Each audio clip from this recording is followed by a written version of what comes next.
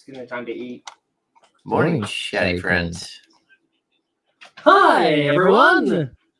Rustock got the belt. Rustock got the belt today. Congratulations, Rustock. We're up in here. We What are. up, David? What up, Weezy? Casey, Tucker in the building. Filthy, what's up, brah? Scooter's here. Hello, Scooter. Will Z in the house. Let's go. What's up, Chris? Good morning. Who else is here? Adam L. I see Adam L. I see Marcus, and I see Westack. Hello, everyone. What up, what up? Chris Ochoa. Hello. Greetings from Oxnard. Nice to have you, Chris already. Oh, we got an echo. There we go. That's taken care of. What's up, raving fans? Zabo, good morning. David Jackson, good morning. Tyler, hello. I haven't caught up to all the messages that say echo. I just got to the first one, so I'm excited to get to all of them. There we go. There they are. There they are. Good morning. Good morning. Oh, good did I morning. forget to mute mine? Yeah. Oh, it's funny because I muted the other two. Hey, you know what? Baby steps. Baby steps. Considering I forget to turn something on every single day on this stupid ass board. Not a stupid board. I love you. You're brilliant. You're brilliant board. What? I do actually. All right, here we go.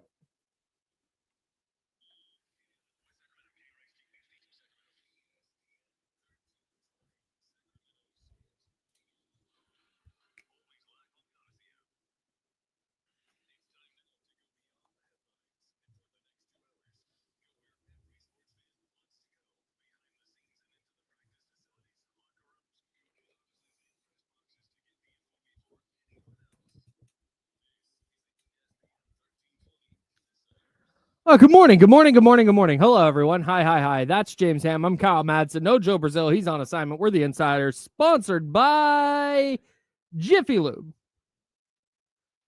I don't want to air out Joe's business on the air. Yeah. But I feel like Joe is the embodiment. Have you ever seen that joke on the internet or that meme that says accidentally became important at work and it's ruining my life? Yeah. Exaggerating on the ruining my life thing, but Joe accidentally became very important at work. He did. He's too good at promotions. He's too important for him to be here with us. That's exactly it, which is fine. We can do this ourselves. We get help from Jesse. So salute to everybody who helps us out on this program. We appreciate it a ton. We also appreciate you if you're listening on the radio, 1320 AM and 98.5 FM HD2. We are also, of course, on YouTube and Twitch. Good morning to everybody watching, youtube.com/ESPN1320 and twitch.tv/ESPN1320. If you listen maybe in your car or maybe you watch us on the computer and you have to leave for a period of time, you can download the Odyssey app. You can download the iHeartRadio app. You can download the TuneIn app. All those apps are free and we're available on all of them. Jesse sent me a text. And great. Thanks, Jesse. Awesome. He was letting me know that we were echoing. Oh. I was afraid that maybe we weren't on air or something. On the stream. And he wanted to do a bit about how people in the chat are telling me that we're echoing. Oh. And he wanted to chime in. So that's good. No, I appreciate that. Where was I? The apps, you can listen to us live anywhere in the world. And of course, the James Ham and Kyle Madsen Show. It's the podcast version of this program. It's just this show without in a podcast form. The James Ham and Kyle Madsen Show is what it's called. You can get that wherever you get your podcasts. Okay. So it's NFL Cutdown Day today. We don't have any major news just yet. We got a couple of smaller items that we'll get to, but it's also an important day for those of us in the coffee realm because it is Pumpkin Day at Starbucks. It's the first day of pumpkin. And I don't want to dive into this whole thing about the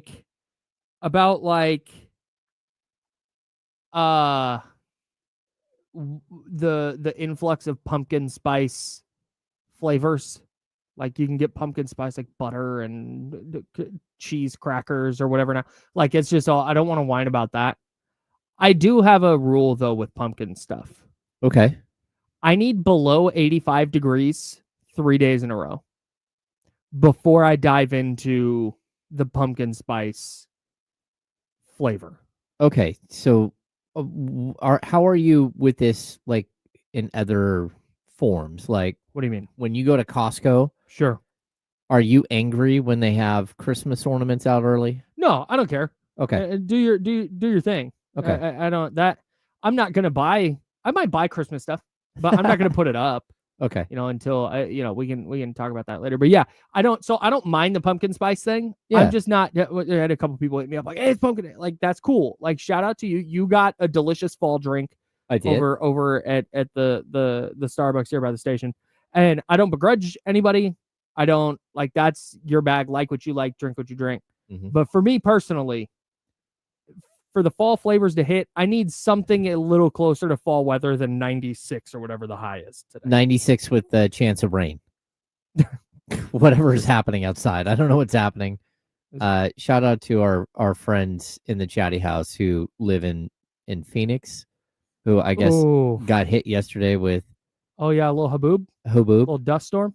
Yeah, it feels like the world is ending. When that happens? No, it does. It literally because you'll be sitting there and then you can just see off in the distance like this wall of dust, and not a wall like, oh, it's a few feet high. No, to the sky. You can't see anything but it's like, oh, that's the end of time. Time is gonna just sweep over, and I'm gonna fade into the dust. But no, it passes through. It is the Arizona State put the dust storm passing over their stadium like on a camera, like a sped up camera, and you could just see it. It's terrifying. When you don't know what's happening, it's very scary. Yeah, I always think of the Mission Impossible where Tom Cruise is literally on the side of a building when that's a dust storm is. He's like in Dubai on like 100, sure, like whatever floor building on the outside, like stuck to the windows, and all of a sudden a dust storm is coming. Not good. Did you have? I know we have NFL stuff to get to. I also want to discuss a couple of Kings related things, but is this all right? The MLB schedule's out. Okay.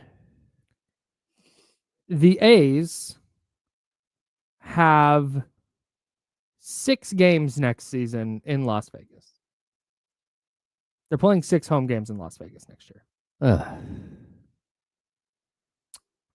I guess it's to rehab the field to help the grind of a full AAA and MLB season. Yeah. Whatever. Yeah. It doesn't look good. They're never going to get this right, man. Mm-mm. I just, and again, it's becoming more and more clear, if it wasn't clear already, that there's no intention to ever make good with the city of Sacramento. There's no intention here to do this right, or to do right by the fans here, or to do right by the city in terms of bringing Major League Baseball to the city. This is a joke.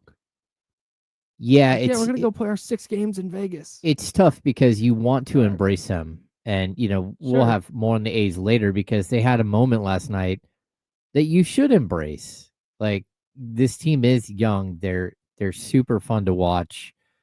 And, it's something new and cool in Sacramento. Mm-hmm. And you should be able to embrace it, but you're just in bed with the wrong people. That's it. I mean, realistically, I hope that Sacramento gets Major League Baseball. Totally. And I really wish it would be the A's. Yep. But at some point, and that's so you can preserve their history here in Northern California. Yep. But the way this is working out just feels worse and worse and worse. I mean, what is the point? Like, again, you can have the AAA team go play somewhere else for 6 games. Yep. We understand that because that's what happened this year. Mm-hmm. Like they gave them like a 6 or 10 game stint somewhere else to help preserve the field. Yep. But to do this is just, It seems so short-sighted, and I don't think anyone has ever done any of this worse than John Fisher. Like, That's it. Sean Cunningham, our buddy from NBC, says the A's will play 6 games in Nevada next season ahead of their 2028 Las Vegas move. Oh, we're on 2028. We're nailing down that date now. Okay, cool. Sources say it is intended to give the field a necessary break like this season where a Rivercat series was relocated to Tacoma. No, it's not. It's not. no. That might be a secondary benefit. That might be something that helps at Sutter Health Park and helps the field. Yeah. But this is not some like, hey, you know what? Hey, we're gonna take this one on the chin. We'll go move 6 of our games. No, they're gonna go play in Las Vegas. Yeah. They're making another move, doing another thing that lets everybody know, hey, none of this matters. This is all fake. We're like, they're not even trying to pull wool over your eyes. They're just doing it. Yeah. We're not Sacramento. We're gonna have the Las Vegas billboard on the outfield wall. We're gonna have a patch on the sleeves. Oh, and now we're gonna take 6 home games. We're gonna take 6 games, and we're gonna go down and we're gonna play at the AAA stadium in Las Vegas. And just so the people in Las Vegas like get the vibe here, you get the Milwaukee Brewers and Colorado Rockies for those 6 games. Colorado is currently one of the worst teams in the history of baseball. Those are the 2 series you get. So even that, what are you doing this for? Like, it just cheapens even what you're doing. Like, I could see, I'm surprised they didn't do something like the Red Sox and Yankees just to like build excitement in Las Vegas and to make Sacramento feel a little bit worse. Mm-hmm. But yeah, this just like, there are a lot of ways to let a stadium breathe. Here's how you know. Hey, here's how you know this has nothing to do with taking care of the field at Sutter Health Park. MLB, the official MLB account, released 2026 regular season schedule. Here are the dates you need to remember. We've got opening night Yankees-Giants on March 25th. We got opening day March 26th. Jackie Robinson Day is in there. Rivalry weekend is in there. Lou Gehrig Day is in there. Between Lou Gehrig Day and 4th of July, A's host back-to-back series at Las Vegas Ballpark, June 8th to 14th. This is not some random like, oh, hey, we're just going to sneak off and do a couple series so we can get the field to rest. No, this is Major League Baseball making sure it's cracking into the Las Vegas market. There's whatever, man. I wonder how hot it's going to be in June in Vegas. What dates did I say? Oh boy, it's June 8th. I have it here. June 8th to 14th. So let's see. Las Vegas temperature on June 8th. Let's see. I've got AccuWeather here. Yeah, we're talking about a Monday, Tuesday, Wednesday series with Thursday off, and then a Friday, Saturday, Sunday. This year, I'm going to read you the lows for the 8th through the 14th that week this year. Okay. These are the lows. 78, 81, 80, 82, 81, 87, 77. And you figure the low is at like 1 a.m. Here are the highs. 106, 107, 109, 107, 105, 104, 106. And that's an outdoor ballpark, right? Oh, yeah, that's all outdoor. I went to a game there in July a few years back. Went to an Aviators game, a 7:05 first pitch, I think it was. Mm-hmm. And it was hot. It was so hot. Like, you order a beer, you get a tall can, and by the time you get to your seat, it's warm. Ugh. Like, buddy. Yeah, that's tough. Whatever, man. I'm not gonna continue harping on this just because there's no point. But I just every ounce of hope that I had that the A's might do right a little bit by the city of Sacramento is just gone. There was never any intention to do right by Sacramento. There was never anything from the A's side.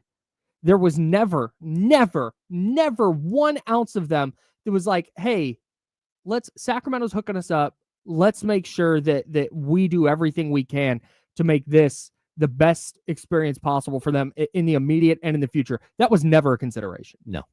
And I don't know. I'm an idiot for thinking that was ever even a possibility. These are not people, talking about the A's ownership group, that operate that way. This is not a group that's going, hey, you know what? All right, we did a terrible thing to Oakland. We're moving to Vegas, but hey, in the meantime, Sacramento's really bailing us out here because Oakland had them bent over a barrel. Mhm. That's why they didn't stay in Oakland, because Oakland's like, we're going to need the sun, the moon, and the stars. Like, we need everything. We're not just going to let you stay here for free. And that was why they went, oh, okay, we need somewhere to go. And Sacramento bailed them out, and this is how they're repaying them. This is how they're repaying you. They're going to go play in Vegas ahead of time. Ballpark, not even ready. Not even close. It hasn't even really started. Costs on it are skyrocketing daily. Yeah. And we're going to just head out. But it's for the field. Okay. Yeah, it's for the field. Whatever, man. You know what? Normally this would be like a Friday evening news dump by MLB. They literally found the absolutely perfect time to do this. It's like they corresponded with Taylor Swift and Travis Kelce, who have announced their engagement. Wow. Right as the schedule drops. It's big time. That's big time. They said, hey, Taylor, Travis, we need your help. We need you to announce this. Yeah, man, that's just I'm so frustrated. I'll also tell you like inside baseball here. Literally. Like when I was at NBC and Golden One Center was opening, right? We were not allowed on the air to say the Golden One Center. It just has to be Golden One Center, right? The same people are running a lot of the PR here in it's not for the A's. Like the Kings people are overseeing a lot of what's happening for the A's. Okay. And for them to go out on the air and specifically call it West Sacramento like the entire time just feels like something that's being forced. Like they want separation, even that much separation. Say we're here in West Sacramento. It's like, just say Sacramento. You're in Sacramento. The capital is literally right across the street. I say you because TV stations show the Golden Gate Bridge when the 49ers are playing. Yeah. You can just say Sacramento. You can say Sacramento. And so my point is that if NBC was very specifically told not to use the when talking about Golden One Center, they certainly have the power and have had some influence over whether or not they say West Sacramento or not. So for me, it feels like there's little bits of separation everywhere, and there's no way to get around it. It's disappointing, man. And like I said, I'm partly mad at me for ever thinking that the A's had Sacramento's interest at heart. Yeah, it's tough. Anyways, that's that. If anything else comes out on that story, we will cover it, of course. But it is also NFL Cutdown Day. We have day 51. Kaminga Watch. You know, I'm just gonna get that out of the way right now. There's nothing. We literally there's not even a fake like report that's just everything we knew already. We got nothing. But it's day 51 of Kaminga Watch, and I think it's gonna go into late September. Yep, we're gonna keep doing this bit. So if you're sick of it, sorry. We've got. What did I say? We got Cutdown Day. I have thoughts on Kyle Shanahan from something somebody said in the chat yesterday. It really bothered me, and I would like to address it. And then I want to talk coaching success. What's that look like for Kyle Shanahan? What's it look like for Pete Carroll? What's it look like for Doug Christie? We'll dive into all of that. Plus, we had cinema at Sutter Health Park last night, if that even matters anymore. That's James Ham. I'm Kyle Madsen. We're the Insiders. Sponsored by Jiffy Lube on ESPN 1320. It's Sacramento Sports Leader. Clear.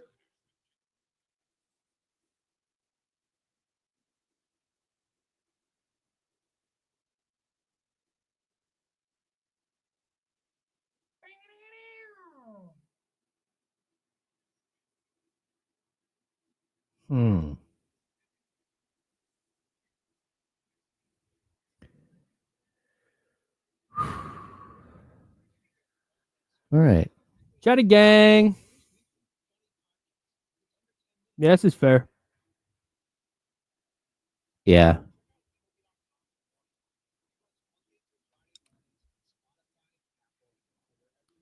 No, for sure. But it's about the separation from Sacramento. No, sorry. I understand they play in West Sacramento, but West Sacramento, like while it's its own, it's in Yolo County, I believe, not Sacramento County. Mm-hmm. It's still that's Sacramento. Like you're on the river, like you're like 100 feet away from Sacramento. They're named the San Francisco 49ers, and they're 55 miles from San Francisco. Yeah. Because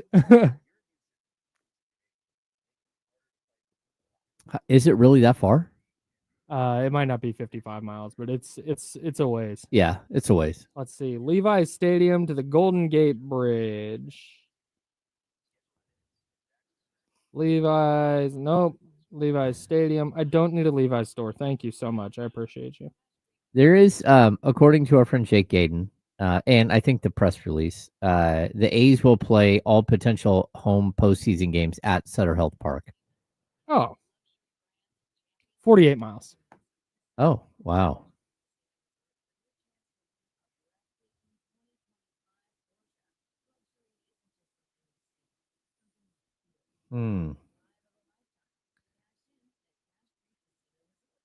Yeah, absolutely. I'm just saying there's precedent for referring to a different city. What the? There's video of Russell Westbrook playing basketball on a yacht.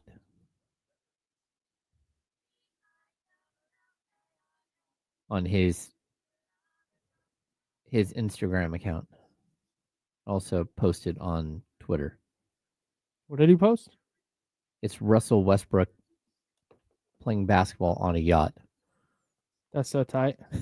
I'm Russell Westbrook, and I'm on a yacht. Playing basketball.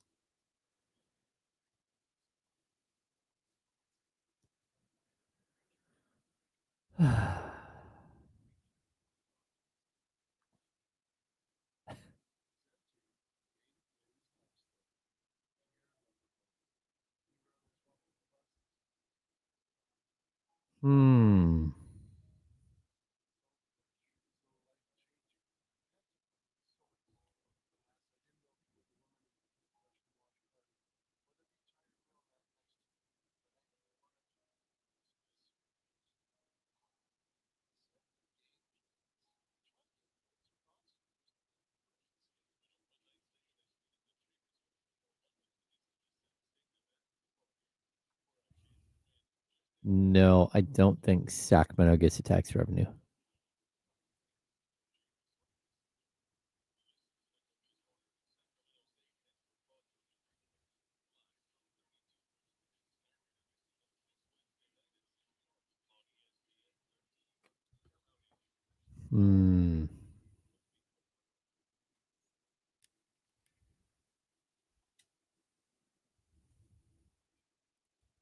Now, back to the Insiders with James Ham and Kyle Madsen, brought to you by Jiffy Lube on ESPN 1320.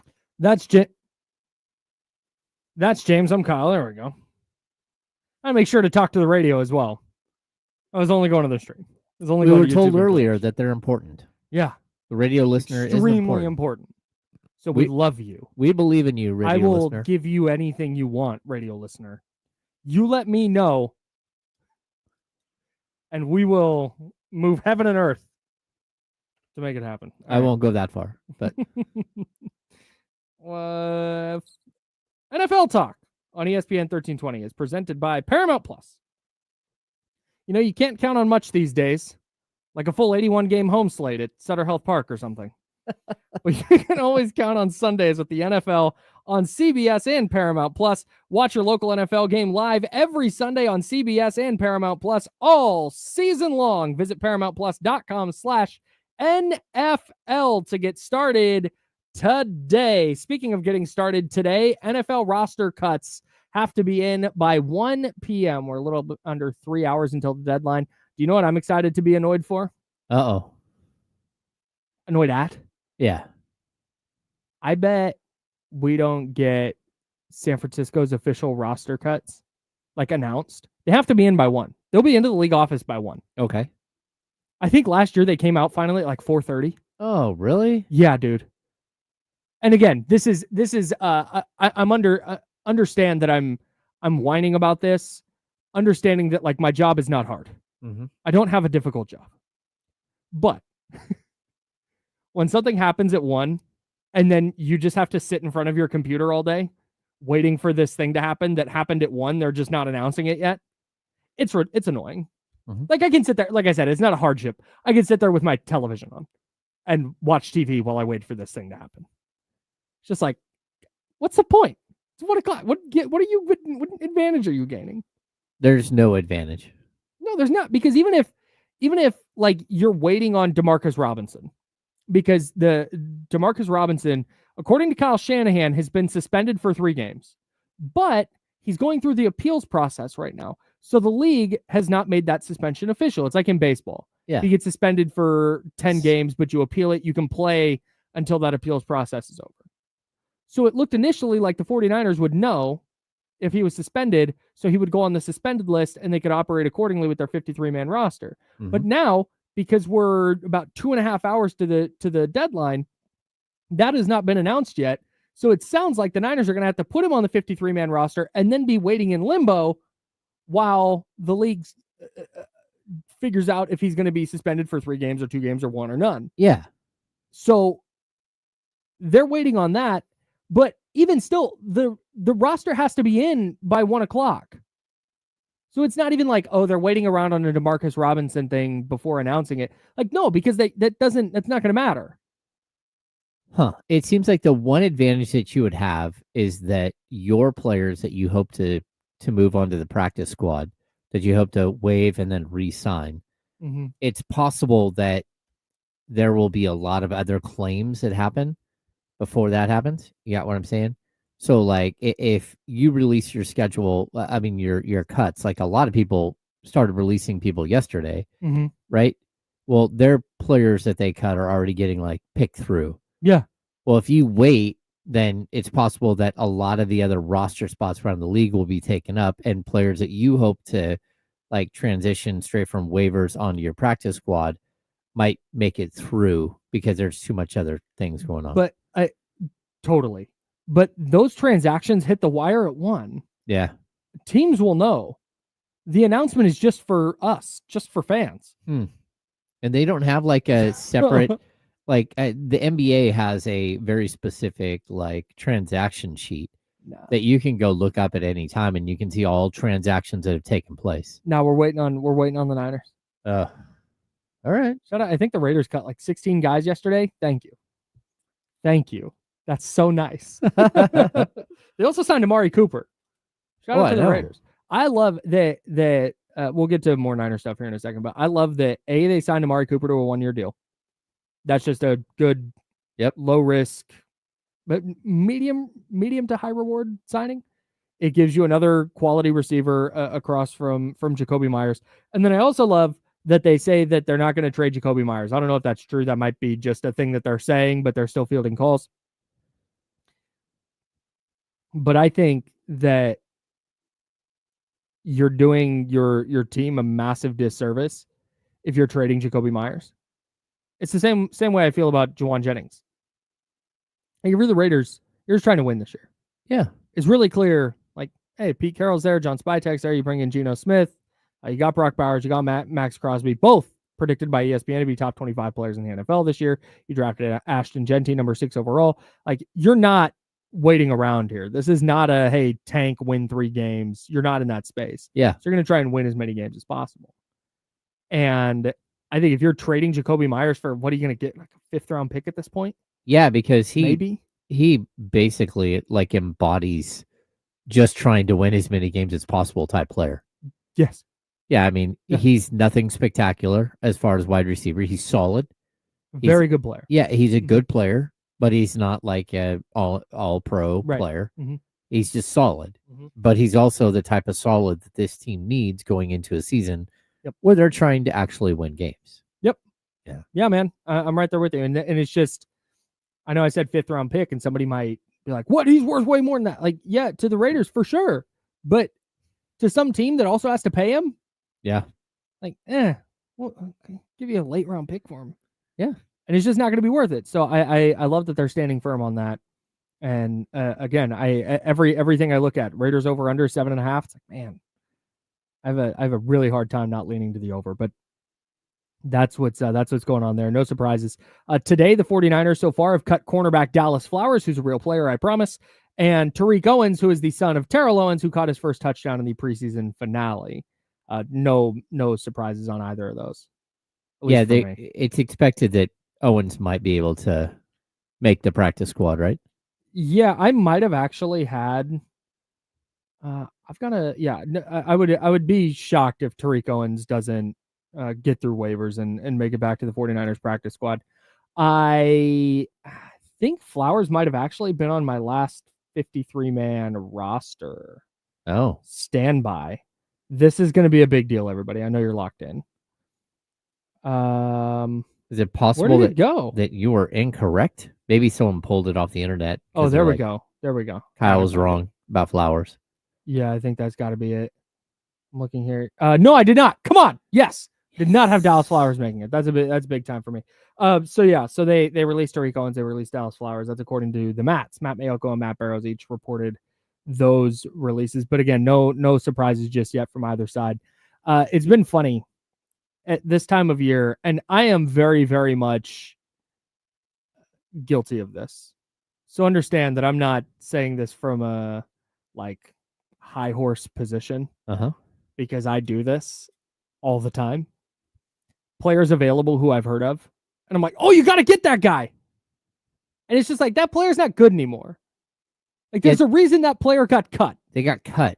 Yes. From a 53-man roster. By an NFL team. Yeah. Who could see it? Now, if a guy gets released because he costs too much money, that's different. But typically around this time of year, players are getting cut because, like, hey, you know what? This guy's just not effective enough to help our team anymore. But Kyle, what if he's a kicker? And you can only keep one kicker. All right. Okay, now you're talking. Now you're talking my language. Now we're talking. Love this. I am looking at every kicker that's waived to see if there's a kicker that's better than Jake Moody. I would bet the 49ers have been looking at every kicker regardless. Yeah. just in case. Can I trade you a first-round pick for your kicker? We have a kicker issue. Just shell out a first. We have a kicker emergency. What's that? What's the cat in Dallas? Brandon Aubrey? Oh, yeah. Give a couple of firsts for Brandon Aubrey. That dude's got a leg. Who they signed off the street. He looks like a robot. He's incredible. Yeah, every time I watch him. They didn't need to use a top 100 pick to get him. A stunner. I think he might be a cyborg. I need to stop complaining about the 49ers kicker. I'm going to have a conniption. Straight up. But no, I saw this stuff yesterday about every wide receiver, and I've seen it today. Every wide receiver that gets let go, it's like, Niners need a receiver. Niners looking for a starting receiver. Oh, Malachi Corley got released. Like, all right, man. They're not going to find a starting receiver on the waiver wire. They can find a depth piece. Yeah. Wrote about it yesterday. Michael Gallup, former third-round pick of the Cowboys in 2023, had a decent year, retired in 2024, but tried to restart his career this offseason with the Commanders. And he got cut yesterday. He got released. I believe, Michael Gallup, that's kind of interesting. But not because he can start, but because he has played a game more recently than Russell Gage. Mm-hmm. And he has been more productive since 2023 than Robbie Chosen, despite not playing a football game last year. Oh. So, he's been more productive than Robbie Chosen since 2022. Never mind. He's better than Robbie Chosen, is what I'm getting at. He's better than him. He's a better player, yeah, in my opinion. And so, if that's how you want to fill out the back end of your roster with one of these guys, if you want to take a flyer on Malachi Corley, who coming out of the draft last year, or coming into the draft last year, got a lot of Deebo Samuel comps. Mm-hmm. 5'11", what'd you say, 215? Yeah. Just a tank.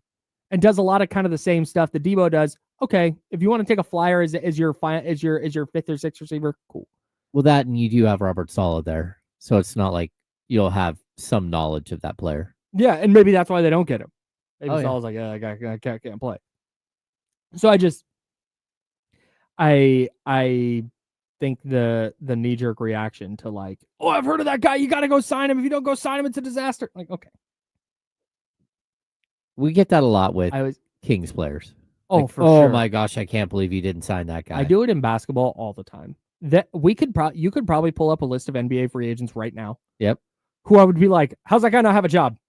And then you go look and you're like, oh yeah, There's a the guy's reason. is not super effective anymore. Yeah. Amir Coffey.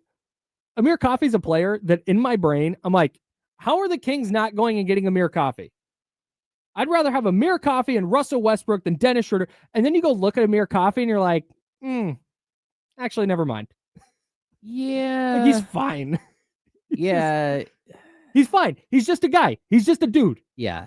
Like, Exactly. could you play him in your rotation? Yeah, sure. Is he going to make you significantly better? Nah, probably not. No. But in my brain, I'm just like Amir Coffey. Yes, big fan. Reality. Well, depth wise, I mean, like he would have worked at, but he did sign somewhere, right? Yeah. I Yeah, think yeah. Boston. Actually, it says Milwaukee. Milwaukee. That was it. Yeah. I would have taken Really? Amir Coffey. Now that you say that, although he played shooting guard last year. You shot 40.9% from three, Kyle. Hey, come on. Hey, one time for my Amir Coffey take. Let's go. No, but it's just in hoops, we run into it all the time. And again, this is very much a thing I do. Yeah. I have to rewind a lot of times when I'm like, I have had so many articles. I do this at Niners Wire. I've had so many articles where a guy will get released and I'll start writing about how the 49ers need to get that guy. They should kick tires off. And then I'll start diving into the numbers and it's just like, oh no. This guy was a fifth receiver on a bad team last year. Never mind. I'm out. 49ers legend Trent Brown was released today, offensive tackle. Dang. He's not coming back. There is hope that he'll be available. He'll go to the practice squad to get healthy. That's according to Ian Rappaport. Sweet. Great. Good for him. Rooting for Trent. That dude is a house. That Yeah. dude is a massive person. Yeah, he's a big dude. Where were we? I was on my Kyle Shanahan. Here we go. Anything else? Any other cuts come up? No, not yet. Nothing. It's Okay. pretty quiet. Just Dallas Flowers and Tariq Owens for the Niners. I had that message that we got from somebody yesterday. The guy who was calling Shanahan banana hands. Oh yeah, Which is objectively hilarious. it is. I thought a lot about that yesterday. That's good. That's a good joke. You get one of those. But like once, I don't think you need to Yeah, you don't need to keep doing it. do it every time. Yeah, like you're killing the joke. And then other people are like, what is banana hands? Right. But like I get it because Shanahan, banana hands, like okay, that's funny ones. But I am not above running a bit into the ground. Like on something like that, you got to do it once and move on.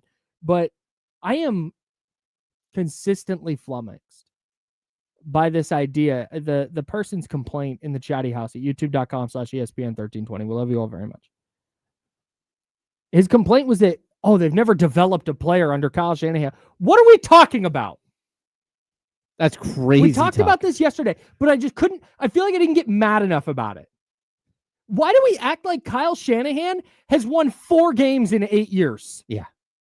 They have been to 4 NFC title games and 2 Super Bowls. And what pisses me off is the take that, wow, who have they ever developed? First of all, use your damn brain.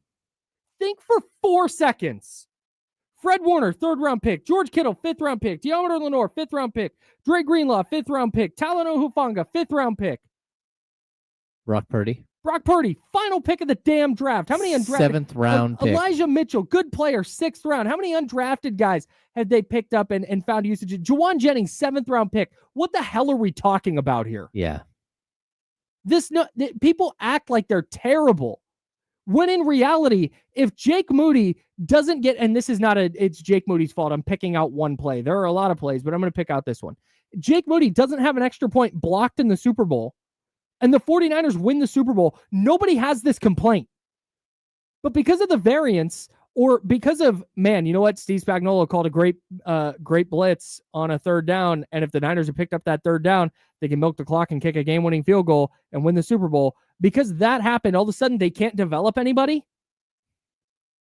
Like, you need to freaking think, dude. Yeah. You can have Kyle Shanahan is not a perfect coach. And until you get over that hump and win the Super Bowl, there's always going to be that question, can you win the big one? I understand it. Mm-hmm. I have complaints about his clock management. I have some complaints about his player management. I have some complaints about, but now I will say, Danny Gray, Trey Sermon, Ty Davis Price, Cam Latu, all these guys are like, why doesn't the guy play? They're not playing anywhere else. They just weren't good picks. They're just not good picks. And if you want to say that's on Shanahan, cool. That's fine. The players also have to take some sort of like credit for the fact that they're not in the league. Yes. Like it is upon the player to get better. Yes. Like and just to be honest, some players do not have the capacity to get better. Mm-hmm. They don't, whether it's injury, whether it's like the game speed, whatever it is. There are players who make it to the NFL, that make it to the NBA, they get drafted in Major League Baseball, that have no chance of actually making an impact at the big league level. Yep. Some players don't get better. Sky Moore, great example. Yeah. No, it's just if now again, if the actual take of they don't develop anybody, which is wrong. If the actual take is, you know what, they're leaning too much on their player development here. They are not going to win if their entire plan is you just got to draft and you got to have rookies and let those guys figure it out. Okay, yeah, there's risk in that for sure. Mm-hmm. But also, they're making sure they're doing that this year with a lot of young players, a lot of rookies and second year players, and in D Winter's case, a third year guy. They're doing that in service of being more financially flexible down the road. So if Alfred Collins doesn't work out and CJ West don't work out, you know what? Hey, they can go sign a defensive tackle or two. Mm-hmm. If, man, you know what? D Winters, Nick Martin not getting it done at linebacker, they have the financial means to go add a linebacker. Yeah. And they're making sure they can do that within the scope of the salary cap with a high-priced quarterback, a high-priced defensive end, high-priced linebacker, tight end, running back, left tackle, wide receiver. Like they have all these expenses on the books. Yep. If you have questions or you have concerns that leaning that much on young players is going to be a problem, that's a perfectly fine take. They don't develop anybody is wrong. Oh, I totally If you're agree. going to criticize Kyle Shanahan, which he is there is so many things you can criticize him for, at least do it right. Anyways, that's James. I'm Kyle. We'll talk more of this next.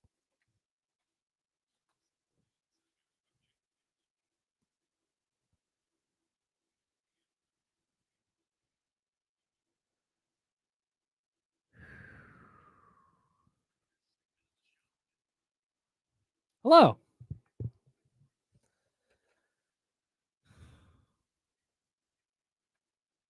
I don't need this anymore. I'm going to do some housekeeping. They have like Dominic Pony, third round pick last year. I mean, it's Good third player. round pick, but man, he's a good player.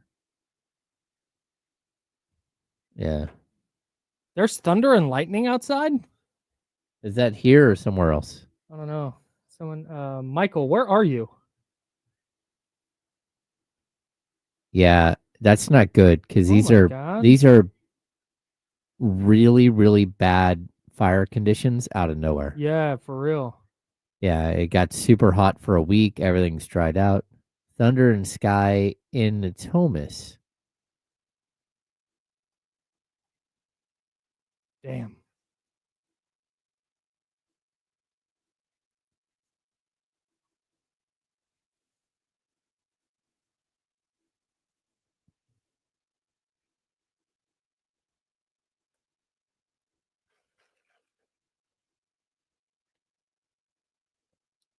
Are we going to blame what's his ass, Nick Sirianni, for running Saquon Barkley into the ground?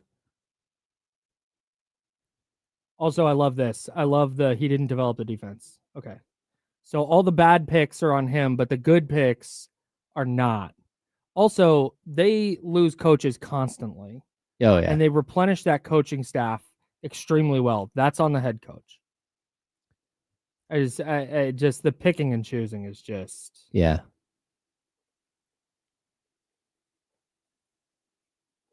wild, dude. Microclimates are insane. What? What is happening? Totally bizarre. And hey, Michael, shout out to you for a good trade idea yesterday. But I literally talked on the radio for 2 hours, drove home, talked on a podcast for an hour, and then got back on the radio. As soon as that podcast ended, like 30 seconds later, I was back on D'Lo and Casey for another hour. If in 4 hours of talking, I can't remember your name in the chat, I apologize. Shout out to Michael. It was a good trade idea. It was a great trade idea. See, Douglas and Eureka, that's right by us. I now need to look outside. How much time do we have? It doesn't look like anything's going on outside. I can see outside. But maybe the other side of the building. I'm going to look. You have 2 minutes. Although you can take longer if you're getting an accurate weather report.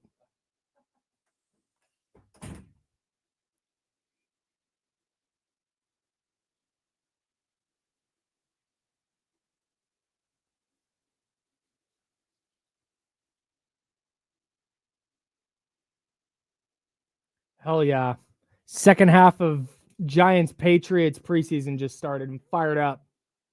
It's so important that Brian Dable is doing an in-game interview.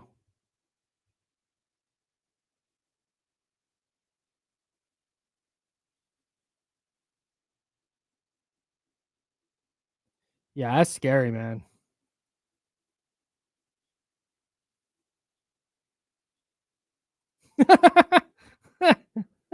Oh yeah.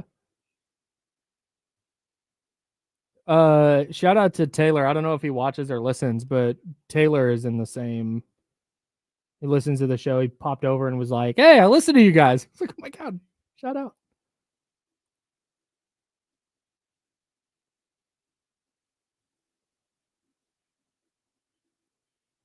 Well, anybody who's driving or has to drive today, please do so safely.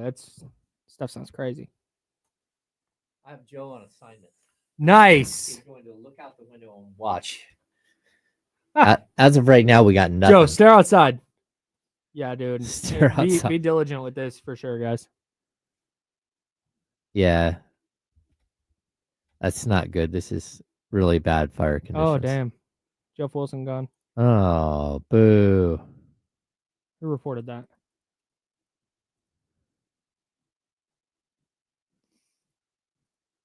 Adam Schefter.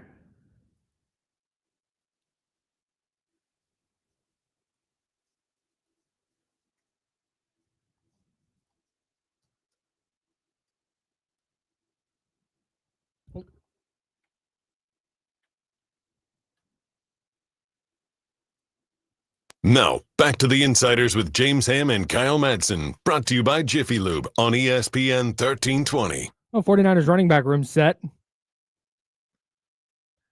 Adam Schefter reporting that Jeff Wilson Jr. has been released by the San Francisco 49ers, or will be released, rather. They have not officially announced that yet.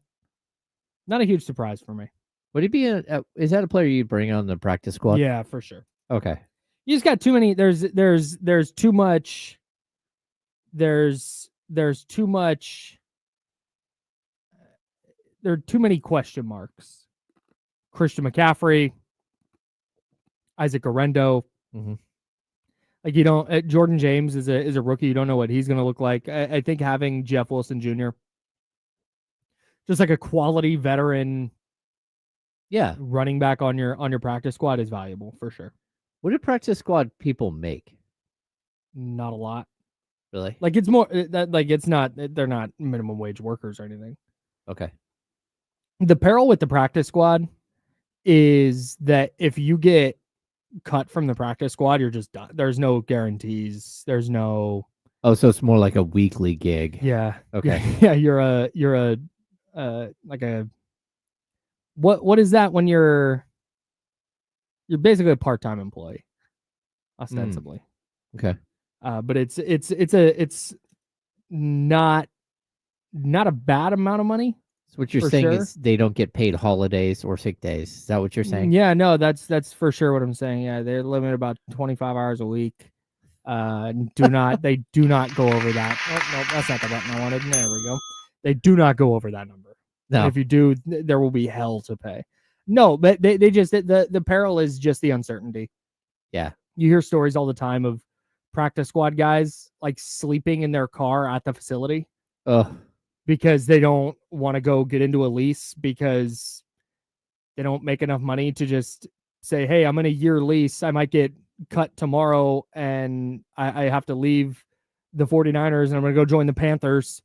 And now I'm paying this year lease. They don't make enough money for that. Yeah. So you hear about these practice squad guys who sleep at the facility, and it's just like, man, I never even thought about like what is like a AAA ball player, or like if they're double A and they get moved up. I tried when I was calling games for the Stockton Ports, then the A's high A team. Charlie corrected me the other day. They're now the A's low A team. Okay. They're no longer high A, but I tried to figure that out when I was doing that, and I gave up. I gave up on the whole minor league pay thing. It's bad though. Oh, it's bad. I know that. I remember there was a big time prospect that made it to AAA with the A's.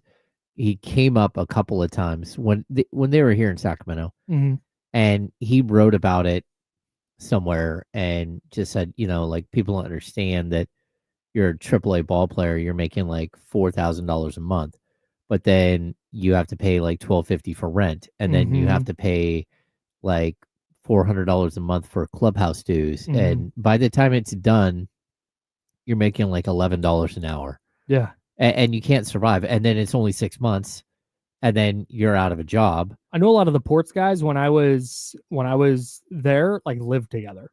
Oh yeah, that makes sense. And I'm surprised like they don't have like a place, like a house for players like this, or a couple of houses for players like this at the pro level, like right down the street. They own like 3 houses at 8 people houses or something. Yeah I don't know. Not a position I want to be in. Like, salute to like guys like Jeff Wilson Jr., who have been paid and been around the league. He's been in the league since 2018. Like, he'll be fine. But a guy like Dallas Flowers, yeah, like, man, that's a very, very tough life. Did a little bit on Kyle Shanahan last segment, and I want to spin it forward a little bit.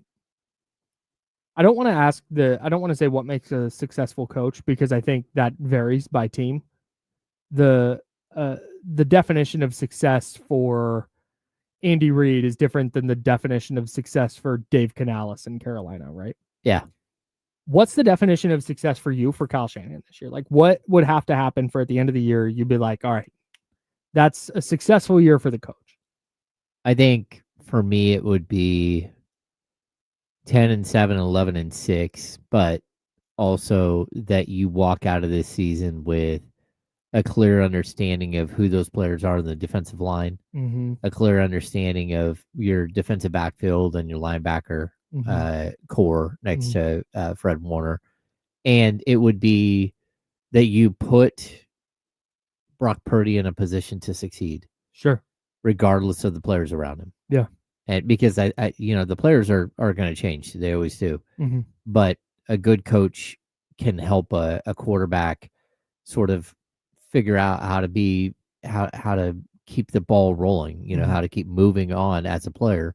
And so I think that's kind of what it would be. Like, I don't think, again, there's not enough offensive linemen or anything else there that you're like, hey, he's got to prove these guys up or whatever. But I do think, he needs to win 10 games. The schedule's weak.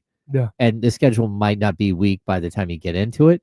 Somehow, like, some teams can play above their weight. My Jags. Yeah. But at the same time, like, you can't just keep writing off seasons and saying, hey, next year. Yep. That's not the way this goes. Like, you have a team that went to the Super Bowl like 2 years ago. You need to be a team that's on the ascension again. Yeah. After a bad season. Yeah. Last year was the Valley. Yep. There has to be they've had enough success that Valley cannot be 2 or 3 years long. I don't disagree with anything you said, but I'm going to shorten it. You got to make the playoffs. Yeah. I think if all the things that you just mentioned happen, you figure out the defensive line, Brock Purdy elevates regardless of who's around him. You get good linebacker play. Basically, if you get quality production out of your second year and your rookie classes, you make the playoffs. I don't see a scenario where all of the things happen that you just laid out and the 49ers don't make the postseason. No, you're probably right. Yeah. So if you go 10-7 and that's not enough to make the postseason, to me, that's a swing and a miss. And I'm open to that changing if they had a weird stretch where Christian McCaffrey and Trent Williams and Brock Purdy were all out, and man, you know what? They just lost 3 in a row, and that's why they went 10-7, and 10-7 didn't get them into the playoffs that year. Okay, I'll amend it then. But I don't think that 10-7 is this year gonna. I think this year 10-7 gets you in the playoffs. Yeah, I think. I know it didn't last year. I think Seattle went 10-7. I think to use like they don't have to climb the mountain and get to the peak this year. I agree, but they've got to get to base camp.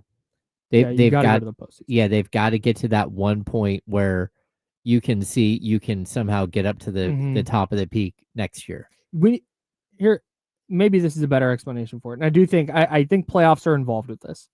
I don't, like I said, I don't really see a scenario where the Niners miss the postseason and we're like, wow, what a year.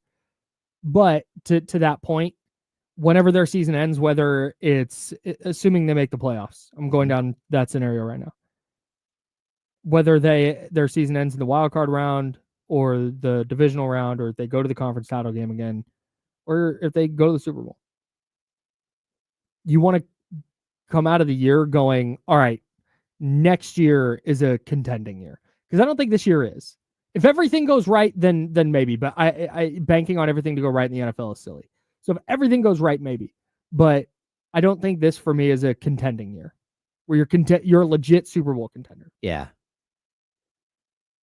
But I need to come out of this year feeling like next year is. That's interesting. And the Super Bowl is in Santa Clara this year, right? This year. Yeah. So it's kind of confusing that they walked through a free agency where they made one move to go get a tight end when they already have one of the top 3 tight ends in the NFL. And then they just kind of sat there. It is kind of surprising that they didn't go a little more all in this year to try to get back to the Super Bowl in their home stadium. But, that's still, it's really tough to get back to the Super Bowl. It just still, this is one of those years where, again, the A's are building a team not for next season. They're building a team for when they go into their new stadium in Las Vegas. That's the idea, right? And so you're proving up talent right now. And then when they hit their prime and you hopefully have locked them up to long-term contracts, whether that happens or not, you're walking into a new ballpark with a ready-made winner. Yeah. And it feels like the 49ers typically would have gone for it a little bit more this offseason. Yeah. With the idea that, they are playing the Super Bowl in San Francisco. Yeah, it was interesting because they could have technically kicked the can down the road one more year. And it's really, really interesting to me that they chose not to do that in a year they were hosting the Super Bowl. Yeah, that's what I'm saying. Yeah, that's a very interesting point.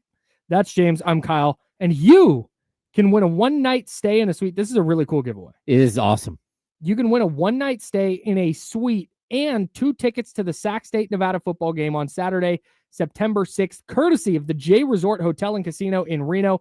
To win, just enter on the ESPN1320.com contest page. Prizes courtesy of the J Resort. So go check that out at ESPN1320.com. That is a really, really cool prize we're giving away. I want to talk about what success looks like for Pete Carroll, and then I want to spin it into basketball. Okay. What does success look like this year for Doug Christie? We'll talk about that in the second hour. And we got a fun thing to tell you about coming up in a couple weeks. We'll tell you what that is next on The Insider, sponsored by Jiffy Lube. It's ESPN 1320 Sacramento Sports Center.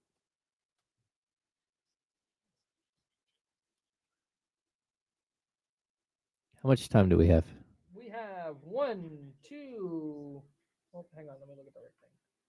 1, 2, 3-ish. Okay.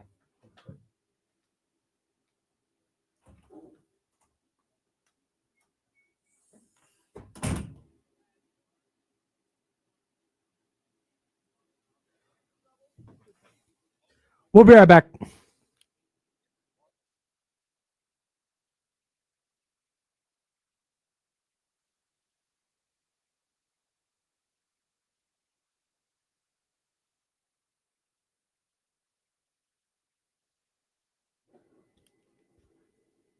And we're back. Hi, everyone. Yeah, I can't wait to talk about this.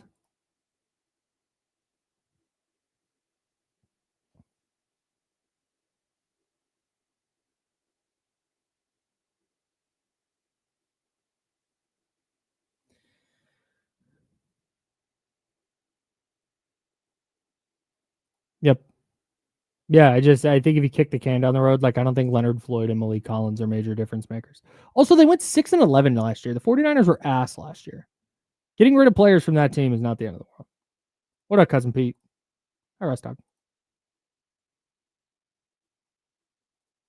This is interesting, Lotus. I'm gonna save that.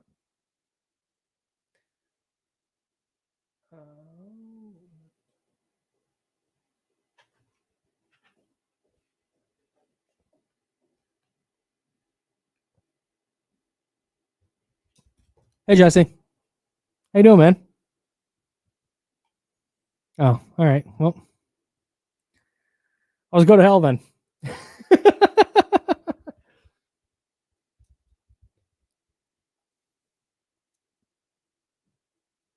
Brian Dable. I'm going to be Brian Dable for Halloween.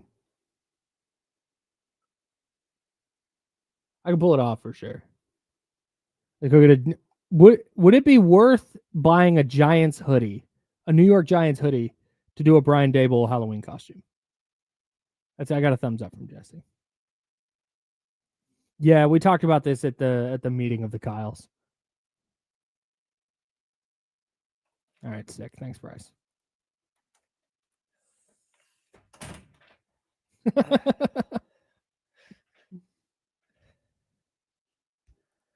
I need to re-rack Forgetting Sarah Marshall. I have not seen that movie since college. Really? Yeah. Yeah, I got it. I've spent most of the last 10 years of my life trying to watch movies that I've never seen before. Okay. Yeah. What's up, everyone?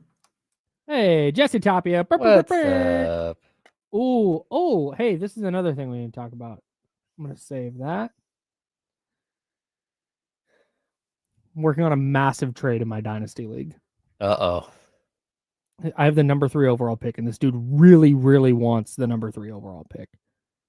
And so I'm trying to extract as many draft picks as possible out of him.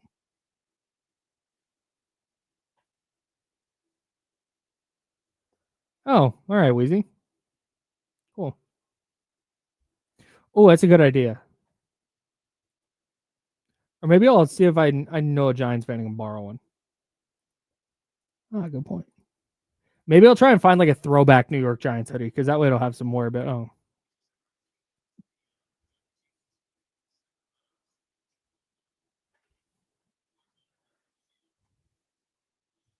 Back to hour number 2 of the ESPN 1320 Insiders. Get ready for the most up-to-date sports news and talk with the ESPN 1320 Insiders. Hour number 2. That's James Ham. I'm Kyle Madsen. Jesse Tapia on the ones and twos, where the Insiders sponsored by Jiffy Lube. All right, we got a couple of fun things to tell you. Okay. Number 1, I'm going to be Brian Dable for Halloween. That's big time. That's bold. Hey, do I pull up as Mike McDaniel? Hey.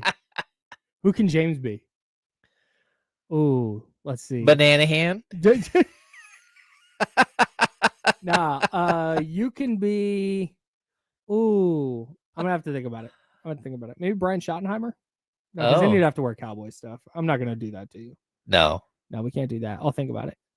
Yeah, I was gonna say we're gonna cowboy stuff. We can make him just Jason Carrot. Oh no, because I'm not doing that to him. I'm a strawberry blonde. I'm not a true redhead. Yeah, is there a difference? Very different. Yes. Yeah, it's way different. Yeah. The only hang up I have for you being Mike McDaniel is I kind of want to see Damian as Mike McDaniel. That's a good point. Like, in fact, I think he already does the Mike McDaniel every day. It's very possible. So I only hang up there. We'll figure that out. The other fun thing I have to tell you is while we have this amazing giveaway where maybe if you enter to win at the ESPN1320.com contest page, you could win a one-night stay in a suite and 2 tickets to the Sac State, Nevada football game on Saturday, September 6th, courtesy of J Resort Hotel and Casino in Reno. Prizes courtesy of the J Resort. Maybe you win that and you're busy on September 6th. But if you're not, I've gotten permission from the man himself, Mark, promo guy. Yeah. The promo guy. He is Mr. Promotions, Mark. I got permission to tell everyone. James and myself, me and James and I. James and I will be on September 6th at the Sacramento River Cats game to throw out the first pitch together. I can't wait. I have to start loosening up the arm now. I need everybody to be there. We're giving you more than about a week and a half notice. Get to rivercats.com, get your tickets. September 6th. We're going to be there. We'll throw out a first pitch and then we're hanging out. I think what I'm going to do is they give us seats. So we have a place to sit. Mm-hmm. But then I think I'm just going to wander, and I think I might just take in the game from the right field hill. Oh. I did that last time. That was where I ended up for a little bit because my buddy Wade and his lovely bride Emily came down, and that's where they sat, and I sat with them for a couple innings. It was a great time. Okay. That might be the move for me this year. Might bring a blanket. It'll be cool. Eric Burns was standing out there yesterday during the game. Do you think he'll be there on September 6th? No, because that was an A's game. Oh. I don't know. I'll invite him. All right. Hit him up on the internet. Hey, September 6th. All right. I think we should Critique do your throw. Yeah, I think we should go side by side though in front of the mound. I could do it at the same time. Okay. That's nobody wants because it's going to probably be a little warm, and nobody wants to watch two washed athletes throw baseballs off a mound. Like, no, just get it over you, with. It was scary. Yeah. It's just it's like, okay, it's fun, but like we've done it off the mound already. Yeah. It's way quicker if you and I just go side by side. They don't have to like do a whole thing where like, oh, nice toss. All right, now it's James' turn. Like, ugh. Yeah. Nobody wants two first pitches. Yeah. So last year, the one mistake I made was I wore shoes that literally had no tread at all on the bottom. Yeah, you wore slippers. Yeah. So you get to the top of the mound and it's like sandy and very intimidating. And I'm like, oh no, I'm gonna do the splits and fall right here and embarrassed in front of all these people. But you didn't. You see, Steven Castaneda says he wore Hey Dudes. I wear Hey Dudes to work every day. That's not what I was wearing last year. Oh, a stunner. Hey Dudes at least have. For sure, that's what you were wearing. No. I had my red. I haven't worn those this year. You would never have to worry about slippage with Hey Dudes. Cut that for Pamela. No, there it is. no. Yeah, so that's September 6th. We're gonna be out there. We'll hang out. If anybody wants to coordinate a section to sit in, let us know. We'll just we'll come drink some beer and vibe. It'll be a good time. I'm looking forward to it. September 6th. Kyle and James at the River Cats game. There it is. Throwing baseballs. All right. I'm not wearing a glove this time. I wore a glove last time. You're not wearing a glove? No, I'm not gonna do it this time. What? Nah. I got carried around. It's a whole thing.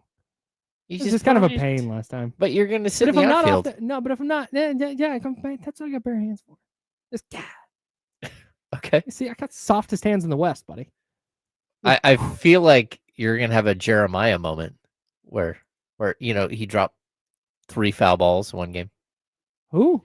Jeremiah, one of the new members. Oh, yeah, that was tough. That was a tough look for my guy. Yeah. But I heard he's been working behind the scenes. He back on probably the needs horse. to have a glove.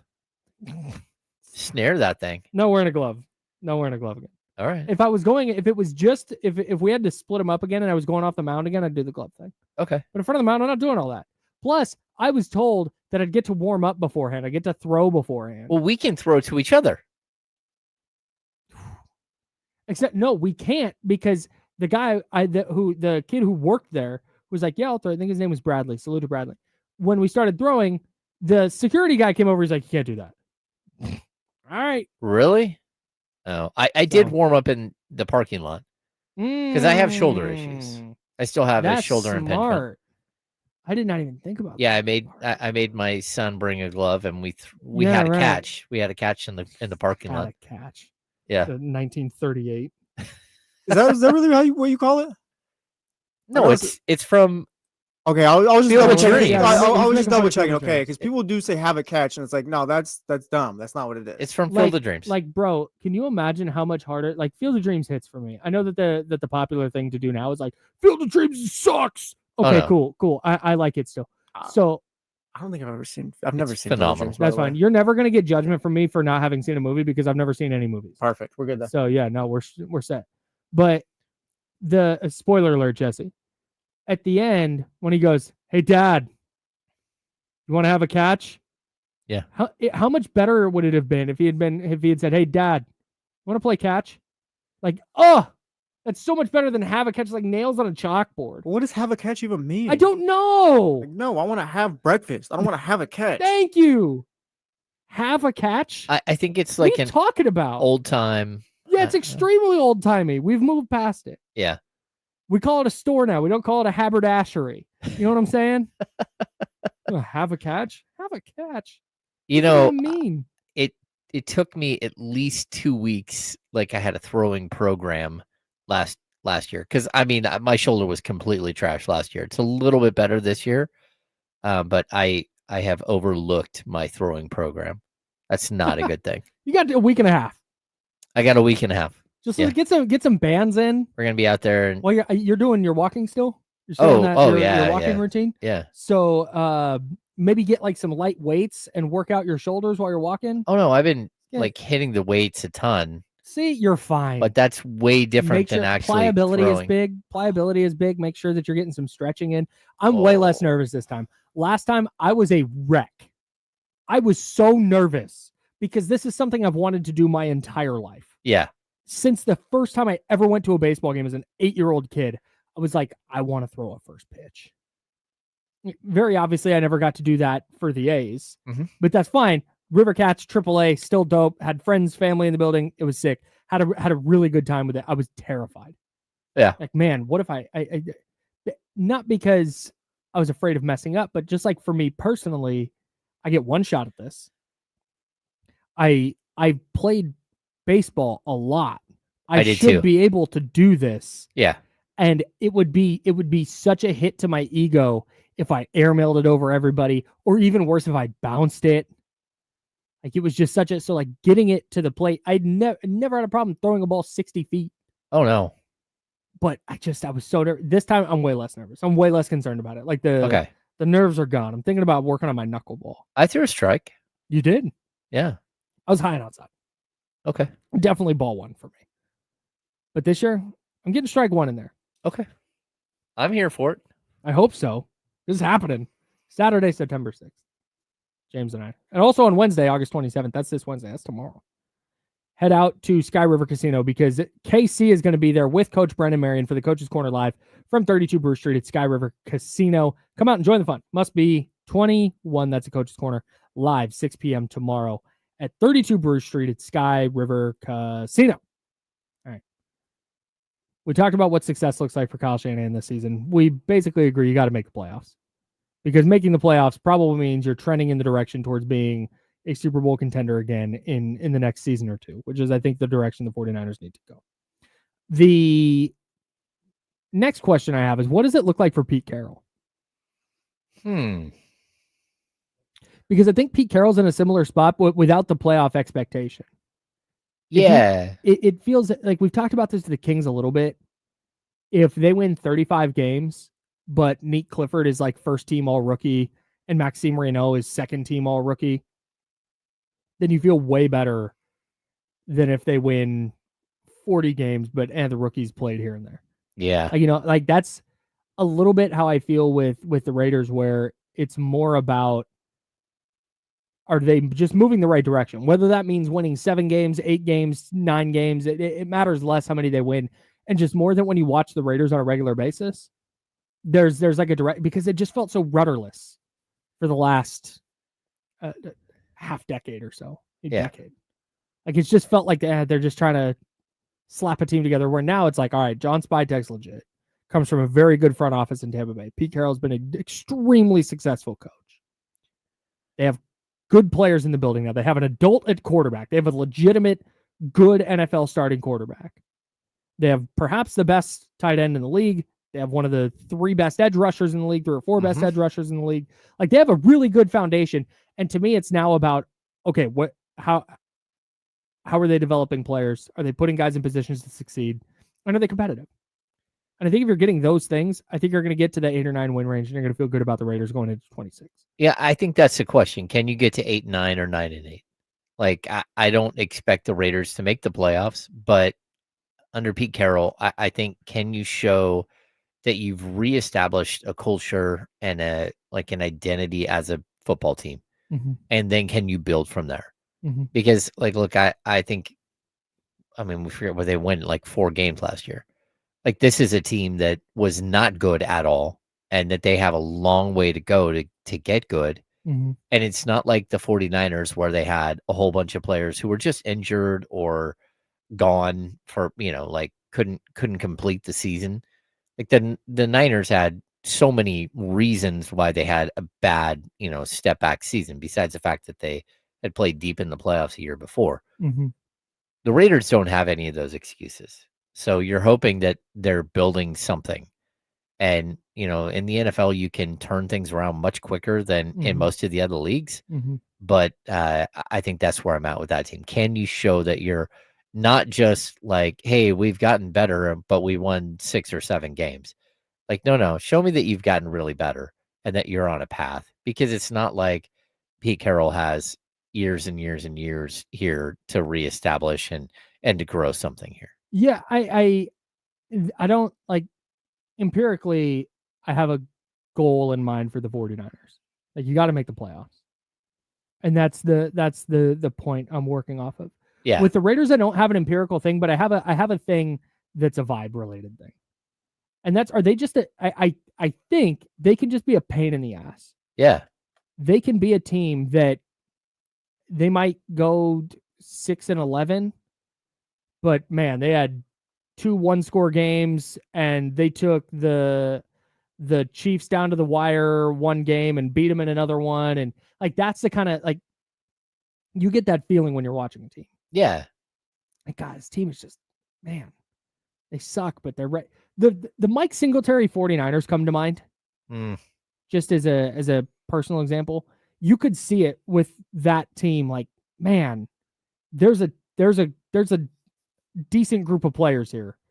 They just need somebody to kind of get them over the hump. Like I said, not apples to apples, because I think Pete Carroll's a good coach. Mike Singletary was not, but that's just kind of what I'm working off of. With, can you show me there's a foundation?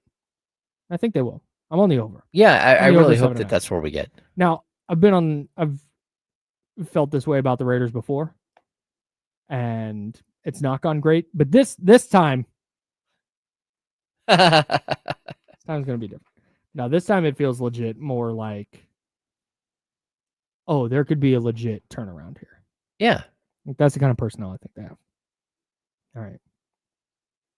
My timeline has been flooded by Travis Kelce, Taylor Swift engagement. Yeah, it's ruined your timeline, hasn't it? It's fired up for them. What I am loving is all the retweets of people who are like, oh, it's all a stunt. As if Taylor Swift needed Travis Kelce to sell movie tickets or whatever. Yeah. It's ridiculous. Anyways, salute to them. Salute to the happy couple. That's James Ham. I'm Kyle Madsen. He's Jesse Tapia. Let's ask this question about Doug Christie next.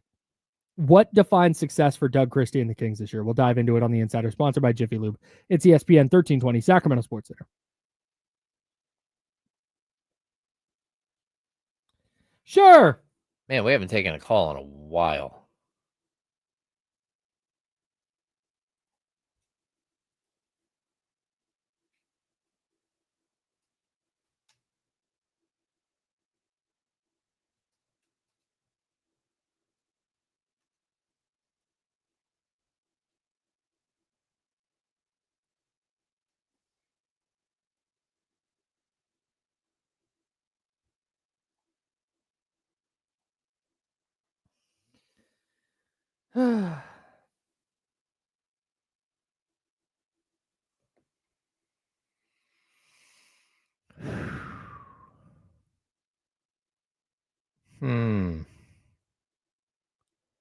Wait, TC is boycotting the Insiders?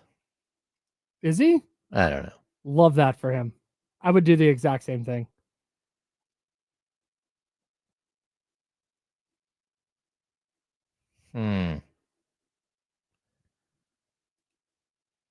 I agree with this. The crazy thing, like, look at the Rams with Kyron Williams versus without him. Like, that team can't win without him. I think Genty's going to be one of those players, specifically this year. If he can hold up, they've got a shot to actually be okay. Oh, he heard so it? funny. All right, I'll be right back.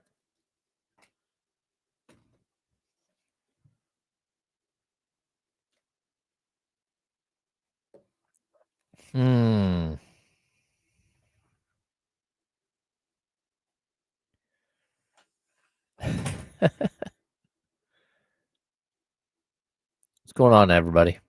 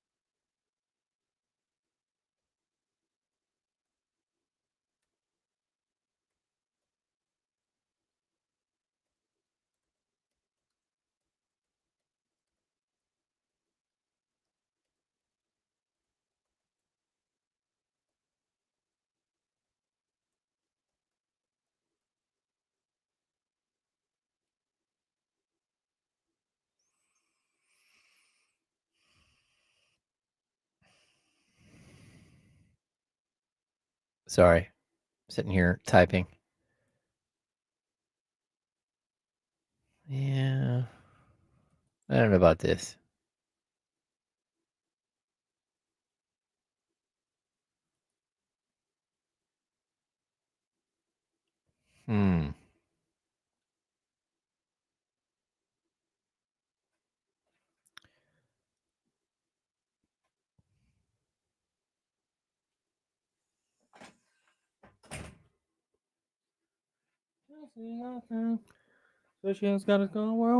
Bryce, this is not Facebook. You don't need to tell us you're going to the dentist right now. Just saying. Good luck, dog. Oh, this is a really good one. Yeah, you're going to be Dan Quinn. That's a really good one. Backwards hat, readers, you're set. You could just wear that, what you're wearing right now. Just flip the hat back. Yeah. FYI, there's two lightning messing with the towers with engineers working on it. Yes, correct. I just had that told to me in the bathroom. Oh, did you? Yeah. I just had that told to me by Jonathan in the engineer room. Oh, so we're off the air? No, yeah, no, we're not. We're not. We're fine. No, we're not off the air. Yeah, it's just little ins and out. We're fine. Yes. Everything's fine. Everything's fine. The best part is it's not my fault. Yeah. Like, look at that. That's me, dog. I'm going to be Brian Dable. I didn't have to do anything.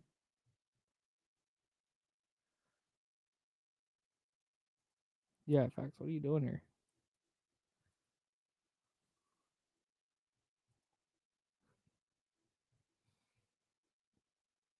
Now, back to the Insiders with James Ham and Kyle Madsen, brought to you by Jiffy Lube on ESPN 1320. Scooter says he has a strict no talking in the bathroom policy. That's facts, to be honest. Like, yeah. I'm going to push back a little bit.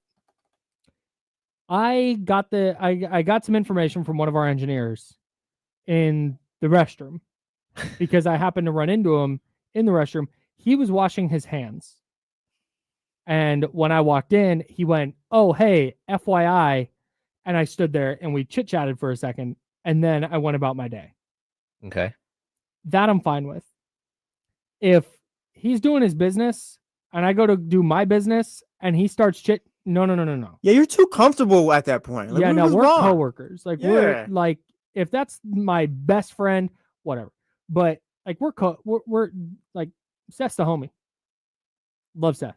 Yeah. But I'm not at that comfortability with him where we can chit chat while using the restroom. Well, also, it's the restroom. It stinks. There's germs in here. I don't want to spend more time than I have to in here. It's a public restroom. Like, I'm cool. I'm need to get out of here.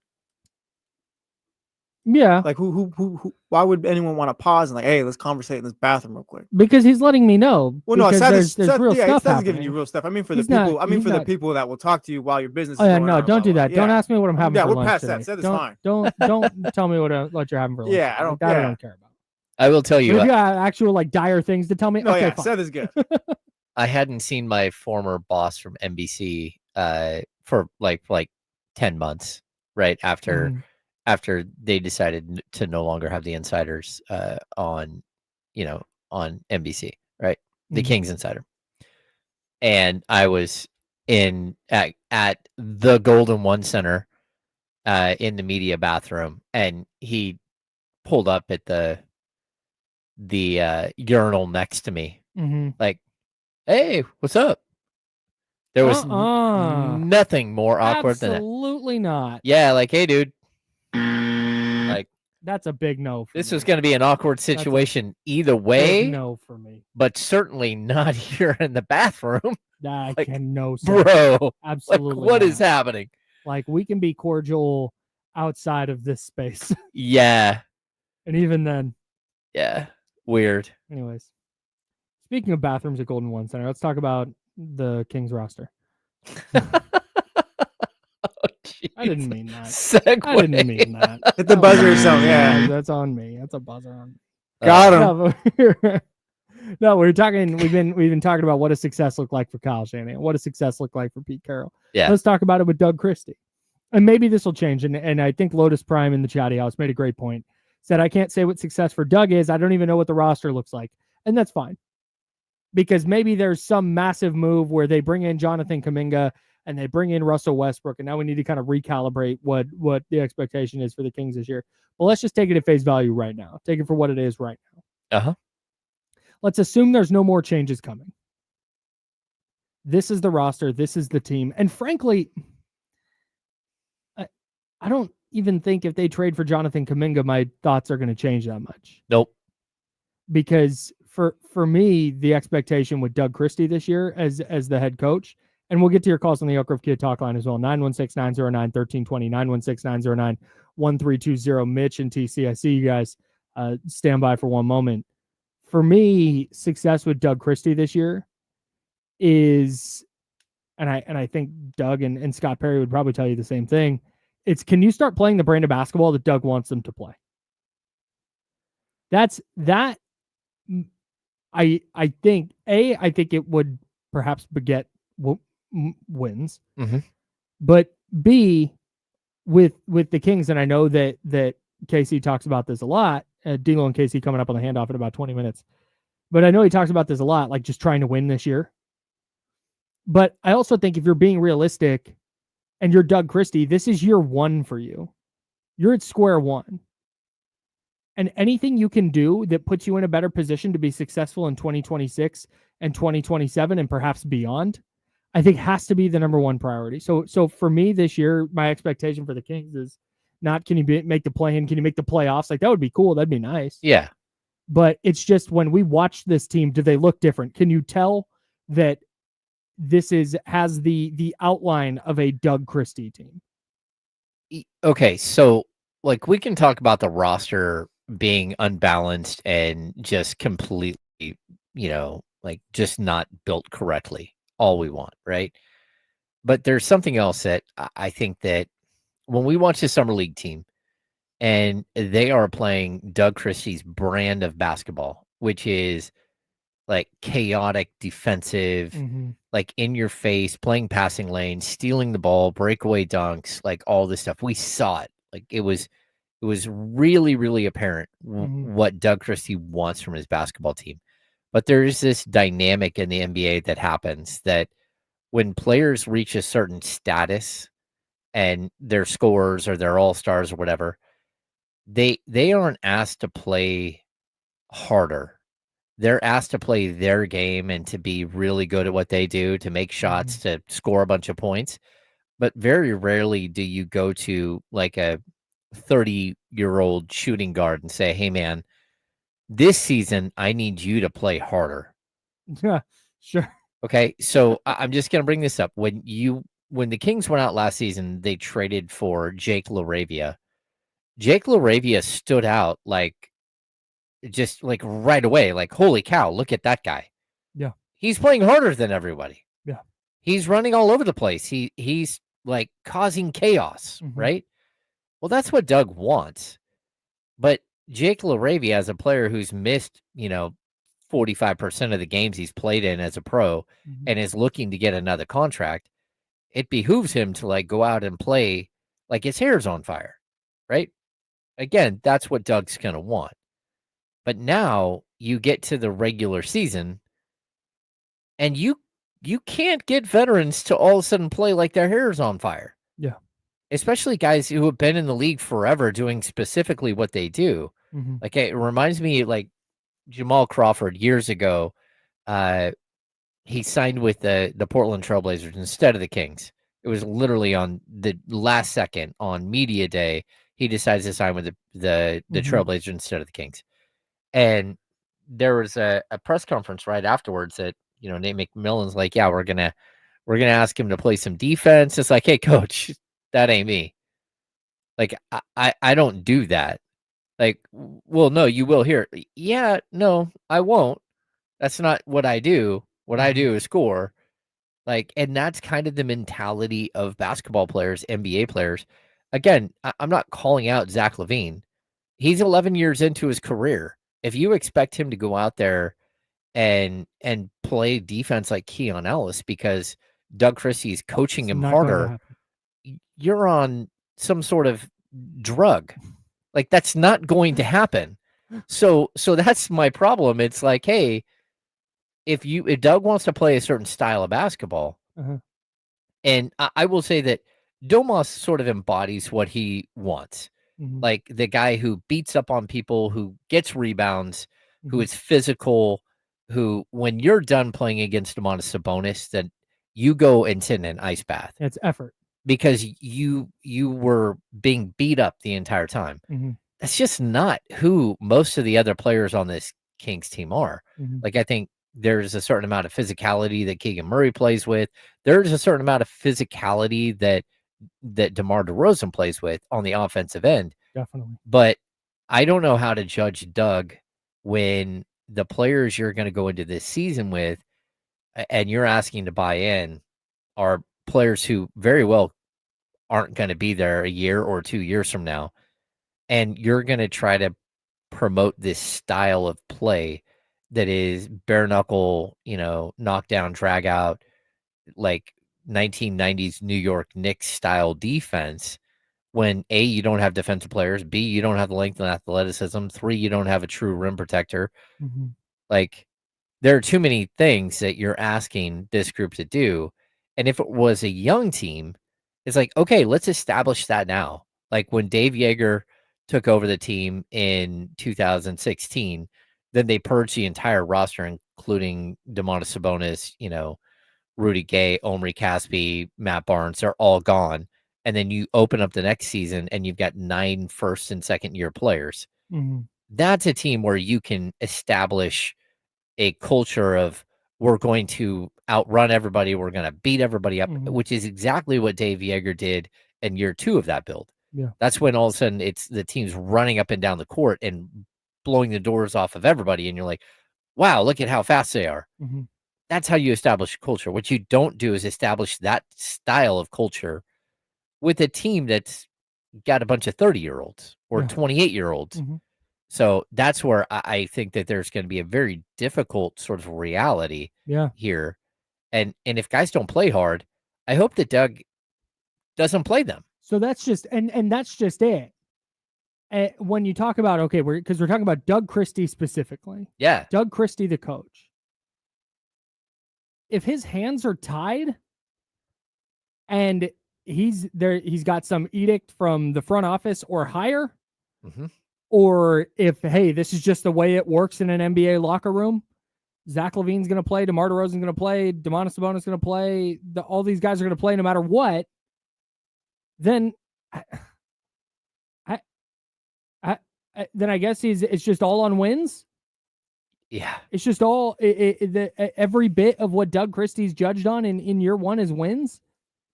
Like, and I know that I'm sure as people go, it's a bottom line business. It's always going to come down to win. I totally got it. I understand that. But if we're zooming out a little bit and getting away from the bottom line and trying to attach a little bit of nuance to the conversation, because if they go look, if they go 21-61, there's no measurement there that you're going to go, yeah, but Doug was awesome. If they're a disaster, that's a problem. Yep. But if they win 36-37, I think there's a pathway to going, yeah, but hey, man, they benched Zach LaVine because he was not doing what he needed to do. Or man, they benched DeMar DeRozan or brought him off the bench because Keon Ellis was just crushing it and they had to figure out a way to get him more minutes. So man, it was a tough decision, but good on, that's, I think, the kind of things I'm going to be looking for. Mm-hmm. And I think with the Kings specifically, and this goes back to what Lotus Prime said in the chat at youtube.com/ESPN1320, how he can't judge until he knows what the roster looks like. I think as the season progresses, I think the expectation for Doug is going to fluctuate quite a bit. Like with Kyle Shanahan, you got to make the playoffs, man. That's it for me. You could talk injuries, you could do this and that, but man, I don't know what to tell you at this point. That can't be an excuse every single time you have a losing season. At some point, you got to overcome that. There's going to be adversity. How do you overcome it? Yeah. So it's playoffs or bust for me. With Pete Carroll a little bit the same way in terms of can you get these guys to compete and play really hard and establish that foundation we talked about? Can you do that? You didn't bring in a 73-year-old coach with a 5-year plan. Correct. Exactly. No. With Doug, I think if they start out something like 10-2, 10-2 through their gauntlet first month that they have, let's say they're 10-2 through their first 12, the expectation dramatically shifts. Oh, you're talking if they make it through the first, like what you said, 12 games at 10-2, you're now projecting them as a middle of the pack playoff team. Yes. Like a 4 or 5 seed. Yes. Because the back end of their schedule is much simpler. Right. And I also, I think the scheduling in itself, it lends itself to a very uncomfortable situation for the Kings because they could play well and come out of the first 19 games at 5-14. And I know that sounds crazy, but that's how bad the schedule is for them. Their first 19 games, brutal. It's very, very difficult, right? Even the easier games that they have, most of them are on the second night of back-to-back and stuff. Yeah. So you could get done with that first 19 games and basically your season could be over at that point. And now it's okay, how do you scrape together, try to get back close to 500 by the All-Star break? Because after the All-Star break, it lightens up big. But if you're 8 games under going into the All-Star break and you're 12 games out of, a playoff spot, not a play-in spot, but a playoff spot, you're 12 games out, that's a team that needs to blow it up. Yeah. That's a team that needs to trade everybody and then finish the season with Reno and Nate Clifford and Keon Ellis. And if Devin Carter's still there and, Keegan Murray, that's what you need to be playing the whole final 30 games. What's funny about this conversation and expectations with Doug is if that happens, I think you'd get a much clearer picture of what Doug Christie looks like as a coach than if you did, okay, they're getting to the trade deadline at they're the 9 seed and 4 games out of the 6. Yeah. that you're going to get a much different picture. And that's why I say I think the expectation for me is going to change quite a bit. For now, I know that we're going to say this a lot, and it may even become a little bit of a joke at some point, like it's culture. But I think that's what you're going to have, because we've talked about the unbalanced roster. We've talked about the length of size, the lack of size, athleticism. We talked about all that.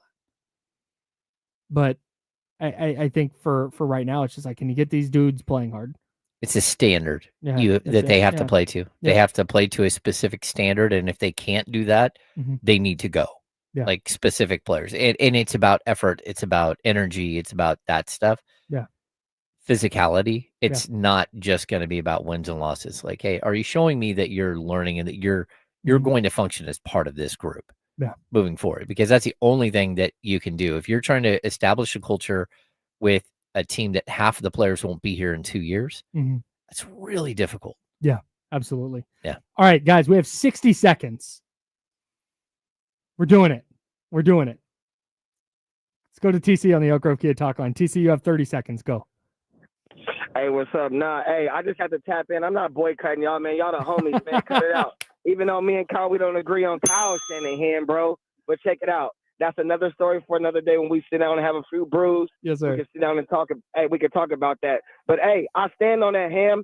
Sign Russell Westbrook today, bro, and bring him in and worry about everything else on the back end.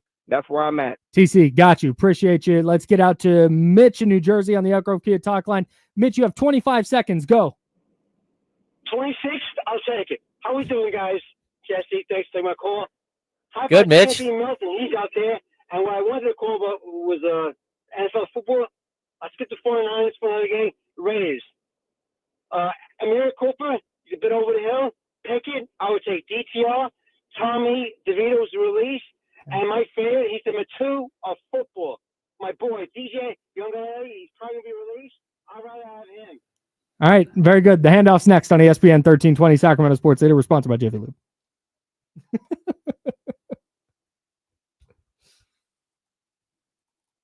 DJ Ungalele is That's Mitch's guy right the Chimezi Metu of the NFL, he said. Incredible. I think there was a Dorian Thompson-Robinson in there. Yeah, he likes DTR. Big DTR guy. Basically, if you're a quarterback that played in the Pac-12, Mitch loves you. Yeah. Big USC guy.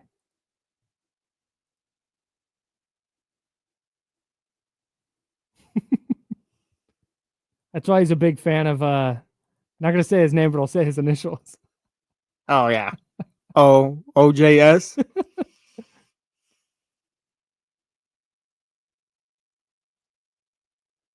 Somehow I got bit by a mosquito through my shirt, and I haven't even seen a mosquito.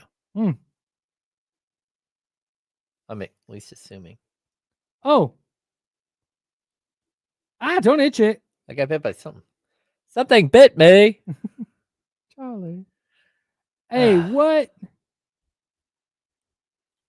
The Chargers are releasing a running back named Rocket Sanders.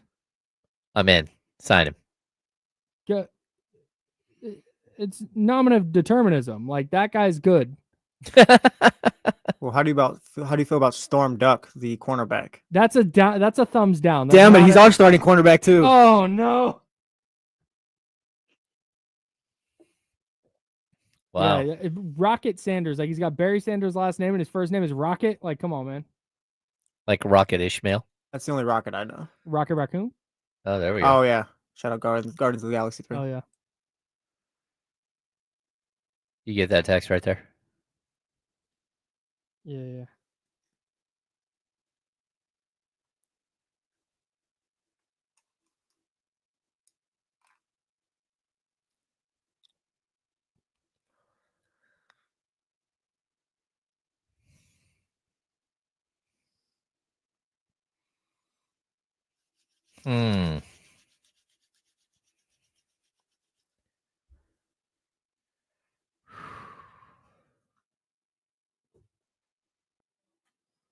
Oh, Damian Barley and everybody.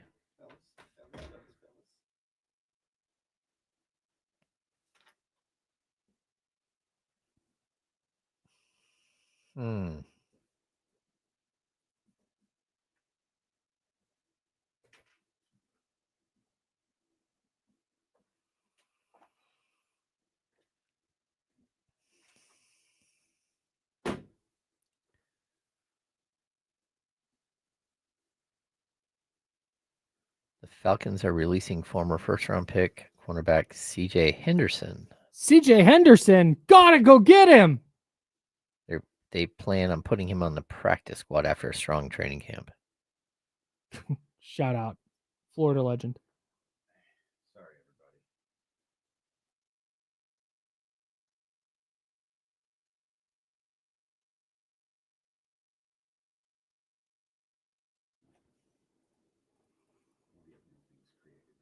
Cool. Mike's Oh. back off.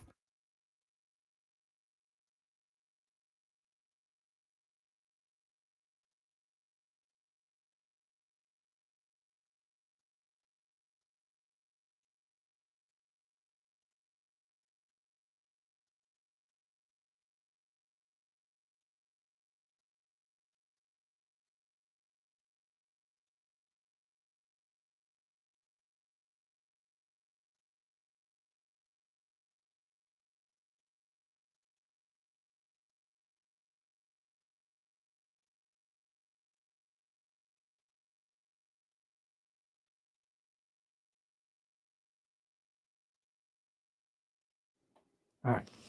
Mike's on. Mike's up.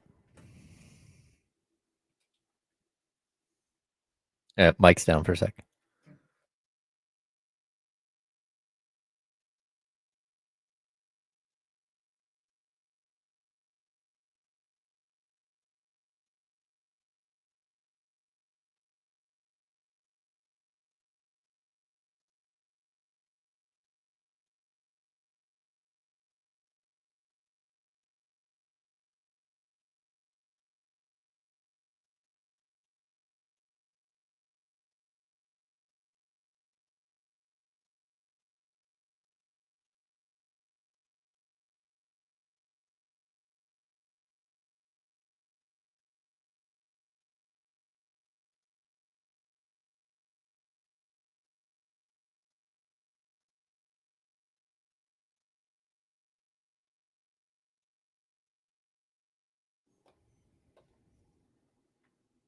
Now, back to the Insiders with James Ham and Kyle Madsen, brought to you by Jiffy Lube on ESPN 1320.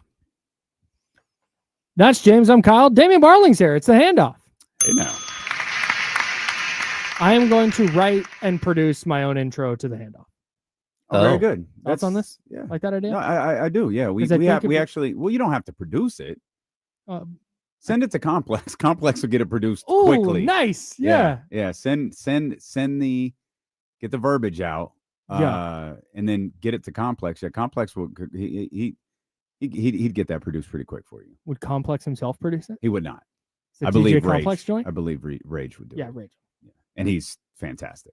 He's great. What a guy. Yeah. Interesting cat. Do you know Love who Rage is? Oh, I know who. Okay. Okay. Very good. Yeah. It was so funny. So Rage, if you're unfamiliar, Rage is the like producer for Odyssey.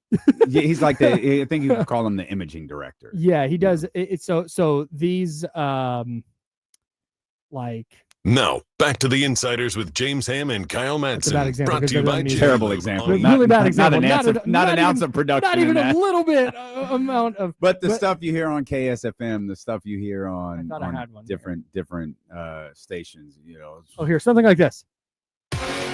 There you go. How'd yesterday's Kings game go? Kings Insider great. James Ham had So that kind Right. of, so like that kind of idea, right?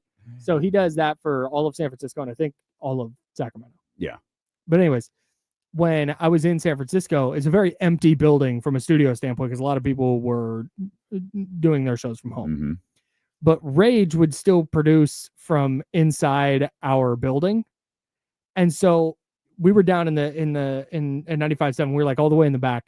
But if you walked around the corner, Rage is like 4 doors down and inside a studio around a corner, and you can still hear Mhm.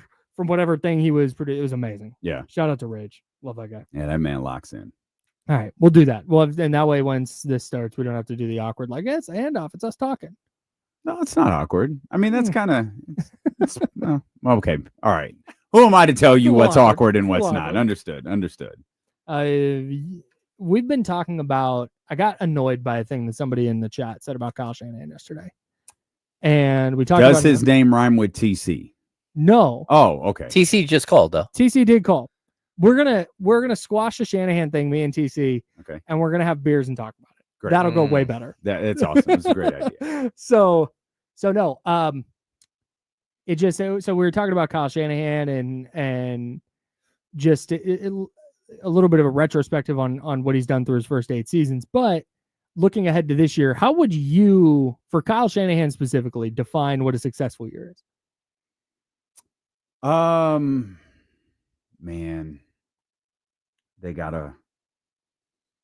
have to make the playoffs for me. Of course, yeah, you have to Like, make the that's- playoffs, but that wouldn't be my barometer for a successful season for Kyle Shanahan. Oh, You probably have to see. I think based on a conversation that I think it was the 4 of us had yesterday, Mhm. I think I'm a little higher on the 49ers than you guys are. Not much, because I think you guys, I know James specifically said like 10 to 12 games. Mhm. I'm probably on the higher end of that. A lot of it is because of the schedule. A lot of it is I still think that roster has life in it. Like, I don't think Trent Williams is on the other side of the hill yet. I don't think George Kittle is there yet. But of them, Kittle's the one I do kind of wonder about. Fred Warner, just definitely not. So I think I'm closer to that, that top of the 10 to 12 range you guys sent. Might even be at like 12 to 13 for their regular season. And when you win, even if we just stuck with 12 games, I expect you to win a playoff game. If there's a team, if it's whether it's Philadelphia, whether it winds up being the Rams or there's a team, the Commanders, if there's a team that we're not talking about yet that winds up having like a stellar season and their quarterback play is great, the defense is great, and you run into them in the playoffs, it's like, hey, better team won. Like, I don't have a problem when the better team wins. And just looking at teams, I don't feel like the San Francisco 49ers are entering this season as the best constructed football team in the NFC. Yeah. But I do feel like they're a good football team. So I think for me, success for Kyle Shanahan will probably be measured in the postseason and getting a game or two in the postseason. That's fair. What about for Pete Carroll? I'm sorry, I don't know. I really don't. Yeah, I've tried to. I don't exactly know what the Raiders are doing. Like Pete Carroll's obviously Pete Carroll's a great coach. I'm a Pete Carroll fan. I like the Geno Smith story. I'm not sure what this will look like, for the Raiders, but the fact that they went and got Ashton Genty, I think will take a little bit of pressure off of him. I think the offensive line might be a little bit stronger than, I originally thought. Like I like the way some of the depth chart movements have shaken out. The defensive line is good. I think the defense is, I think there's ingredients there to make for a better than expected season. Sure. The bar's not very high for that though. And we've talked about this frequently on D-Lo and KC. Like, can they get to 7 wins, 8 wins? To me, that's probably pretty successful for Pete Carroll.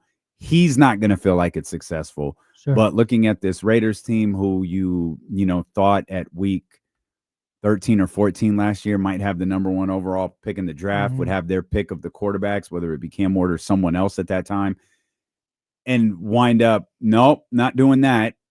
Winning football games, going to fall to 6. We're going to go unconventional and go running back. Then we're going to go veteran quarterback in Geno Smith. And not even a super proven veteran quarterback. One that you watch and go, hey, that's cool, but I don't know. Yeah. And that's ultimately what they did. And it's like, okay. And then the Pete Carroll hiring, the strangest thing about that, it's just obviously a short-term hire. And it's like, okay, I made the comparison. Like, is there some Sacramento Kings vibes with the Raiders? How so? Well, in that, if you wanted to talk yourself into this season being okay, like an 8-win season or something, if you wanted to talk yourself into it, like, it's not the worst. Yeah, I think you can. Sure. If you wanted to talk yourself into a future, I don't think you can. Interesting. I think if your best Well, I didn't even mention Brock Bowers and all of that. Brock Bowers is their best offensive Yeah, player. yeah. But having a really, really great tight end and a really, really great running back is a strange place to start your offense. And we think their running back is great, but we don't know for sure. But I don't bet, but I'd be comfortable, throwing some money down on Ashton Genty being a really good running back. Yeah. It's just a weird place to start. But Geno's not a bad quarterback either. Mm-hmm. So the elements for a season are there. Like Michael says, the Raiders going 0 for 6 versus Broncos, Chiefs, Chargers. Like of the 4 teams in the AFC West, sure, the Raiders are the less talented, but that rarely ever happens in a division. Yeah. Like they're gonna get the Chargers. Hopefully they're gonna get it on September 15th when we're live at 32 Bruce Street at Sky River Casino in that Monday Night Football doubleheader. Hopefully they get it there. But yeah, I know everyone's high on the Broncos. The Chiefs are going to be in the news a lot today. So, like, I get that. Well, you're going to need this for your other show. You're going to have to you're going to have to work this into your K-pop show. Absolutely not. Got to. No, I don't Got have to. to. I don't have to. But yeah, I think if you were down on the Sacramento Kings future, you could still talk yourself into this season not being that bad. That's the way I felt about the Raiders. It's a short term. I think they have a lot of things that could set up for short term success. Sure. That's the weird dynamic here, because we're talking about short term success, and like Pete Carroll will be 74 in like 20 days. Right. Yeah. Geno Smith will be 35 on October 10th. Yep. Like you set yourself up for short-term success, but the question is, can they build the long-term success while setting themselves up and just be more competent? That's exactly how I feel about Sacramento. Yeah. It's literally exactly. I was having that conversation with Matt George this morning. Like, that is what you just said about the Raiders is how I feel about Sacramento, because they're not going to tank. They're not going to sell off. At least in my opinion, they're not going to do that. So can they do what James just said and establish, did you say competence? Establish competence while having, this short-term plan in place? Establishing confidence is such a funny way to put it. That's tough, but it's not wrong. Exactly right. But that's it's not wrong. And the worst part is really it's not wrong with either franchise. Yeah. No, I just think the one thing with the Raiders is that at least they have Genty and they have Bowers, who are super young. Yeah. Again, like, you can love some of their other pieces, but a lot of them aren't that young. Mm-hmm. Like, those are 2 guys that you should be able to build around. Yeah, I wholeheartedly agree. They're just tough positions to build. Like, they're not traditionally the positions you build around, right? Those are the pieces that you're like, hey, we're going to get our quarterback. We're going to get Brock Purdy, that tight end. We're going to get Brock Purdy, that running back. Well, they don't have the Brock Purdy yet, or any franchise quarterback. I would argue, though, that the 49ers did that. They built really unconventionally. They got their tight end. They got their off-ball linebacker and Fred Warner. You're right. But would the difference be? You're right. I think you're right. Fullback. Would the difference be they thought they had their centerpieces? Because probably after 17, I bet. And maybe after 18. And what year was Bosa? Bosa was 19. 19. Okay. So I think Warner by at the end of year 1, and certainly Kittle by the end of 2018. Who was the centerpiece on that side of the ball prior to Bosa getting there? Was it Armstead? Defense? Yeah. Probably Buckner. Oh, of course. Yeah. Who they traded. Yeah. Did they? I haven't heard anything about this. Tell me more. So they had a really good player. Yeah. And they said, hey, what we're going to do, we're going to just trade this really good player. Yeah. And for 25% of the money, get 75% of the production. Great. And it turns out for 25% of the money, they got about 4% of the production. Ouch. And they're still scrambling to figure out how to replace DeForest Buckner. It's fine. Remember when they signed the guy with back problems? Yeah. Didn't work out. Tough. Although I will defend D Ford when he was on the field. Was really impactful. There you go. Was really tell impactful. me about D Ford when he was on the field, Kenny. I like D Ford. Did you see that game? I like D Ford. D Ford, that's my boy. That's my boy D Ford. I remember he got hurt late in the season that year.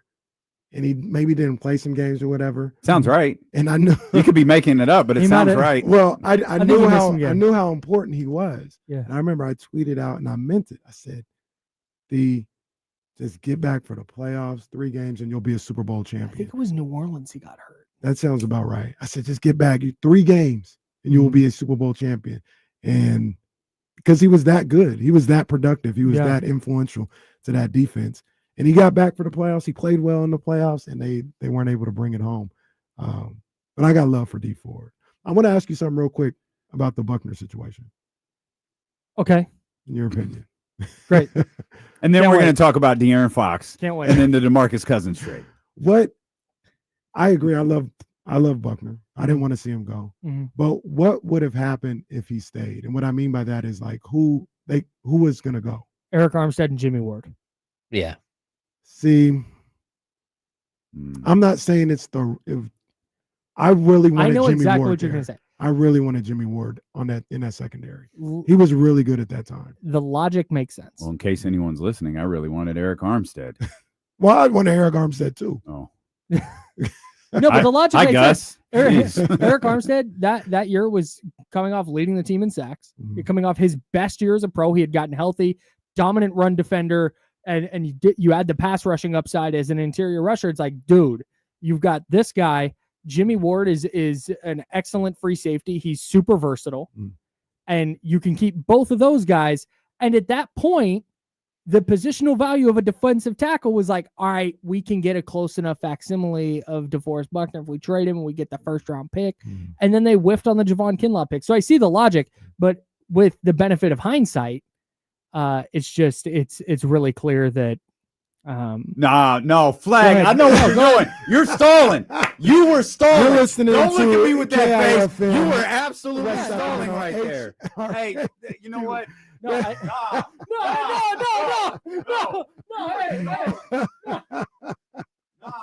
You are Hey, no, listening. what happened? Well, I'm just saying, during this whole fumble and everything that's going on, you're listening to ESPN 1320, KIFM, West Sacramento, KRXQ, HD2, an Odyssey station. What? Below and KC and the Insiders, brought to you by Sky What Casey River get a Casino. minus? Because he's It's a scoop and So score. what? So what? No, yeah, it's a scoop and I score. read it every week. It's a scoop and I read it score. every week. Everybody I got has it right here. I got James it has right it. dog. Everybody got It's right it. here. It's a scoop and score. That's a scoop and score, baby. It was punched out. It was punched out. KC, Johnny on the spot. Johnny on the spot. That's a lie. He reads it too. We're all reading. I did nothing on the defensive play, but I was Johnny on the spot. Picked it up. 6-6. Let's go. What a disgrace this station has become. Oh my gosh. Where we're at. What's happening now? We might as well just The read it hell? clear.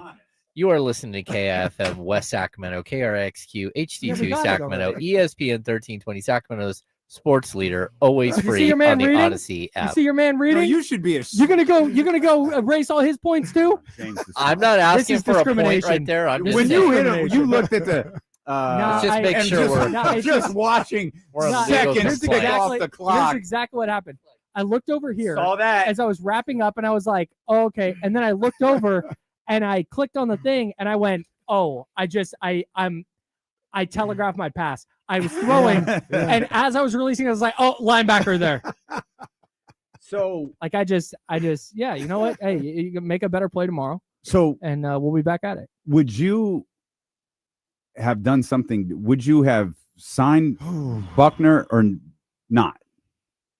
I'll be Benefit of honest, hindsight? Benefit of hindsight.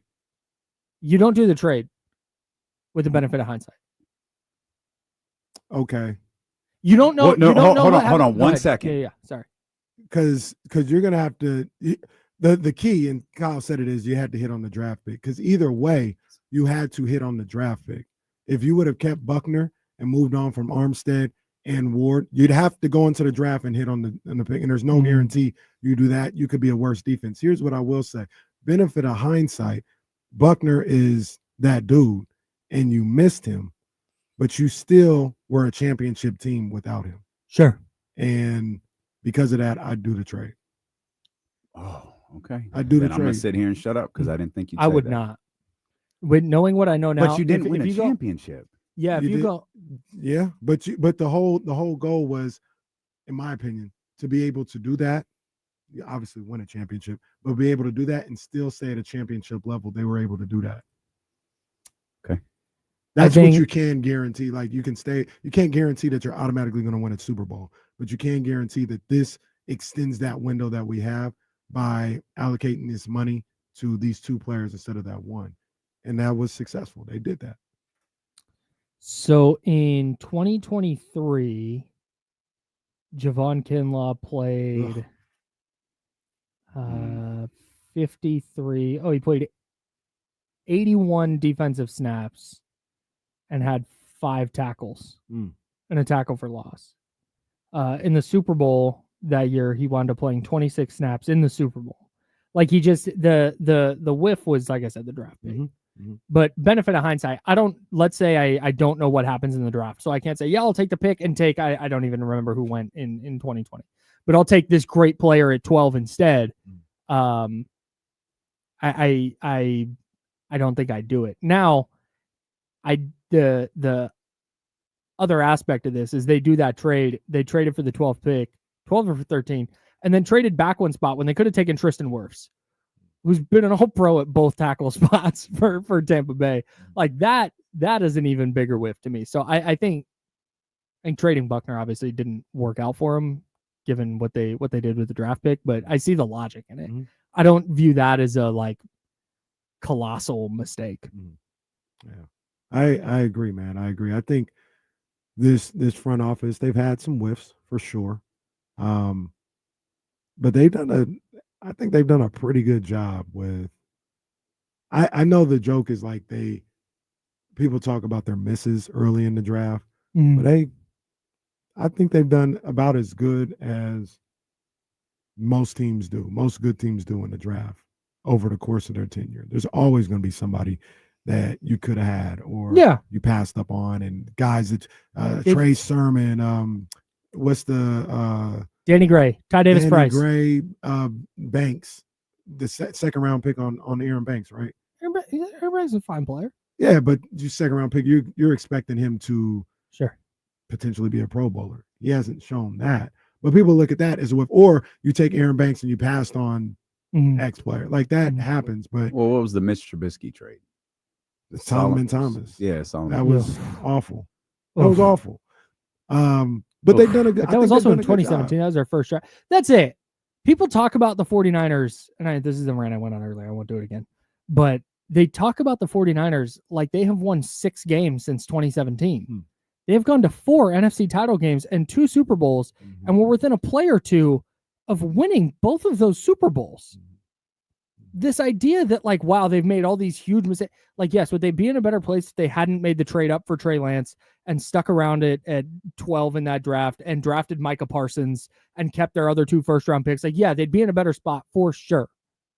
But given how colossal of a whiff that was, even. Well, the idea of drafting, also could have drafted Johnny McNobody too, who just turns out to be the latest first-round miss that he they just had. changed the situation. That's all. Johnny McNobody? Yeah, just the scenery, scenery, just I to change totally the agree. scenery. Yeah, that's a lot of people are saying. But I'm glad he held out. Held in. He held in. He did. He was in camp. He just didn't participate. No, but it's like you said it. There are things they did wrong, but find me the perfect front office. Like they've been, for the most part, wildly successful. And this idea that they need to do everything's awful and they've made all these mistakes. Like, yeah, they made a lot of mistakes. They made a lot of right picks too. They drafted Brock Purdy. You get credit for Brock Purdy, man. Yeah, you do. It's also like, how many draft picks do they have every year? Because between comp picks and then their standard 7 picks, I feel like the Niners always have 10 or 11 picks. You're going to miss on a ton of those. Like, just the sheer volume of picks. You'd hope that they didn't miss all the time on 3rd and 4th round picks. But, like, again, this isn't like, the Sacramento Kings miss on every single first round pick. They didn't miss on every single first round pick. De'Aaron Fox, became an excellent player. Now, did they miss on some of their other picks? Sure. Yeah. You know, Well, look at Philadelphia 76ers, not Eagles. The 76ers botched a ton of picks during their so-called process. Mm-hmm. They screwed up a ton of them. I'm not even counting Ben Simmons. Like, people want to trash Ben Simmons now. He was an important part of where that was going, but they had plenty of misses along the way. What would you consider, Kyle, or any of you guys too? I just know Kyle because he has a podcast, Candlestick Chronicles, and writes for Niners Wire. So this is a former Titans Wire writer as well. Titan Wire, that's right. This is a you guys Titan need supporter. Wesley Woodyard or I can't even go ahead. What would you consider a good draft? I'll ask you, and then I'm gonna answer what I look. If you got, let's say, 7 picks, let's just say you got the standard 7 picks. Mm-hmm. Well, you find 2 starters out of that. That's a good draft. Oh, if you find 2 starters, yeah, in 7 picks, yeah, you're in a good spot. I didn't hate the thing is for me, even a guy like Colton McKivitz, who you drafted in the 5th round, he's just kind of on your roster, and all of a sudden he's a league average starting right tackle. Like, all right, that's a win for me. That's a win for me out of the 2020 draft. That's a couple starters. I think you probably need more than 2. You probably need 3 with the potential for more. 3 starters is an excellent draft. Yeah, then that is an A+ draft.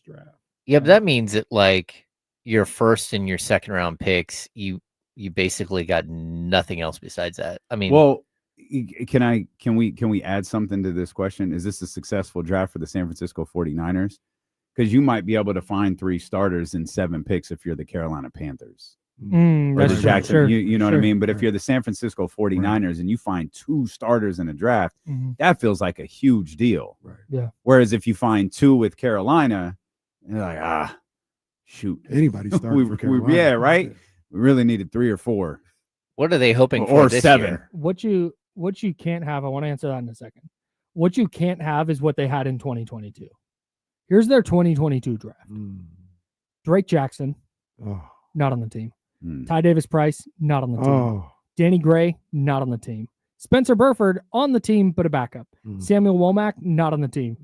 Nick Zakel on the team, but a backup. Kalia Davis on the team, but a backup. Tariq Castro Fields didn't even make the roster, and then Brock Purdy. But I was just about to say that's a 0. Brock Purdy comes. But then wait, franchise quarterback. Who's Spencer Buford back up? He's probably going to be the swing tackle. He backs up Trent though. Yeah, at least this year. He's been he was a starting right guard, and then last year is a rotational interior. I was about to say he wasn't drafted to be a tackle. No, right? he played tackle in college, but he's drafted to be a guard. But this year, he's like their best option at left tackle, which is not great. Okay. Then you go. But is that his fault? No. Okay. No. All right. In fact, because as soon as you said his name, this is a good ball player. The 4th round pick, you got a couple of years starting out of him, and now he's going to be your swing tackle. Like, all right, I'll take that. You have him for his whole rookie contract. That's not bad. Okay.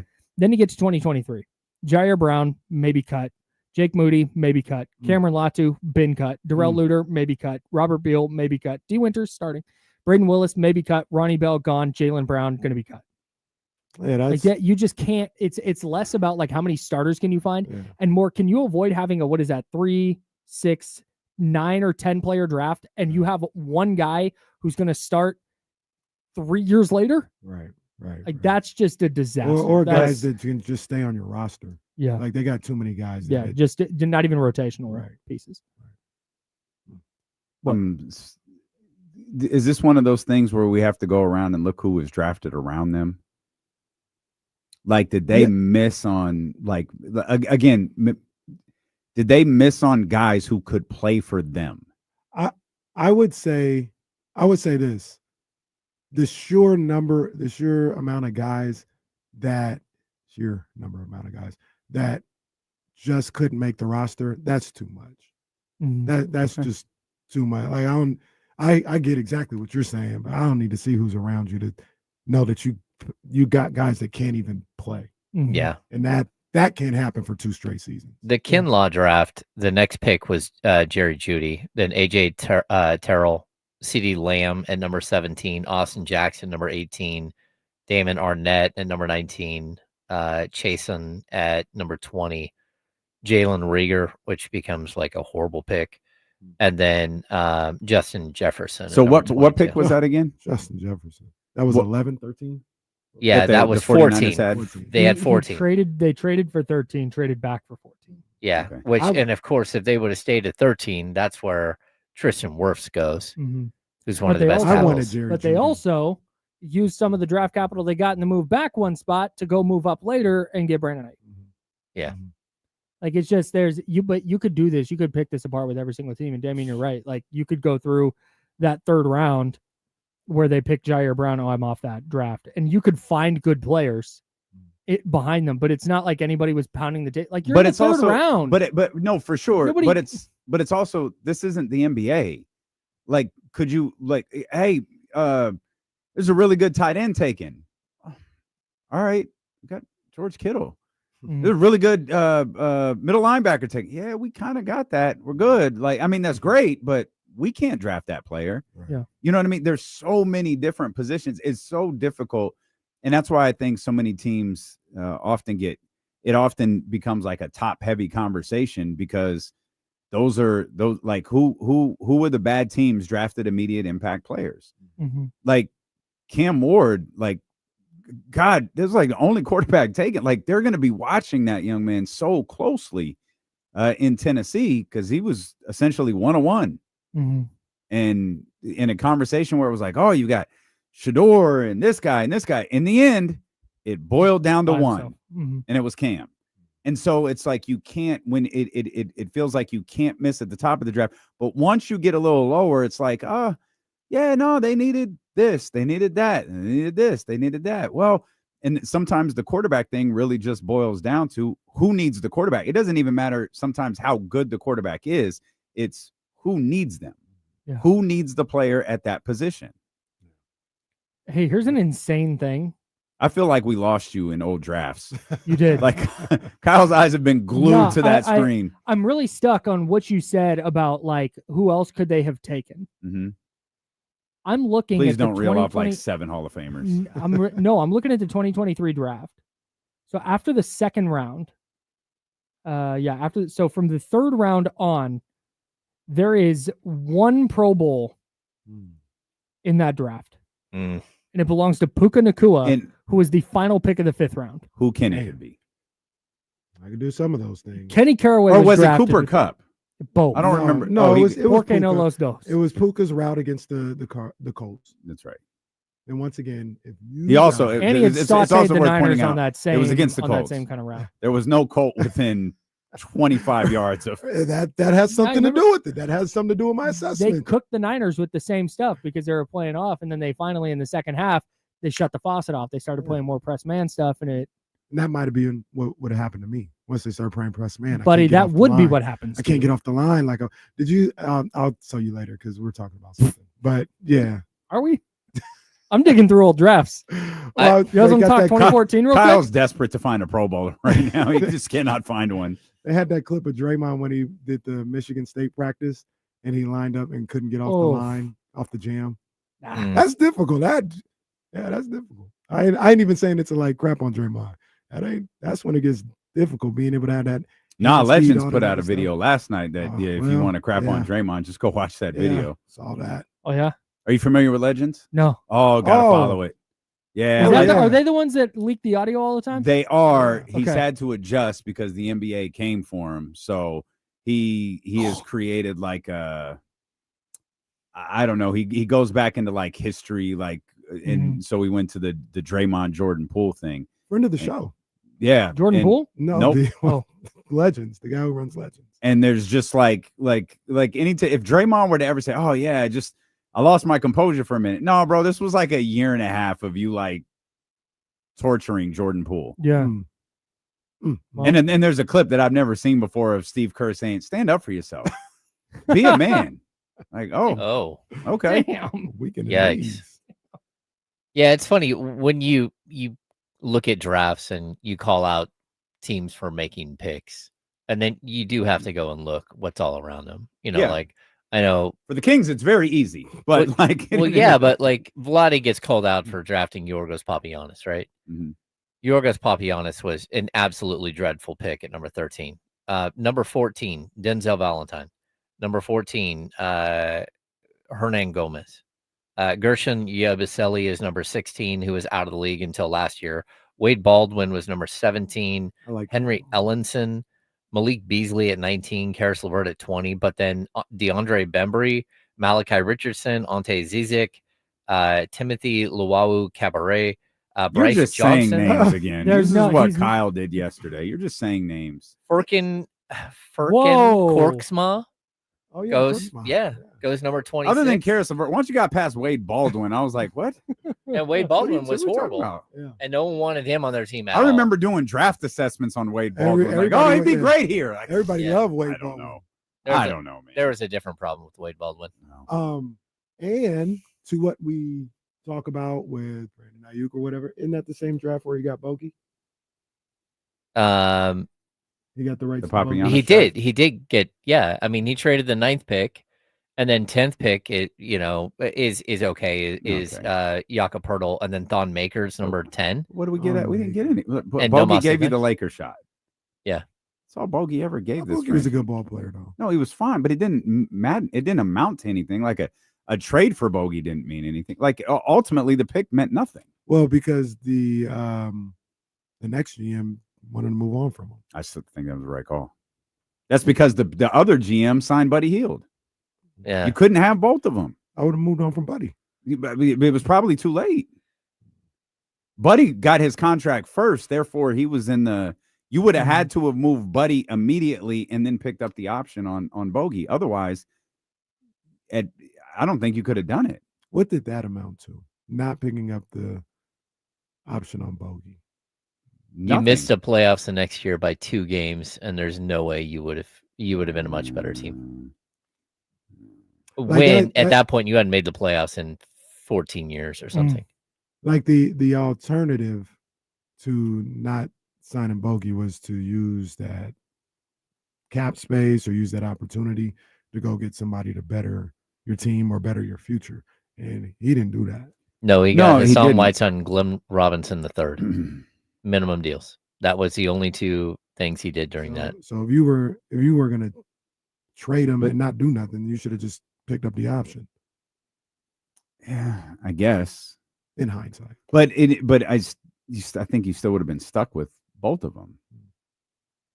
Yeah.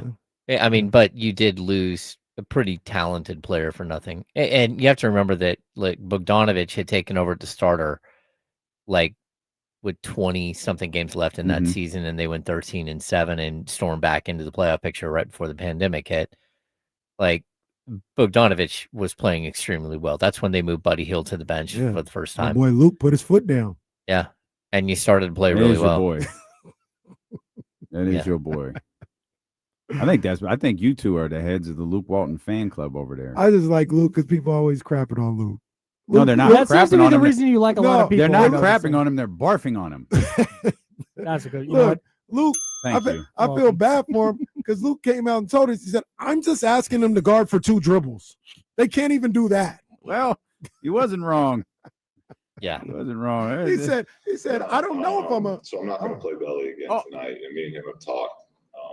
Again, it's we're like we're on the same page as far as where we're at. But he's there's some he's not playing due to lack of trust with us. Thanks, so Luke. Yep. There's some personal stuff, and No, there's not. I'm just going to leave it at that. But we have been in communication, and we are very confident in the player that he is still. This is the stuff. That's the stuff that pisses me off. Like Luke went out there and took that bullet for Bielitsa when he should have just come out and said, he told me he wasn't playing. His agent said he's not playing. So his ass is sitting on the bench. What do you want me to do? I want to play him. They literally told me he's not. Straight up.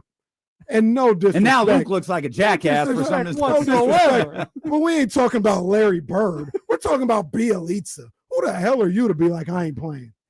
Who the hell are you? Here's the other thing that I NBA champion Imani Bielitsa to you. Oh, that's true. Well, True John that. Sally won a chip with the Lakers too. Nemanja But- Bielitsa and Marvin Bagley refusing to enter games for their coaches. Here's the other thing about Luke that I find, hey man, let me fall back on him. Remember the time he said, in no certain terms, he said, I don't know if I'm a good coach or not. These guys won't even do the things that I'm asking them to do. Right. Yeah. Damn. Yeah. Well, yeah. So here's the point. So maybe like, it won't right, work. you're right. I don't know. Yeah. They won't do it. Like I think I asked one time, what would Buddy have been like with Mike? I don't need to know that ever. Like I think he would have been exactly the same. Like with Mike Brown? Yeah. Oh yeah, no. Yeah, Same like thing. would some of these guys who we looked at kind of sideways been different if Mike Brown was the head coach? And the answer is emphatically no. My favorite it's just not. Buddy is in Buddy. that vein of what like of a coach saying I don't know if I'm a good coach. They're not doing it as in that vein. Mike Brown would always say that when he would get questions about like, hey, have you considered trying to change how you're teaching the players to do this stuff? And he's like, I will change my philosophy when they do it right.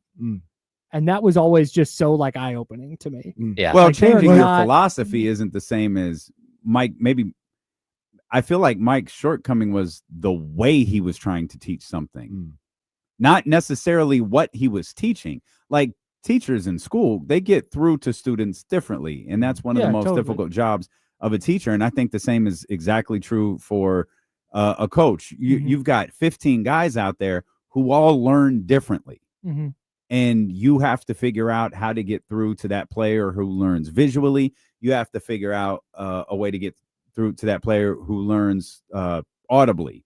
Like there's different way. And it sounds like the guys Mike couldn't get through to were the ones who were tired of standing around for 2 hours listening to him talk. Sure. And that's difficult. It's difficult for a coach, but it's no measurement of his philosophy.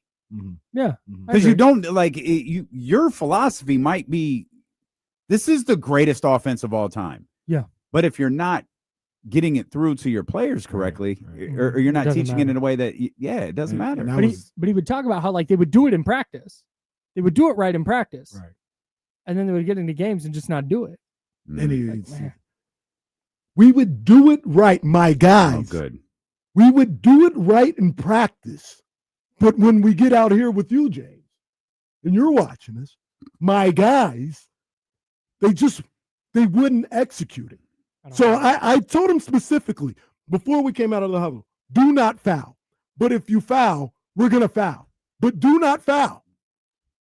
Hi, Mike. My one, you got to slow the cadence down a little bit. You got to not be so loud. That's when he was pissed off. Excuse me, Mike. Hi, James Ham, ESPN 1320. Look. All right, that was the best part, and I don't even think you did it into the camera. That was funny. I was gonna say that's not for radio, but that wasn't even for the stream. No, that was great. That was great. I can't even remember what I was gonna ask you because that was so funny. Every time James put his hand up, he looked confused at James. I love Mike Brown for the record. Big Mike Brown fan. I do too, and I agree with what you That's your said. coach.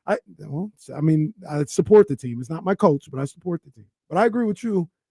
I think Mike Brown is a brilliant basketball mind. Yep. I think sometimes his approach was not brilliant, and your approach has to be just as good as your thought process with basketball a lot of the time. Well, I think the other thing, he got everyone to buy in that first year, but they all bought in with like, yeah, we're bought in, but we're not going to do this again. Well, and we're not going to practice as hard again. And that's a crazy sentence to say out loud. Once again, who the hell are you? But that was but I think we knew, maybe not that what you just said, but we asked repeatedly, or even stated repeatedly after that playoff run.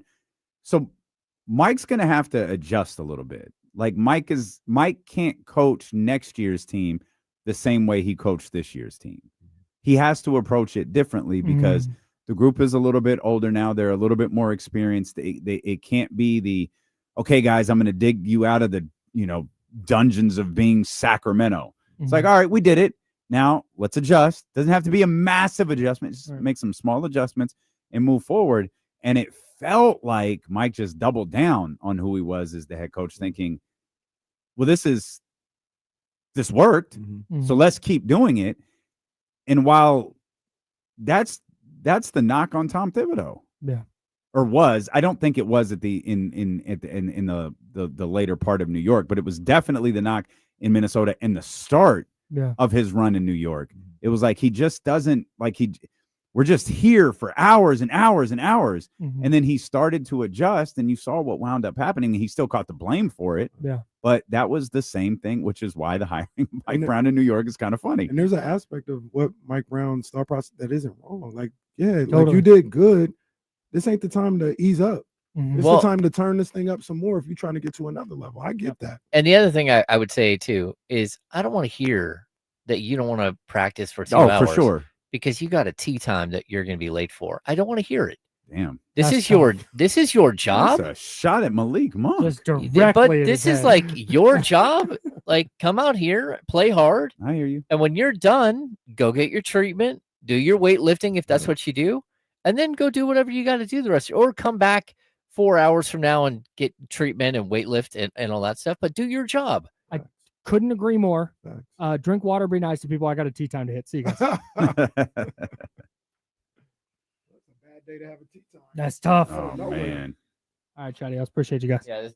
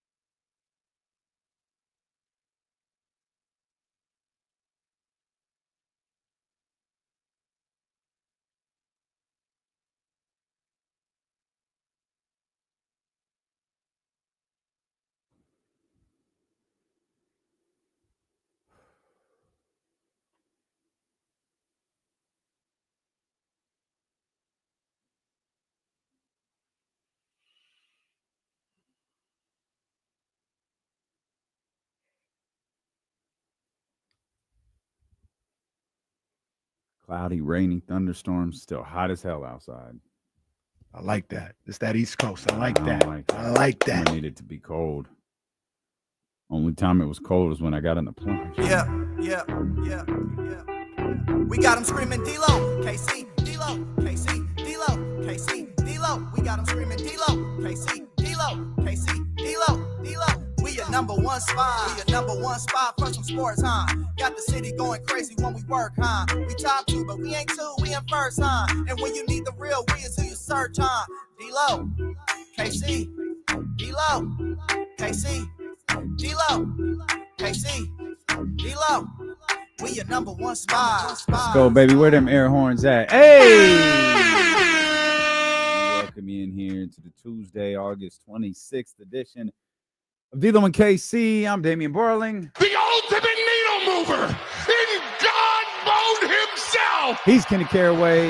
Yes, sir. Acknowledge me. And we are live. What are you doing with him? Is that a giant bottle of hot sauce next to your computer? Bro, what? Yeah, I got fried rice today, so I brought the bottle of sriracha from home. Okay. That's sriracha? Yeah, Where you get the fried sriracha. rice from? Huh? Where you get the fried rice from? It was like from Costco or something like that. Just something to heat up at lunch. There's like a water bottle, sriracha, and a Gatorade just lined up one after the other in Jesse's studio, which absolutely looks like Jesse's just meal of champions. I'll bring the king size bottle of tapatio sometimes if I got like chicken or something like that too. Okay. That's just been a big hit around the office. They'll come, oh my gosh, like yeah. Okay. I like to bring my hot sauce. Hey, I got hot sauce in my bag. Ain't nothing wrong with that. I am a big. Did you get that reference? Nah, It's all right. It's all right. I'm a big proponent, big fan of fried rice, shrimp fried Oh yeah, rice. To yeah, be specific. yeah. There's this spot. That was dinner last night. Now some of those times, sometimes with that good shrimp fried rice, like there are great places that can make it good. Sometimes you gotta go to the streets. You gotta go to the barrio to get that good. Where was that? You gotta go to the No. What was that? One more time. You gotta go to the barrio. Okay. You gotta go to the barrio. Yep. To go get that good shrimp fried rice. I was going to Wayne's Walk for a long time. What are the cross streets for that place that you're saying? 24th and Florin. Okay. All right. I would go to Wayne's Walk until they got a C on their grade. So I don't think it's a C no more, but You're still passing. Well, Damn. You still graduate. Damn. You still graduate. Damn. I don't know if I'll take a number 3 combo, please. No, I can't do that. Now, to be fair, I think they don't have that no more. This was years ago when they had a C, but I had to step away. Now I think they got an A. Have you ever gotten food like off the street, like of New York or one of them? Yeah. I got me a little papaya, a little hot dog. Oh papaya. yeah. It's a good look. It's a real good look. That's the move. Yeah. That's the move. Can't really. Now you can. I was gonna say something. Are you up to date? Like, are you guys up to date, like on your restaurant's grades and all that? Absolutely not. Okay, yeah, because I was wondering that Casey's like, oh yeah, I got to see. I was like, I don't even know if the places I eat at are good. Let's start looking up grades, like it's college again. Well, I think it's still a requirement. They have to have it in the window. That's how I saw they got a C. I need to start looking at the window more. Yeah, I never noticed that. Yeah, never think paid a it's- lick of attention to Wait, that. does that say D minus? There's no way you could be open if it was a D You would minus, think, yeah. right? You're not passing Like anymore. you so can't, yeah, like you. It's one of those. I'm sorry, you can't operate a It's restaurant. scribbled with a Sharpie. It said D. Now they turned it into an A. Turned it into a B. Just drew the line like across the middle. Yeah, I think they have to be in the windows. And what, like you said, if Never it's below- thought about I've that. never seen anything below a C, so that Never means you thought about probably that. shouldn't be open if you got anything below a C. That's amazing. But I'm not going in if you don't have an A. So if you don't have an A, I'm not going in there. Oh, understandable. Understandable. A B is Unless, not of even course, good you're a enough. food truck and you're outside. Maybe it just doesn't matter. All right, lowest score you can get is a 70. Like, yeah, they're grading on college stuff right here. If you get a 70, a score, hey, you're open. Lights up. So hold You get a on. 60 So you hold get a on. 69.8. Shut it down. A C. So Kenny went into a place to eat that was on the verge of closing. Yeah, it could have been No, teetering. Once I saw the C, I didn't go in. Okay. When I was going in, they had an A. Now that could have maybe they the grade, the last time they got graded didn't match up with what was going on at that time. But as soon as I saw that C, Kenny's restaurant was on the verge of graduating and getting kicked out of school. Bryce said, as a former restaurant worker, if you see a C, run for your life. I couldn't go. And that hurt me too, because I love me some Wayne's Wine. When that wasn't C, shrimp fried rice Casey was eating. I don't know what that was. That was mice fried rice. Once I saw that C, I said, not Wayne's Walk, not Wayne's Walk. Yeah. I think they're back now, though.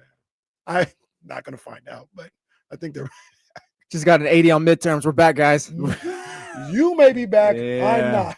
Hey, now I'm like a parent. I'm going to need you to sustain that grade before. Showing up. Hey, where's the report card at? We didn't get one this time. Yeah. Health inspector never showed up. Report card?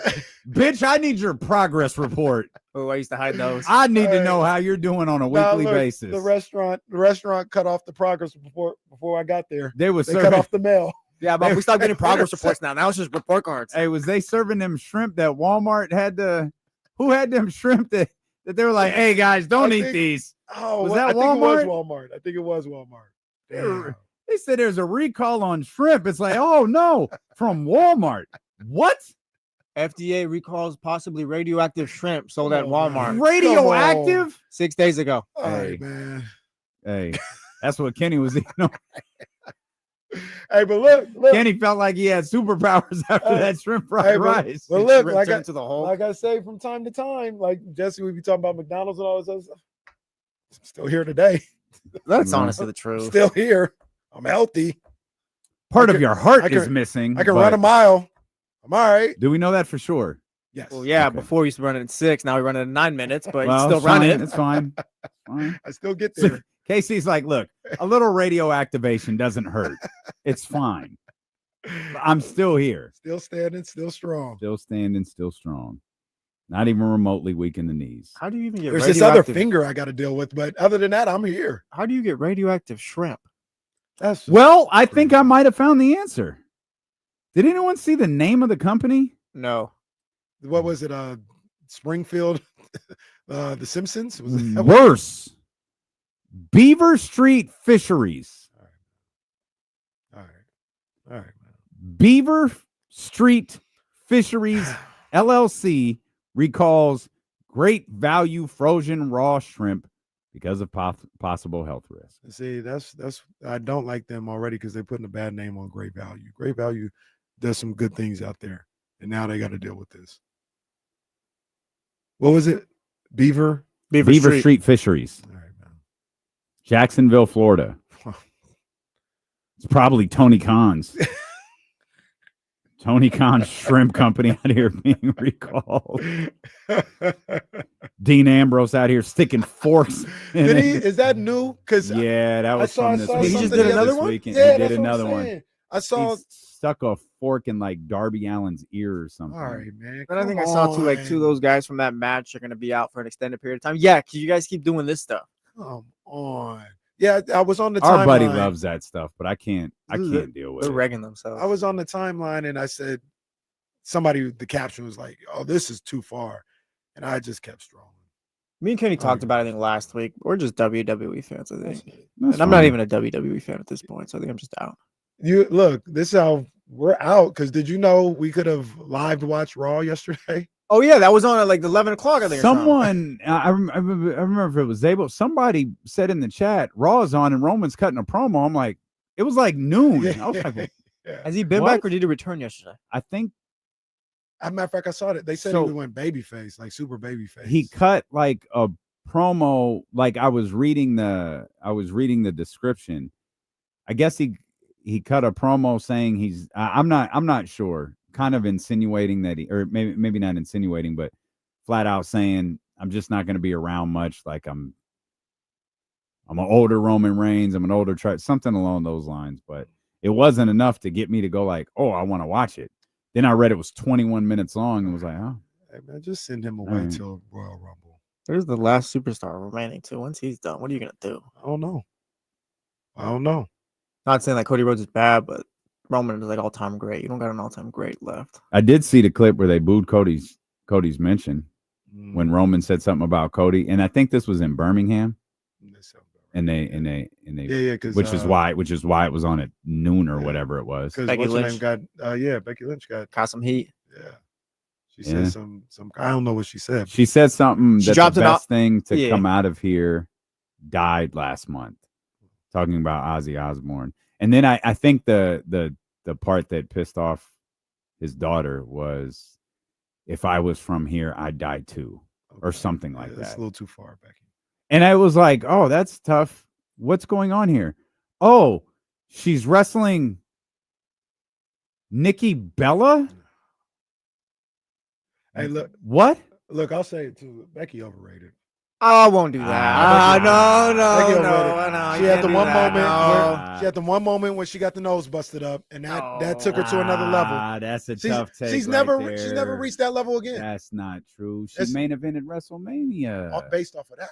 That's a tough Look, look. Though. We don't Based off agree, of but that. he's our boy, so leave him alone. All right. We don't agree, but fine. That's a bad take, brother. Yeah, that's not. I think Becky you're wrong on overrated, that. Becky. Nah, I think you're wrong. Becky is. She's one of the all-time greats. No. Yeah, like Becky and Toni Storm are the two best in the game right now on the women's side. And Toni might be number one. Like, because she's the one person over there that I pay attention to. Becky, I hear what you're saying, but I gotta get specific. She is not in Charlotte's class. I don't think Charlotte is one of the That's not greatest true. wrestlers of all time. That's not one of the true. greatest characters of all time, women That's- or men. Okay. Becky not on that level. Charlotte's the goat to me, but Mm. I think she's in the tier. She's a better promo than Charlotte. And I can't go on board. I can't get on board with this one. Becky, I don't know. We're probably gonna get a text soon. I'm so well. No, we're not, because he's not. If he was listening, he'd be here. That's a good point. He'd walk into the studio like Scott Hall talking about what that's his girl, that's Becky? his one. Yeah, like if he hates that company, but if he's going to watch that company, he's going to watch for her Mm. and her only. But yeah, no. If he heard this, he'd be here right now. And if he's listening on He might delay, be on his way. it's bad for all of us. Yeah, that's a tough take. Yeah, WCW, if you're listening, don't text Kenny in the group. Just text him alone. You know who's overrated is the one at the other company. Who? Oh, Mercedes? yeah. I mean, I understand that. Mercedes isn't overrated. I understand what he's saying. I don't think so either, but I do under. Only she's not the star that they're She's not expecting her to Becky, be. Tony, or Charlotte, though. But like if she was at WWE, she'd be a much bigger star still, I think. Like Much they're kind of bigger. expecting her to overperform that over there. Absolutely. I think it was Eddie because she won at the pay-per-view, and Eddie tweeted out, he said, "What a surprise, Hogan wins again," because she is always winning. Who? Mercedes? Mercedes. Oh. Well, Eddie Gonzalez said that? Yeah, talk about like in the 80s, Hogan would always win, and it was like Yeah. people got tired of that. Mm-hmm. That's how it is with Mercedes. I like Mercedes. I can't believe Logan versus Cena's a thing. Well, this is another part where we split ways. Oh, I great. think Another hot take. Here we go. Logan's really good. Logan's really good. I don't know where he should be or nothing like that, but Logan's really good. I don't need to see him against John. That's not fair. a match I need to see. Because Logan, I don't think Logan will ever get anything out of beating a top guy. John won't get anything out of beating Logan Paul. I don't know what the purpose of this is. Got filler. You've run. Got Yeah, filler. you're probably right. You got to what, get to 3 Brock months to go. To get to Brock and then whatever they're doing in December. Yeah, I guess so. Yeah, filler. He's December's when he's retiring, right? Yeah, December 13th on Saturday night's main event. Not even on NBC, I don't think. I think it's just on Peacock, which is crazy. NBC was like, that was Saturday night's main event's hub. Did they broadcast the one a couple months ago, right? On NBC? I have no idea. I have no clue. I don't know how apps work anymore. Like, I'm still confused. Was Love Island on TV or not? No. It wasn't. It was on Netflix, I believe. No, it's on Peacock, right? I think Love Island's on Peacock. I think it is too. Yeah, Love Island's on Peacock. But it was never on TV. I'll look that up. See, like I don't know anymore. Was it on USA?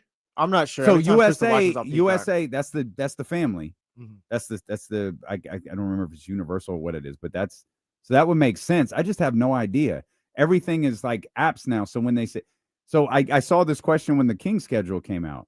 Are the Peacock games on NBC? And I don't think they are. There's NBC games and there's Peacock. Some are games. just Peacock only. I think Monday is Peacock only. I think Tuesday is NBC. So the Kings have some NBC games. Mm-hmm. They have. Come to think about it, they don't have a Peacock only game, do they? They got Indiana. That's a Peacock game on a Monday night. Okay. I remember that. Okay. Love Island comes out on Bravo too, I guess. Bravo. I don't know if it's reruns Bravo or be what, cooking. but Bravo's the Housewives channel, right? Bravo. They got. I say right, like I don't know. I absolutely know it's the Housewives channel. They got Shaw's of Sunset. I don't even know if that still comes on, but now they'll do it too, where they do the streaming shows and then they'll send them out to TV. We were watching the Cowboys, America's team, the doc. Okay. And the Steelers Super Bowl. And Katie goes, "Hey, that's so-and-so's husband." Talking about Cordell Stewart, one of Cordell Stewart's wife, and I don't remember her name, is one of the housewives. What city? I don't remember. She said the name, and I knew the name, but I probably knew the name because that's how she knows. Like if she knows an athlete, they're married to like a housewife. Well, that's like your boy Juan Dixon. He was Juan Dixon. He was different on that show. Atlanta. Portia Williams. Portia with Court. Not now, right? Why are you so flustered by that? Because I knew Portia to be with the guy that she divorced. Stewart. So I didn't know she was with Cordell Stewart. That's crazy. On May 21st, 2011, they married at a lavish ceremony that was featured on WeTV's Platinum Wedding. Stewart, as himself, appeared alongside Williams on Bravo's The Real Housewives of Atlanta, season 5 and 6. Okay. Which is interesting because Stewart filed for divorce from Portia Williams on March 22nd, 2013. Less than 2 years later, on the grounds that the marriage was broken. Initial reports stated he was unwilling to pay child support or spousal support, excuse me. And then Portia married this, I think he's from Africa. And she married him, ended up divorcing him, and got a good little deal out of that. Portia. I think he got deported too. Damn. A Nigerian entrepreneur, philanthropist, and he was an executive producer. They were married for less than 3 years. That's Portia, tough. She had different ideas of what she wanted to do. That's my girl. I like Portia though. He was deported. Yeah. He was deported a couple months ago. Yeah. That's tough. That's tough. He said the marriage was toxic. Poor guy. Hope he's doing fine, man. Hope he's doing all right. Well, he's not, whatever he's doing, he's in Nigeria. Not doing it in America. Hopefully he's over there living like a king. She was 20 years older than that. 20 years younger than that man. What was his name? Simon? I think that was Simon. Yep. Was he on the show too? Mm-hmm. Oh man. That's when I would take a peek every now and then. I didn't take a peek when Cordell Stewart was there, but when Simon. Nah, Atlanta's lit. Atlanta is lit. And you know, my two, Atlanta and Potomac. Yeah, Potomac. They'd be wilding. They'd be wilding. I get how you can get sucked into these TV shows. I get it. The great thing about it, like I haven't watched any of these shows in like a couple years, but they're like wrestling in a day or so. They're like wrestling. They're like other soap operas. You can just hop in whenever you want to, and pick up the plot. They'll act the same. That's where Love Island got confusing. Is I would watch an episode, and then Katie would watch like 2 of them or 3 of them, and then all of a sudden I'd start watching, and there'd be like 4 people that I don't recognize. Be lost. Like, wait, who is that? Where did they come from? Oh, shh, those are the bombshells. The F is a bombshell. I didn't know who none of these people were, and she's all invested in them, and I'm like, all right, like I'm out. I'm lost. I don't know what's going on. Where's the brother with the long hair who's with the girl? Oh, now he's with that girl. All right. Isn't one of the stars from Sac State? Don't they got like 2 people from Sac State on Love Island? Yeah, I think. Oh, I don't know. I think a guy is from Sac State. I thought they had a girl from Sac State too, but there's definitely somebody from Sac State on Love Island. Okay, well, Stinger's up. Stingers, I guess. Got a whole new meaning, sir. I said on Love Island, they trying to find love. Yo, they trying to find something. I don't know if it was always love. Hey, hey, let's jump in this ball pit and make out and see if we're in love. What? All right. Cool, man. That's fine. That's fine. Cleveland Cavaliers guard Max Strus underwent surgery to repair a Jones fracture in his left foot sustained during a recent offseason workout and will miss approximately 3 to 4 months. Going to take Max Strus out there for the start of the season. Y'all hate Cleveland anyway. Do you have Cleveland back at the top 4? I think they're part of the they're part of like contending in the top 4 in the East by default. Damn. That's I knew you weren't going to just say yes or no. I knew you were going to make sure it was. Well, it's like at one point, when are you going to get to the conference finals and just like actually just get it done? Well, I don't know. This year would be a great year to do it. That's what I'm saying. Like now it's all by default. Yeah, it's all kind of set up for you. But at some point, like, yeah, you can win 60 games. Unfortunately, you're 100% right. It is really set up for Cleveland to be in a good spot this year.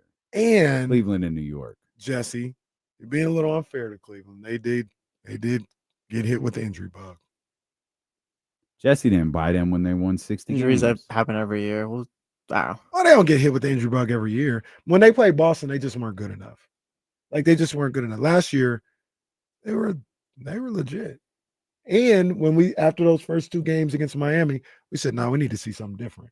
And they did what they were supposed to. The first 2 games, which I think they won. They did by like 7. But I still think we were right. Good enough. Well, no, then they beat. Well, they won the next 2 by like 97. They beat the crap out of Miami. And then they lost the next round. But people were hurt. Evan Mobley didn't play. Garland was out for a game or 2. Was Jared Allen out for one of those games? I feel like everybody was. Except Donovan. Donovan played, but Donovan got hurt. Donovan was hurt in the last 2 games. I think he got hurt of the regular season. Wasn't Donovan hurt going into the playoffs? I don't remember. I remember he was hurt in that series though. The Miami series, the Indiana series. He like rolled his ankle or something like that in game 4 or something like that. Oh, that's right. We thought he was done. Yeah. And he kept playing. So well, if they don't get it done this year, then it's just, I'm out completely. Well, if they got the same injury luck, they ain't going to get it done. But here's the thing. That team has two more years.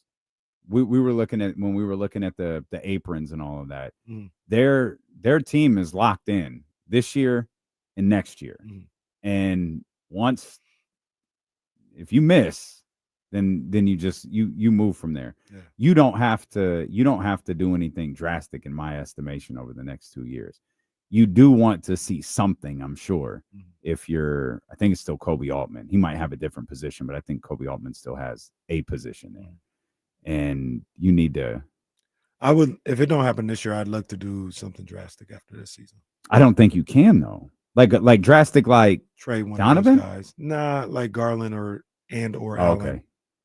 Okay. If it didn't, and what I mean didn't happen this year, I mean second round exit again. Like if you get to the conference finals or the finals, we'll run it back for that 3rd season. But if it's another disappointing playoff appearance, something got to change. Especially it's going to be tough to gauge that conference. Yeah. If Cleveland enters healthy and loses, that's going to be tough. Yeah, it's going to be tough. But people like Orlando, people like Detroit, those could be potential first, second round playoff matchups for them, depending on how things shake out. Could be a problem. Cleveland? No, it could be a problem for Cleveland or New York to go up against Orlando or Detroit in the first round. Sure, absolutely. We'll come back. We'll stick with the NBA. because ESPN insiders predicted what the upcoming NBA season might look like. A couple of interesting things in there we're talking about. We'll talk about some moves that the Raiders made, not just today, but over the course of the last 24 hours or so. Kenny stepped out of the studio, walked back, and said, guess what? Raiders got their quarterback. We'll talk about it. We're thrilled that you're here with us. It's Dealing with KC, brought to you by Sky River Casino and Sacramento Sports Leader, ESPN 1320.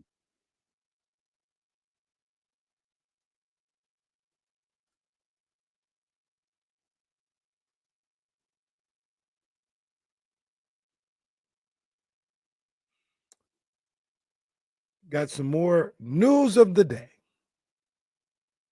Nike nabbed South Carolina from Under Armour in a 10-year deal. After almost 2 decades with Under Armour, the University of South Carolina has changed allegiances to Nike with a 10-year deal worth $5 million in cash, $70 million in product, and an additional $2.5 million in supplemental product. This opens up the door for them to be an Asia Wilson school.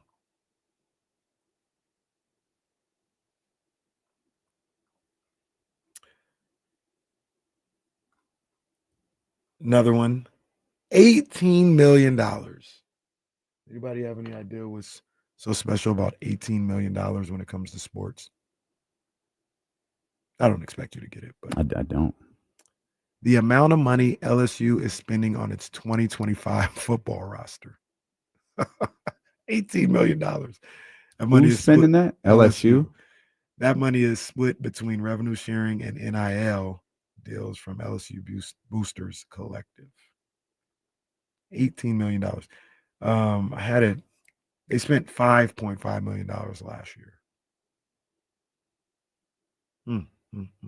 Still a fraction of what Ohio State spent. Ohio State, they made sure they was they didn't leave no stone unturned last year. Still almost blew it.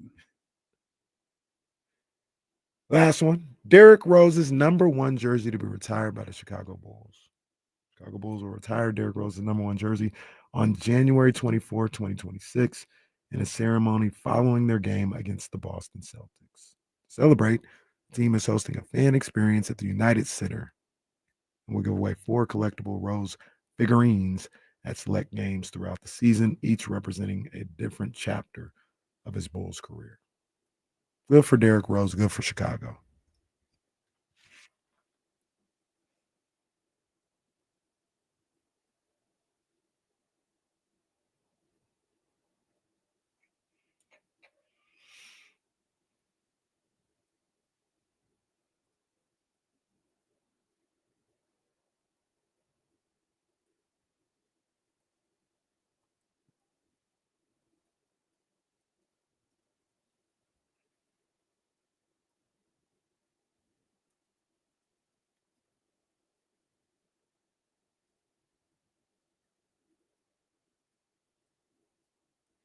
Two tattoos, one said, no apologies.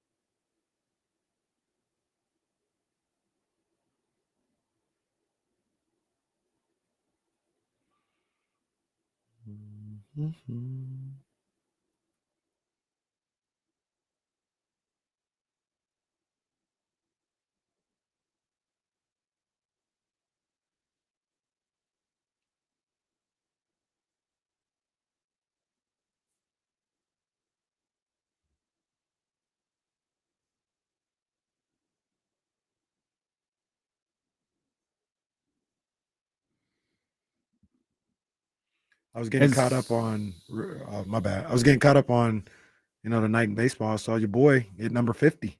He did. The big dumper. Another bomb. Yeah, we could literally call him anything else. Why? What's wrong with the big dumper? I'm just not the biggest. Just not the biggest. Dumping home runs over the fence. Nah, he is. That was a bomb. I'm so happy I got to see him hit 2. Like my brother just kept like, man, this guy is bad. Like, wait till you see him in person. Yeah. And it's like it's like if I was a kid, it would have been the greatest moment in the kid's life. Like you're talking about this baseball player, how great he is, first time in the park. You literally get to field sight, crack, ball gone. Would have been a fan for life, right? Yeah, right. And then he hits another one later on in the day. Yeah, just not a big fan of the nickname. That's all. And we got Shohei at what, 45? I think so. Yeah, I know he hit 45 the other day. Yeah, he hit a bomb on Sunday. That was. Boy's bad. He is. Both of them are bad. Any chance that Cal's the MVP? There's a chance he shouldn't be. Because the team's not good enough? Or Cal Raleigh can be the MVP. All right, so we're just going LeBron James, Aaron Judge like that? What is like? Well, LeBron James is used in that term because yes, guys just get stopped. Cal Raleigh's got 50 home runs, breaking record for a catcher. The Mariners are like right there with the Yankees. I'm sorry, I still value batting average, and the batting average is not as good. That's fine. Judge out here hitting 323. That's fine. 40 home runs, 93 RBIs, a 439 OBP on base percentage. But we'll LeBron him. It's cool. We'll LeBron him. No, we're not going to do that because Kyle's just as worthy as winning the MVP as Aaron Judge. So was Jokic, or so was whoever when LeBron was losing MVPs. It's not that they're not unworthy, but best player in the game was the best player in the game. And Aaron Judge is that. Best player in the game plays for the Dodgers. Sir. Is the best player in the game and the best season different? Yeah, sure. Oh, it is? Yeah. For sure. I mean, that's why. LeBron's got 14 more RBIs. That's why LeBron would lose, because he may have been the best player in the game. But not saying he's not deserving, but Steph Curry had the best season in 2015 or something like that. You know what I mean? Like, was Steph Curry the best player in the game in 2015? I didn't think so. Well, LeBron didn't finish second in that voting. Who finished second? James Harden. I was talking to Matt. Matt and I were talking about Russell Westbrook for his Locked On Kings podcast. And I was like, I really became a Westbrook fan in that 2015 season. And I was like, I bet if we looked, Russell Westbrook probably finished third. He was in MVP voting. He was like, no, he actually finished fourth. I was like, he kind of said, who finished second or who finished third then? He's like, well, LeBron finished third. Well, who finished second? I completely forgot that was one of like 3 James Harden versus Steph Curry years. Then it became James Harden versus Russell Westbrook, and then James Harden finally won. Hey, James was going crazy at that time too. I mean, he was in the similar to what Jokic, Joe, and Giannis did. They were the 3 guys playing the best basketball over a course of 4 seasons. It was Steph. I mean, this list was probably a little bit longer. It was Steph, Bron, James, and Russell Westbrook in that stretch. And Harden got his after Steph got a couple, and I think even after Russ got his. Katie leaves, Russ gets his. Yeah, then I think James won it the next year. Yeah. Good times. Game is strong. Game is strong right now too, though. No, it is. ESPN insiders predicted what they think the upcoming NBA season will look like. And one thing that really caught my attention was they asked, who do you think the next star who will want to be traded is? And I had 2 names ahead of this one, and they thought it was Zion Williamson, which makes me feel like they hear something, because it feels like the easy thing to say would be Giannis, or given financial and contract situations, Trey. Trey, I think, was like 4th on the list or 5th on the list. Like they had LeBron asking for a trade before Trae Young, which maybe Trey is content and chill and happy, but Zion Williamson being the first to ask out, are you in on that? Yeah, because I mean, everything when you talk about the first, everything that we think about with guys like Giannis, with LeBron, even Trae Young. It almost feels like that's something that would happen next summer. I could see Zion in December saying it's time for us to part ways and move on. I could see him being. Do you think first. he's in a position to do that given his sketchy history?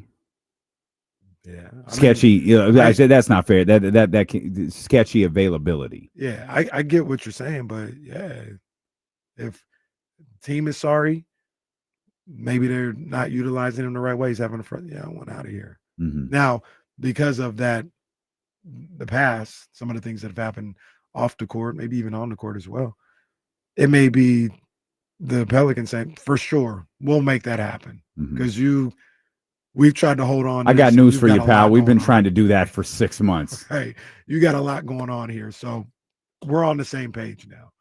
But yeah, I could see him being the first one asking out or on the trading block. Mm-hmm. Yeah. Over Giannis. Because the thing about Giannis that's interesting is another one of the, I guess, they don't call them questions, scenarios that these ESPN insiders were given is which team will take the biggest tumble this year. Mm-hmm. And by a lot, they said the Bucks. They said the Bucks over the Lakers, which I thought was interesting. There's a write-up on all of this stuff if you want to go see it. But to say that the Bucks take a tumble and Giannis doesn't ask for a trade, I think is interesting. I, combined with who would ask out for a trade and all that other stuff, I feel like the Giannis situation, nothing would happen until the summer. Mm-hmm. It would be a situation where Giannis, he wants a fresh start. He doesn't want to go anywhere in the middle of the season. I also think there's an element to Giannis reportedly being behind the Miles Turner deal. You know, Miles Turner and Dame being in the stretch provision. I think then the reports say they it was conflicting reports, right? One said they talked to Giannis before. And he was elated. Yeah. Another one was like they didn't check in with him at all. Mm-hmm. I believe they talked to Giannis. So I could see with those two things being the case that Giannis is staying. When it goes down to taking a tumble, I think some of that is predicated on the fact that some of those people think that Giannis might be asking out. I think as is, the team as is, I don't see them taking a tumble in the Eastern Conference the way that's currently put together with the injuries all over the conference. Mm-hmm. I don't see them taking a tumble. Mm-hmm. I could see them maybe, what were they, 5 this year? I think they're still a top 16. Were they a 50-win 5, though? That's a good question. Because I remember they started terrible. 48. They were 48-34 at the 5 spot. Indiana was at the 4 spot with 50. New York had 51. And then Boston and Cleveland each finished with 60-plus wins. You think they're going to take a tumble? A tumble? No. No, because remember, they were terrible to start last year. Like awful. And they got to 48 wins. Like there were Doc Rivers jokes, Doc Rivers firing calls, the poor Dame, hashtag poor Dame. Weren't they like 3-11 or something? It was something awful. And they dug themselves out of that to get to 48-34. So even if you're not great, but the season is a little more balanced than that start, I think they'll wind up being somewhere in the vicinity of that. I don't know that they're going to be much better or much worse. Like if you told me they finished with 47, 48, or 49 wins, yeah, I'd buy that. I end up exaggerating a little bit. Their low point last year was 4-9. Guys, that only 9 L's. That look well. So you know what it was? they were 1-6. There you go. And they lost 6 in a row. They won the opener and lost 6 straight after that. Yeah. So yeah, that's what. And then 10 games into the season, they're 2-8. And then that's when they start winning games there. They had a stretch where, what is that, 3? That looks like 7 wins in a row. Looks like they won 11 out of 13 at one point, 13 out of 15 along that stretch, and never really had anything. It looks like they had a 4-game losing streak. They had a couple of 4-game losing streaks. Don't remember this at all. They ended on an 8-game winning streak, including 2 wins against Detroit. End up winning the NBA Cup. I have zero recollection of that. Yeah, none at all. Don't remember Giannis holding the trophy up. I think that was this. Yeah, the first one. There's only been 2. First one was right? the Lakers. Yeah, there's only been 2. Yeah, they won this year. I can't present you with a franchise, so here's another trophy. I believe is when Adam Franchise Silver ain't never coming. Well, at least not in this country. We'll come back. We'll shift our attention back to football. It's trade day. The Raiders made some moves. Not trade day. It's cut day. Raiders made some moves. I guess they did. They, in fact, did make some moves. It also messes up one of Jesse's theories. We'll tie it all together. Steele and Casey on Sacramento Sports Leader, ESPN 1320.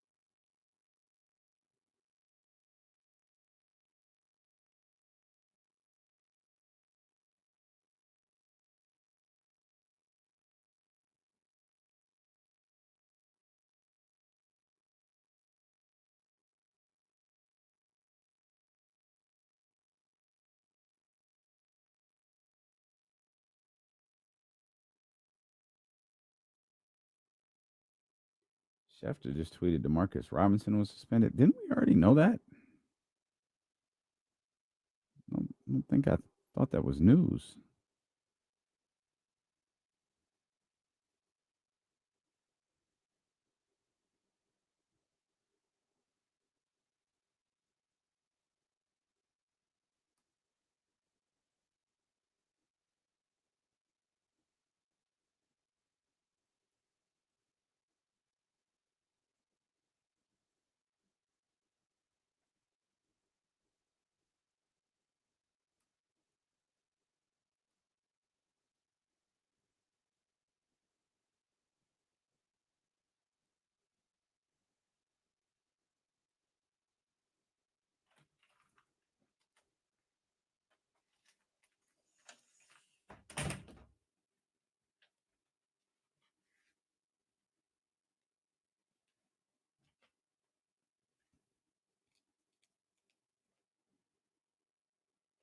On Amazon Prime Video right now, they do a fantastic job. I'm glad I found this, but they have all these shows, all these channels, right? So there's an NBA channel. It's not NBA TV, it's an NBA channel. They show random stuff all the time. Right now they have, I don't know what year this is, but this is the Heatles first round series against the Knicks. Miami's up 3-0. And with 5:30 left in the fourth quarter, it's a 1-point game. Guess who's bringing the ball up for the Knicks? Mike Bibby. Did he go play for Miami after? I thought he played before. I feel like he took the Atlanta buyout to go to New York. I'm Could be wrong. I don't know what year this is. I can't tell. Look. Oh wait. Yeah, I don't know. What year did they play the Knicks in the first round? Probably. Yeah, I'll find it. Let's see. What did Sac State coach Mike Bibby do here? Wow, completely missed a stop in Washington. What? There's not even any pictures of that. Atlanta. Nope. Yes, there is. I'm looking at one. Atlanta traded Bibby to Washington. I always thought the buyout came from Atlanta. I didn't realize it came from Washington. But they got him in Atlanta for 3 years. Yeah, he was in Atlanta from 08 to 11, was in Washington for 5 days, played 2 games. Wizards legend Mike Bibby. So Miami was first, then New York. Man, New York was after the lockout. Holy cow. I think he played on the Miami team that lost to Dallas. I think he was on that team.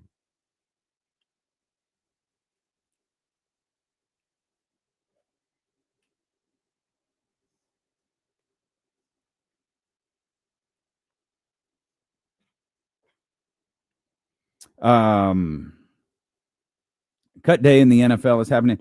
Adam Schefter tweeted a few minutes ago that the 49ers, Demarcus Robinson has been suspended 3 games without pay for violating NFL substance abuse policy. Didn't we know that?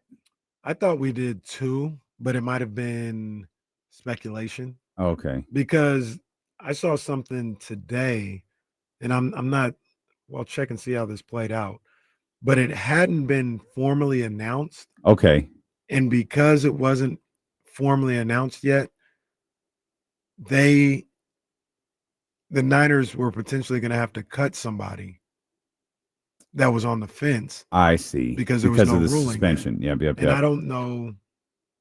I'm not sure if they got that announcement in time to, keep somebody that was maybe on the fence or not. We'll look into that.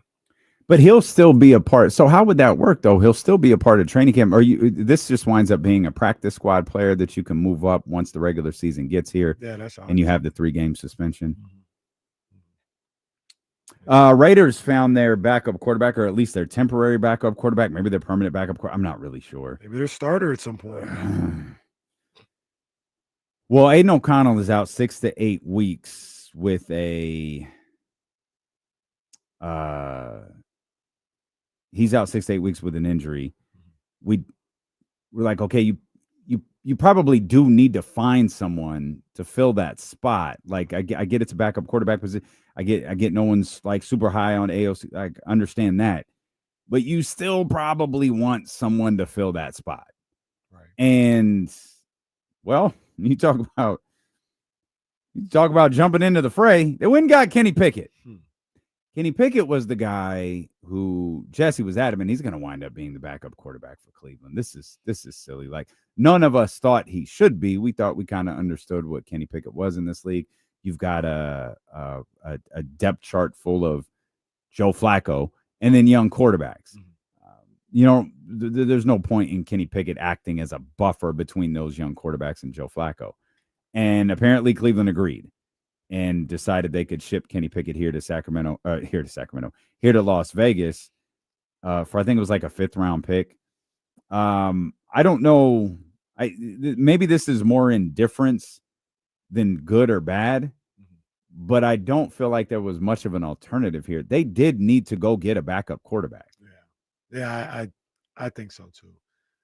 They went and got a guy in Kenny Pickett who, like you said, regardless of what we think about him on film, he is about that. He's a backup quarterback.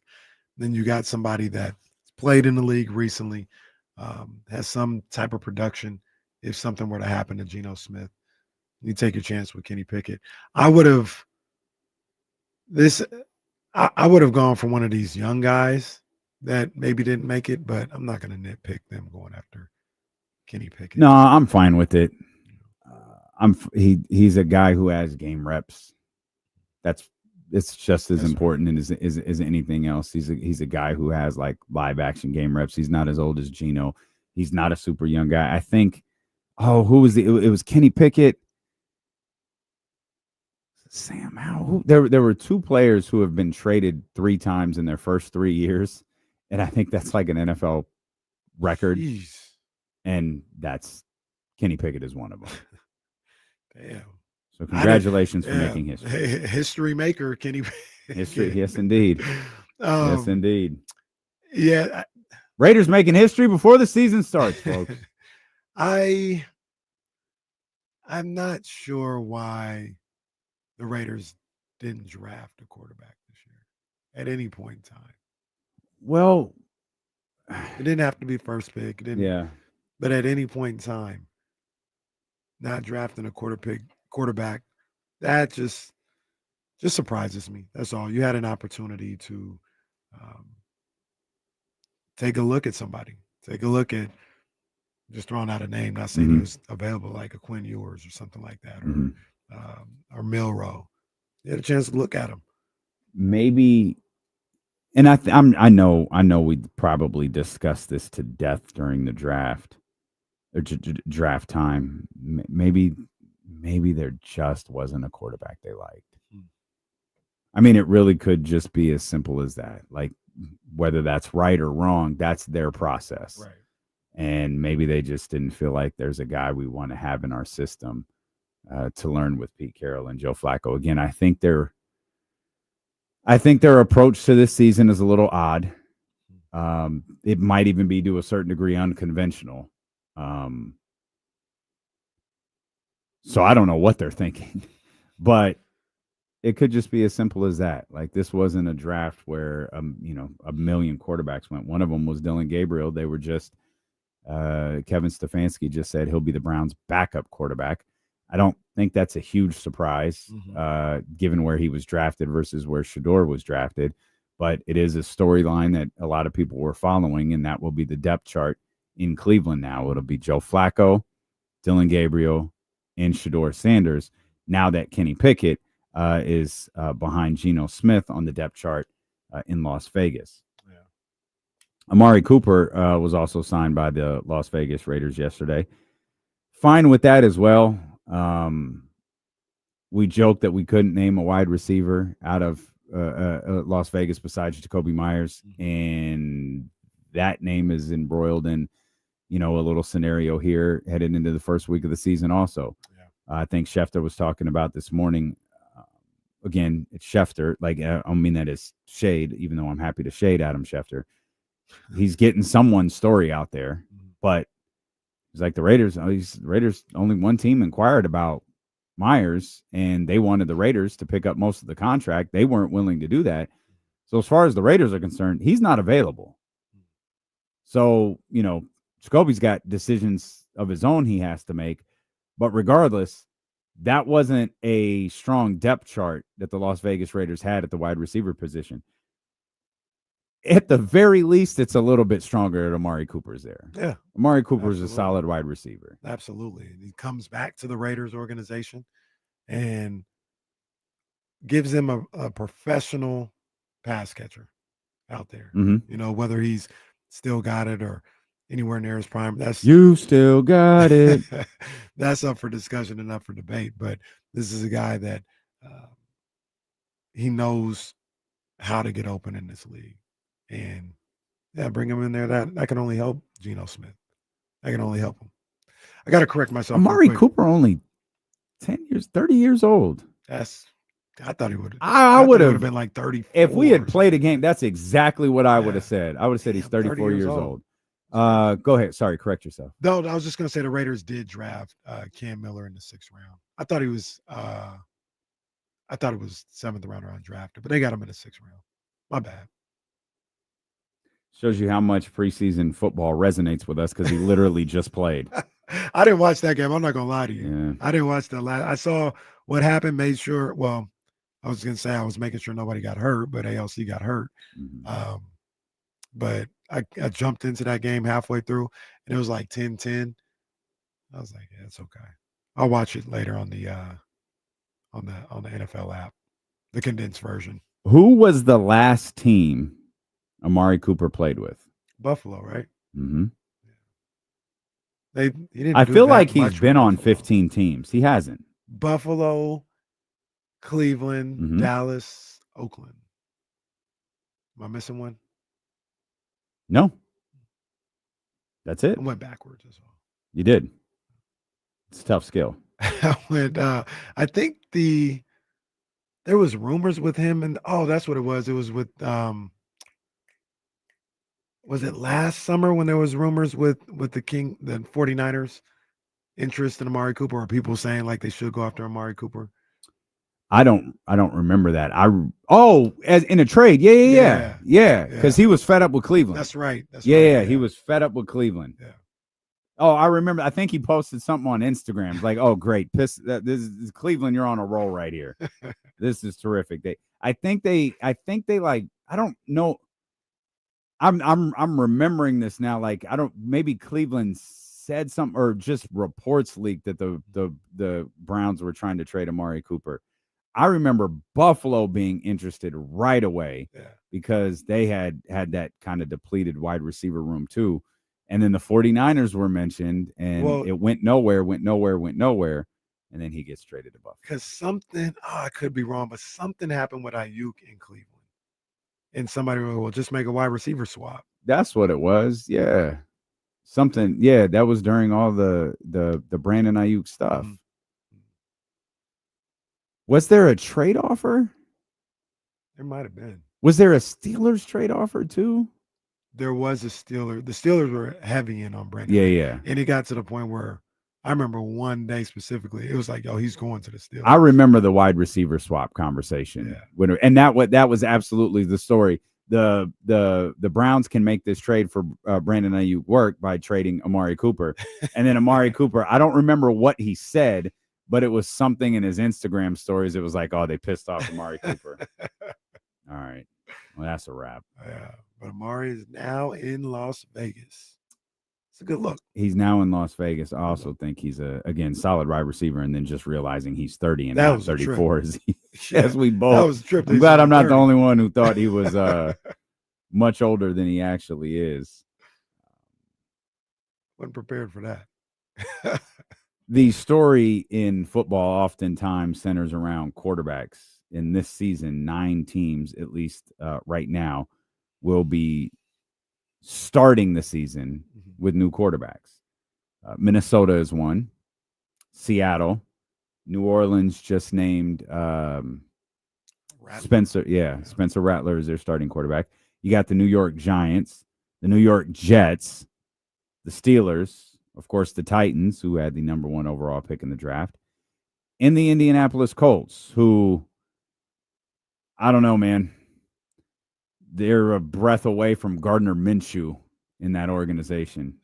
I saw Gardner Minshew yesterday. I don't believe you. He was playing for the Chiefs. Is that for real? Yeah. I saw him. Shout out when Gardner. They played the Bears. He stays on a roster. Him and Carson Wentz managed to stay on rosters. Right. Any of these teams, do you find any of these situations interesting? Minnesota and Seattle, obviously, because I think those are 2 good teams. I think those are really, really, and they're gonna like it or not, like Drake and Kendrick. Those 2 are going to be tied together. Mm-hmm. Minnesota and Seattle and their success and their quarterback play, they're absolutely going to be tied together. Yeah.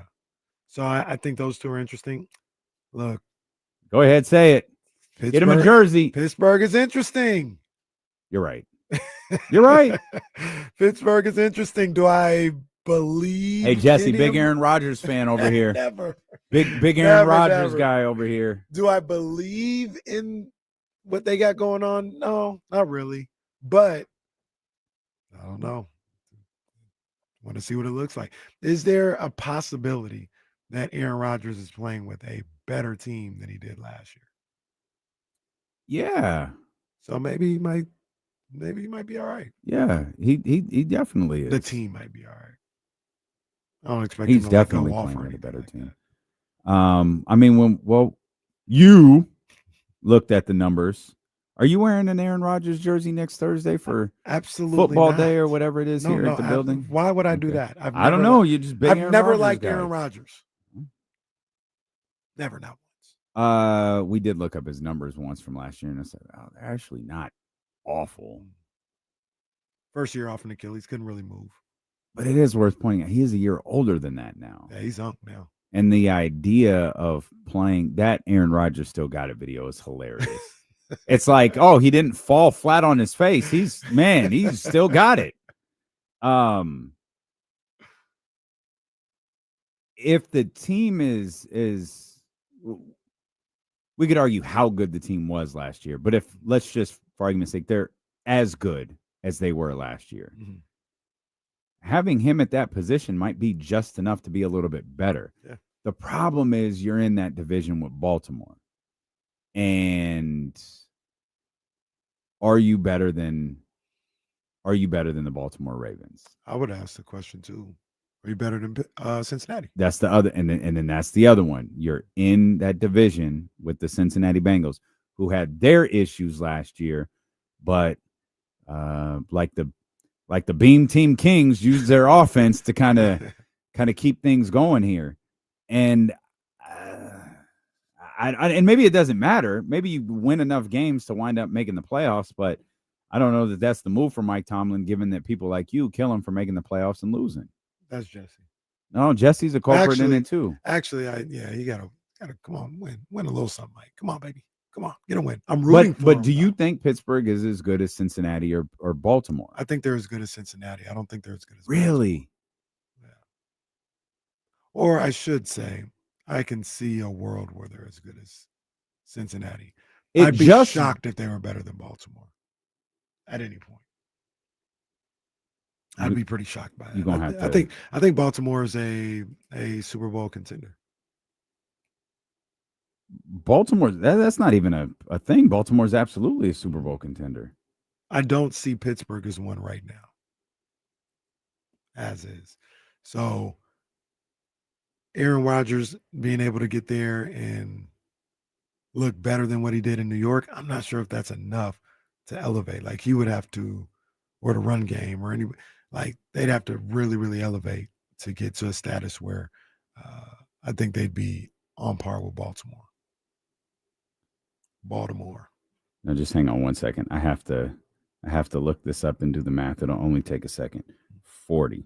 All right, great. I think it's fair to say the top two quarterbacks in that division have a combined age of 56 years old, 28 and 28. The bottom quarterbacks in that division have a combined age of 81, 41 and 40. Oh, man. There are two 40-year-old quarterbacks in that division versus two quarterbacks that are each 28 years old. And I think inarguably are in that elite class of quarterbacks in the NFL that includes Patrick Mahomes, Josh Allen, and obviously we're talking about Burrow and Lamar. That number's crazy. That has to play into this at some point. Yeah. Not the combined age. That has nothing to do with anything. But the fact that Lamar is 28 years old, the fact that Joe Burrow is 28 years old, and then the fact that Aaron Rodgers is 41 years old. How old was Brady when he retired? It's like 50. I think he was 45. But he was either 44 or 45. I'll look right now. But let's not pretend that's normal. It's not normal. But that is absolutely not normal. Not only that, he was playing really well when he retired. It's not normal. My God, he was 45 years old, played 17 games, 8 and 9, but did throw for 4,600 yards, 25 touchdowns, 9 interceptions that year. Threw for 43 the year before. Not normal at all. I don't expect Aaron Rodgers to be anything close to that. But do you think at 42 he could throw for 3,500 yards? 3,500 yards? Sure. I think he could too. And, as long as he's not turning the ball over, I think that could. He threw for 3,800 last year. Damn, I didn't know he threw for that much. Yeah, 3,800 yards, 28 touchdowns, 11 interceptions. It's not a bad season. It's not bad. Yeah. Did Brady win his first year in Tampa Bay? Yeah. He did. It was his first year. Yep. He finished 13-4 the next year. Yeah, they lost to the Rams at home. That year they won was in Tampa Bay, right? Yeah, wasn't the Super Bowl in Tampa Bay? Yeah, beat the Chiefs. The next year they were, like you said, 13-4, and played the Rams in the divisional round and were getting beat down. And then Brady came back to tie the game in the fourth quarter before Stafford threw the bomb to Cooper Kupp. Yeah, it was a great finish. I've never looked at this before. Brady's win-loss records are insane. From his second year, 11 wins, 9, 14, 14, 10, 12, 16. Of course, that famous 1-0 year. 10, 14, 13, 12, 12, 12, 12, 11, 13, 11, 12, 11, 13, and then finished 8-9. You were winning football games. That is insane. Absolutely insane. I keep looking at this. This can't be accurate. His 17-game average is 13-4. Wow. Goodness gracious. Ooh. I gotta be that is just nuts. Ooh. Oh, okay, wait, hold on. 13-4. Hold on. Okay, I see. That's not a projection. That's the actual 17-game seasons that he's played, which is one. He was 13-4. Yeah, he is a winner. 251-82 is his all-time record. He's a winner like no other, and that's where we could see something like that from Patrick Mahomes. It feels like we could. Like it doesn't feel like, know what, Patrick Mahomes is going to have like a 6-11 season. Patrick Mahomes is definitely LeBron in this conversation, because anytime you go back and you look at what Mike did, you're just mesmerized. You're just like, this is insane. Why is there a discussion? You go back, that absolutely just happened with Tom Brady. Now you go 8 years into Patrick Mahomes' career. He's 1-0 his rookie year, plays that final game as they usher Alex Smith out of here. This is about to be crazy. 12, 11, 14, 12, 14, 10, 15. 89-23 to start his career. Wow. And he's played for 8 seasons? 8 seasons. Damn, I wouldn't even have thought that. If you would have asked me how, I would have said like 6. Extra 2 seasons. Obviously, one he didn't play at all, pretty much. Pro Bowler, All Pro, All Pro, All Pro. This is absurd. Let me ask you a quick question. This is absurd. What do you attribute Mahomes' numbers going down to the last couple of years?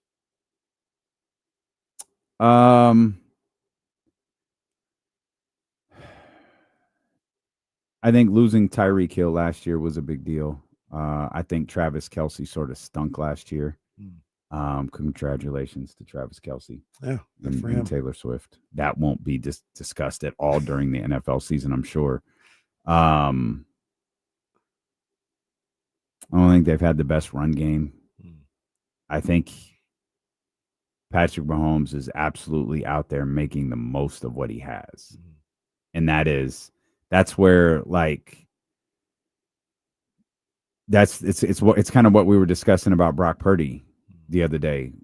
The difference between Brock Purdy last year and this year is that $250 million. It's like, yeah, like, cool. I'm sorry Debo's not here. I'm sorry Brandon Ayuk is not here. I'm sorry the guys that we kind of constitute as number one wide receiver, I'm sorry they're not here. Now we're paying you to make Ricky Pearsall better. Now we're paying you to make Cowings or Jawan or whoever's out there. We're paying you to make them better. That's now your job. And sometimes you could do that. And it's amazing he did it to the tune of a 15-1 record, but it wasn't the prettiest thing we've seen. Also, bar was set crazy high. He's thrown for 5,200 yards. Then 4,100 yards was the fall off. And then he dropped down a little bit further at 3,900 yards, which is where he was last year, 39, 28 with 26 touchdowns, 11 interceptions. The year prior, it was 27 touchdowns, 14 interceptions. Then the year prior, 41 and 12. And the numbers are pretty insane before that. 41, 37, 38, 26, and 50 his first season as a full-time quarterback. You know what the knock is on Patrick Mahomes? And it's all relative because he's Patrick Mahomes and he's the, some would say the best, and I'm not going to argue. But coaches and guys who watch the game, and they don't say it as a knock either, but the knock on him is he doesn't always read defense as well. Mm-hmm. They're like, you can fool him. He gets by on his athleticism and his arm. It's crazy to think that that's the knock, and he's still able to be who he is. But they're like, yeah, like you can kind of fool Patrick Mahomes a little bit. You can disguise coverages, and he doesn't read it well. And it doesn't mean you can stop him. No, it don't matter. It doesn't like matter. They'll show highlights That's of him crazy. throwing an incomplete pass because he got the pass off before he hit the ground. They were getting their ass kicked in the Super Bowl, and I remember it had to have been Bleacher Report. Patrick Mahomes almost completed this pass. He's down by 21. What are you talking about? Come back, Stealing with KC on ESPN 1320. In that Knicks Heat game that I was watching where Mike Bibby was on the floor for the Knicks, anybody want to take a guess on who the head coach was? Of Miami? Of the Knicks. Was it Woodson? It was. Big Knicks supporter here. He I knew don't know, everything about that team. Why'd I say Miami like I didn't know it was Eric Spoelstra? He knew everything Mike about Woodson. that team. Mike Woodson.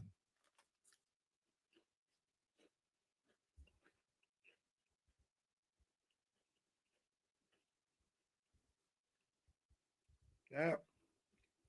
They showed a graphic during the broadcast. That game was in 2012, I believe. 11 or 12.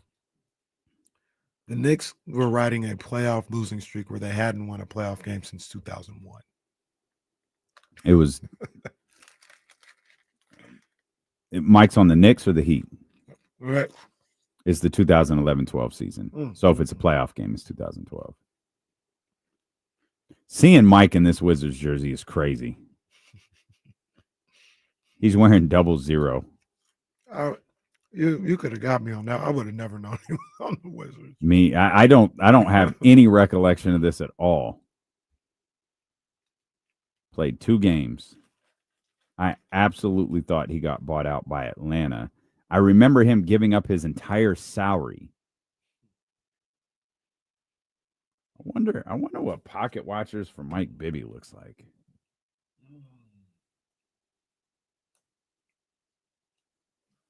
I'm ready for an exhibition game. It's nothing.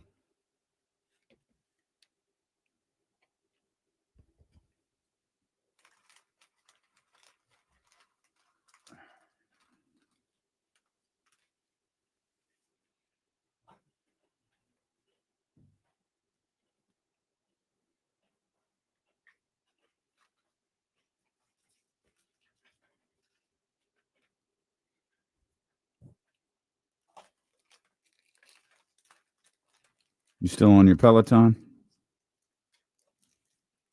You know what? I haven't gotten on the bike in a while, but I stretch. I use the Peloton for stretching almost every day.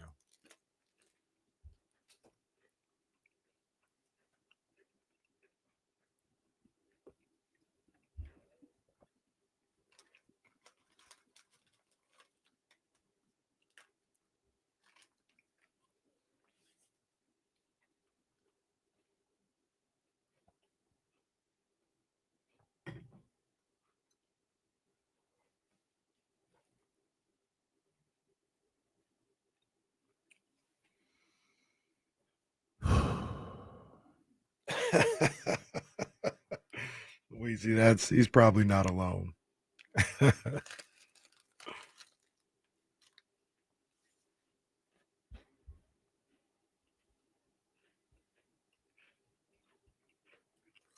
Cutting P, what up, baby? How you doing, man? Good seeing you as well, man. Appreciate you. Good Pete. There you go, Donovan. I'm with you. I'm with you. Mm-hmm.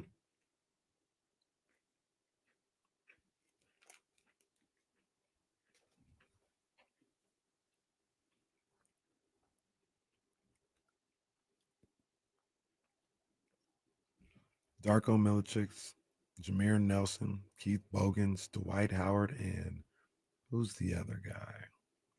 Is that Matt Harpering? Or is that Hito? Yeah, it's Hito. 2007 Magic Spurs game.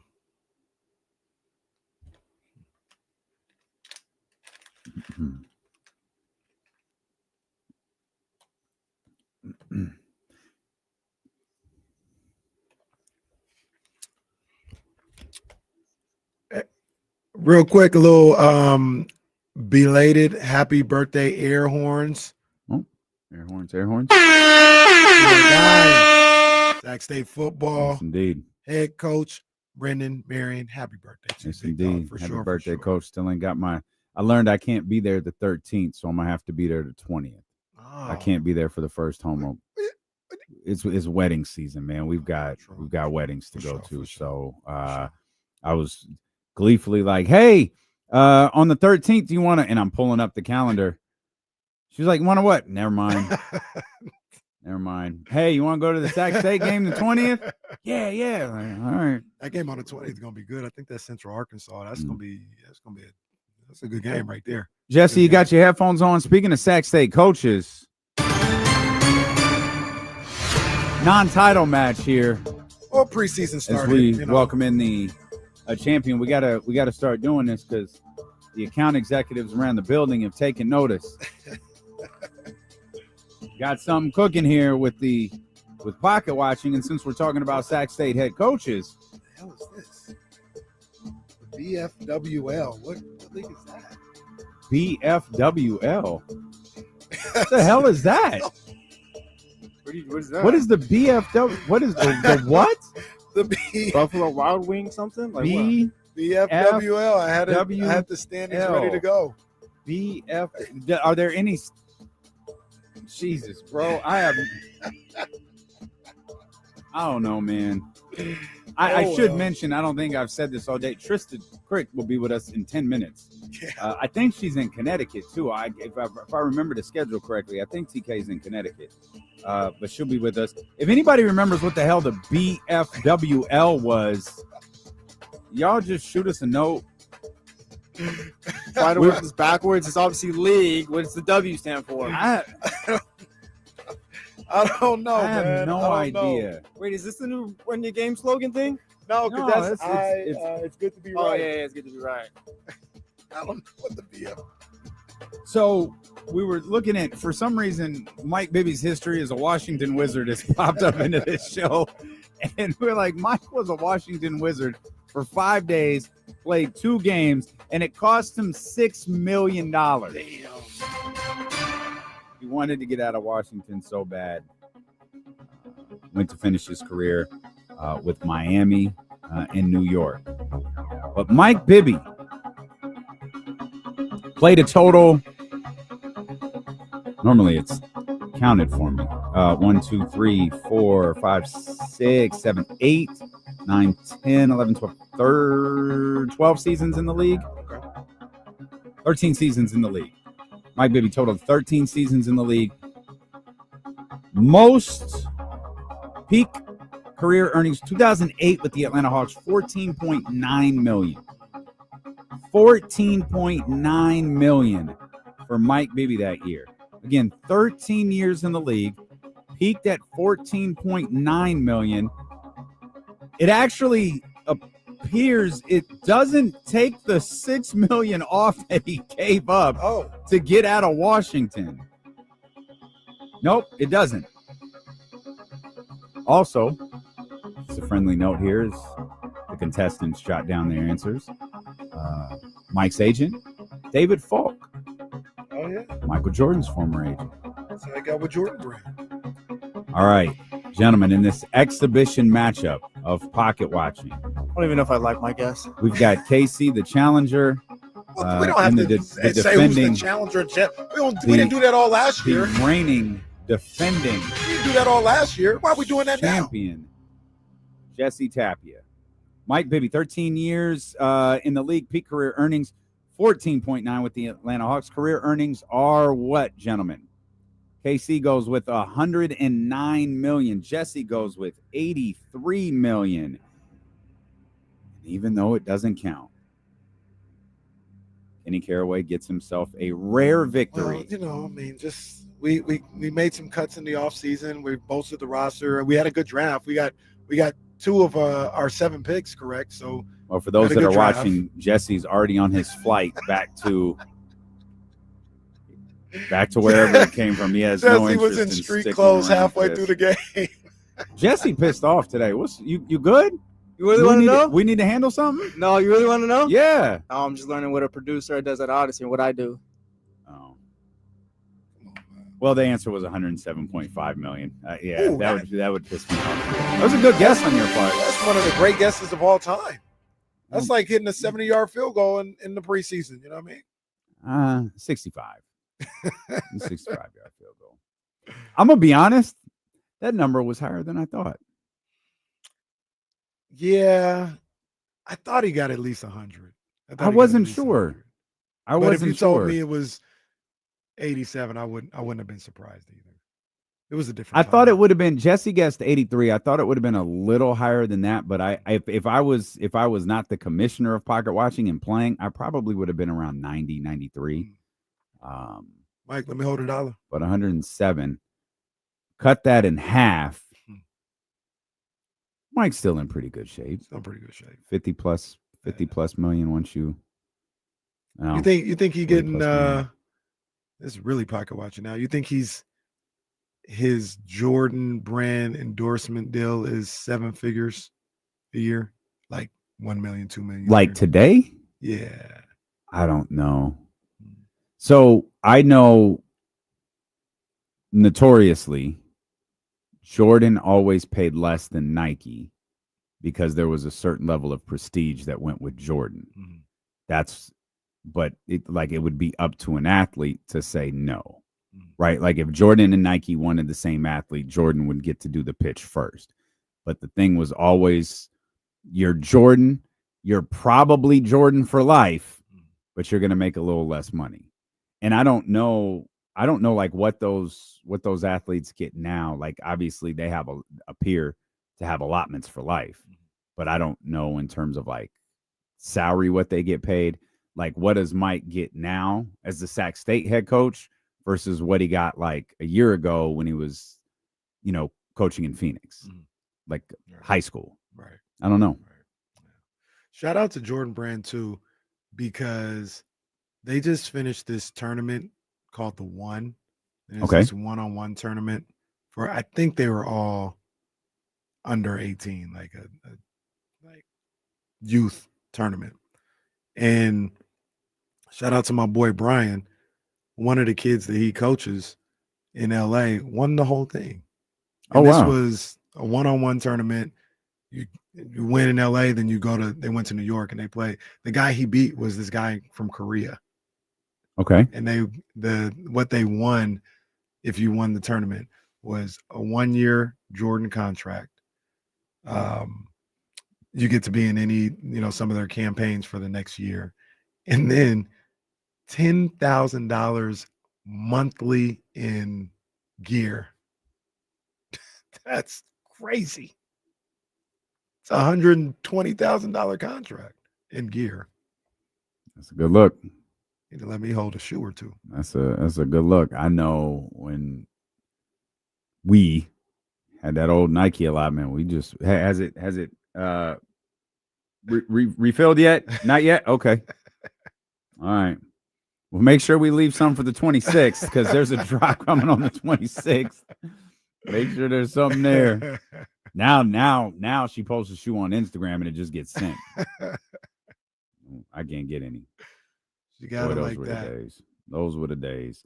Now I think there's, I know, depending on, there's like websites that you go to utilize your allotment.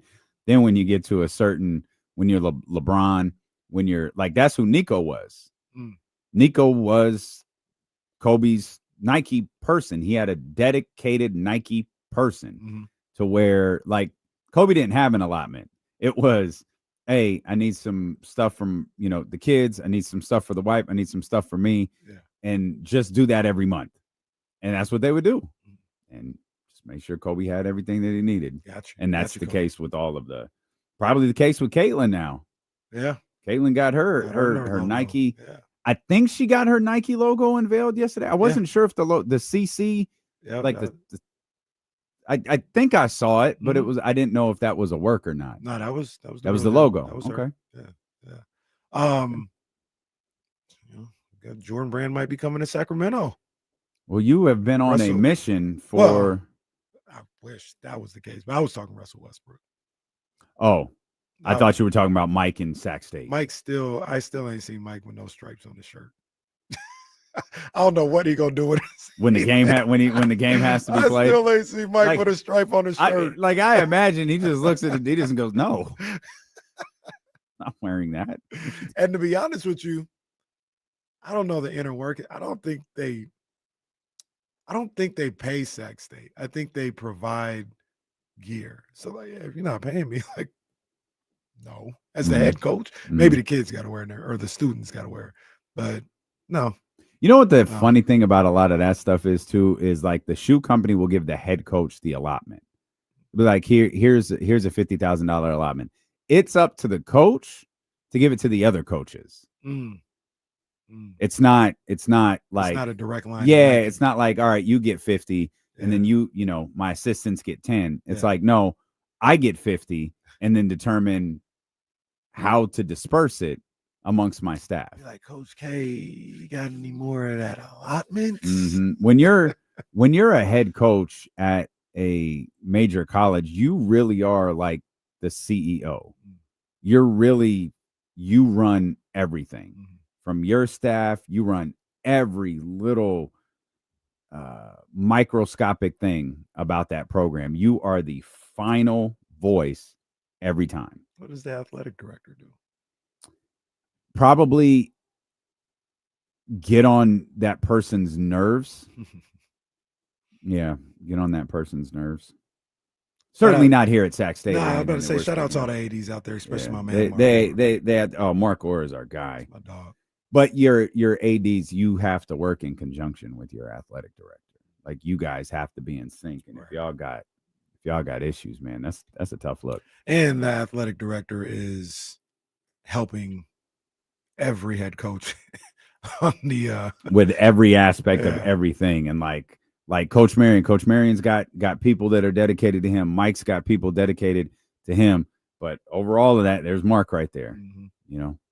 There's Mark, as well as the soccer coach and the softball coach and track and all that other stuff. I'm gonna hit up Trysta real quick and make sure she's with us today. Again, I think she's in Connecticut. She's got quite a few big things jumping off. So we'll see if she's able to jump on the stream. We were looking at Patrick Mahomes and Tom Brady numbers, and this is absolutely going to be the Tom Brady. This is going to be the Michael Jordan, LeBron James conversation, the Tom Brady, Patrick Mahomes conversation. Because Patrick Mahomes, you just see, man, look at what he's doing right now. Look at, God, this is crazy. And then you just flip tabs and go look at Tom Brady, and it's like, Jesus Christ. This doesn't make any sense. Like, really what he did for this long makes no sense. Yeah, man threw for 43 touchdowns at the age of 44. That's crazy. He threw for 40 touchdowns at the age of 43. Beat Patrick twice too. Beat him twice. And I mean, he did it. One of the questions or concerns was, can he do it outside of the system? He went to a whole nother franchise. Yeah, that's not the question anymore. The question is, can the other guy do it? They didn't flip that. Can the other guy do it? Front office sports. We were talking about Caitlin Clark a second ago. Front office sports. They think a WNBA lockout is very likely in the coming months. They have 60 days. The Players Association and the Players Union have 60 days, or excuse me, the Players Association and the league have 60 days to ratify the CBA. And indications are right now 60 days isn't a ton of time for something like this, especially with the season happening. Like it's like we're approaching the playoffs, but the season is absolutely still happening right now. That's not a lot of time. And I could be wrong, but I think this would be a disaster. I'm with you. I think this would be absolutely catastrophic for the league. Yeah, I'm with you, man. Much like how I felt about when we talked about Major League Baseball, I feel like WNBA is in the same boat. They're at a very very specific time in their growth as a league. I just saw the article the other day about how they've already broken their attendance record. There was, at the time when I seen it, there was like a month left in the season. No Caitlin for much of this season, but they were still able to break that attendance record. They're on the rise as an entity in this country, and to go away for some time, a labor dispute, that is tough. Now, let me ask you, if you were one of the players, say Sabali or something like that, she's been very outspoken about the schedule, the pay, all this other stuff. I think she's at least one of the shot callers on the WNBA Players Association. Would you potentially fold on a lot of the things that you want just because you know the ramifications that a strike might have? I don't know that they know the ramifications. Like, I don't know if they feel that this could be catastrophic. I don't know that they feel the way that we do. And they see the attendance. They see the numbers that the league is bringing in. And they see the soft numbers, right? They don't truly know what the league, but like they show up arena after arena and go like, yo, it's never been like this before. Like, this is brand new. You just signed a television deal that was that was reported on like all over every single news outlet. We have money coming in. Now you've got reporters doing investigations going, wait a minute, what we see, and even what we see in reports about television deals, that doesn't match what people like Adam Silver are saying. That doesn't match what people in the league are saying. So how can these two things be true? And the other difficult part for that Players Association is they're not only fighting for themselves, they're fighting for the net. Like if this thing continues to grow, they're fighting for them. And the next crop of players, the Juju's coming in, and everybody after Juju who we're not talking about yet, they're fighting for that group of players. Yeah. And so it's why it's getting like we're entering again, 60 days to ratify the CBA. We're kind of entering territory where be really careful about what you believe, because there was a report that I think the league offered to quadruple their income or whatever it was, the salaries, and 5 times the salaries. It's like, yeah, they want that out there for a reason. And the reason is it's going to be really easy to get people like Stephen A, to get like talking heads to disparage these players, saying, oh, they're not there yet where they should be earning, multiples of millions of dollars. Like, that's not what the league generates. Well, my guess is none of those people, because I don't think we do, have a true idea of what the league generates. Right. We've started to hear more about which teams are the most profitable, but there used to be no teams profitable. Now it's starting to sound like most of them are. Again, once you put all of this together, it doesn't match with some of the narratives that come out from the people closely associated with the league or the NBA. And so I'm not sure that the players have potential catastrophe in their minds. Yeah, because it's a bit of a tightrope, because much like I talk about with baseball, this deal, depending on the length of the deal, this is laying the groundwork for the young women who are 5, 6, 7 years behind you that are still in high school.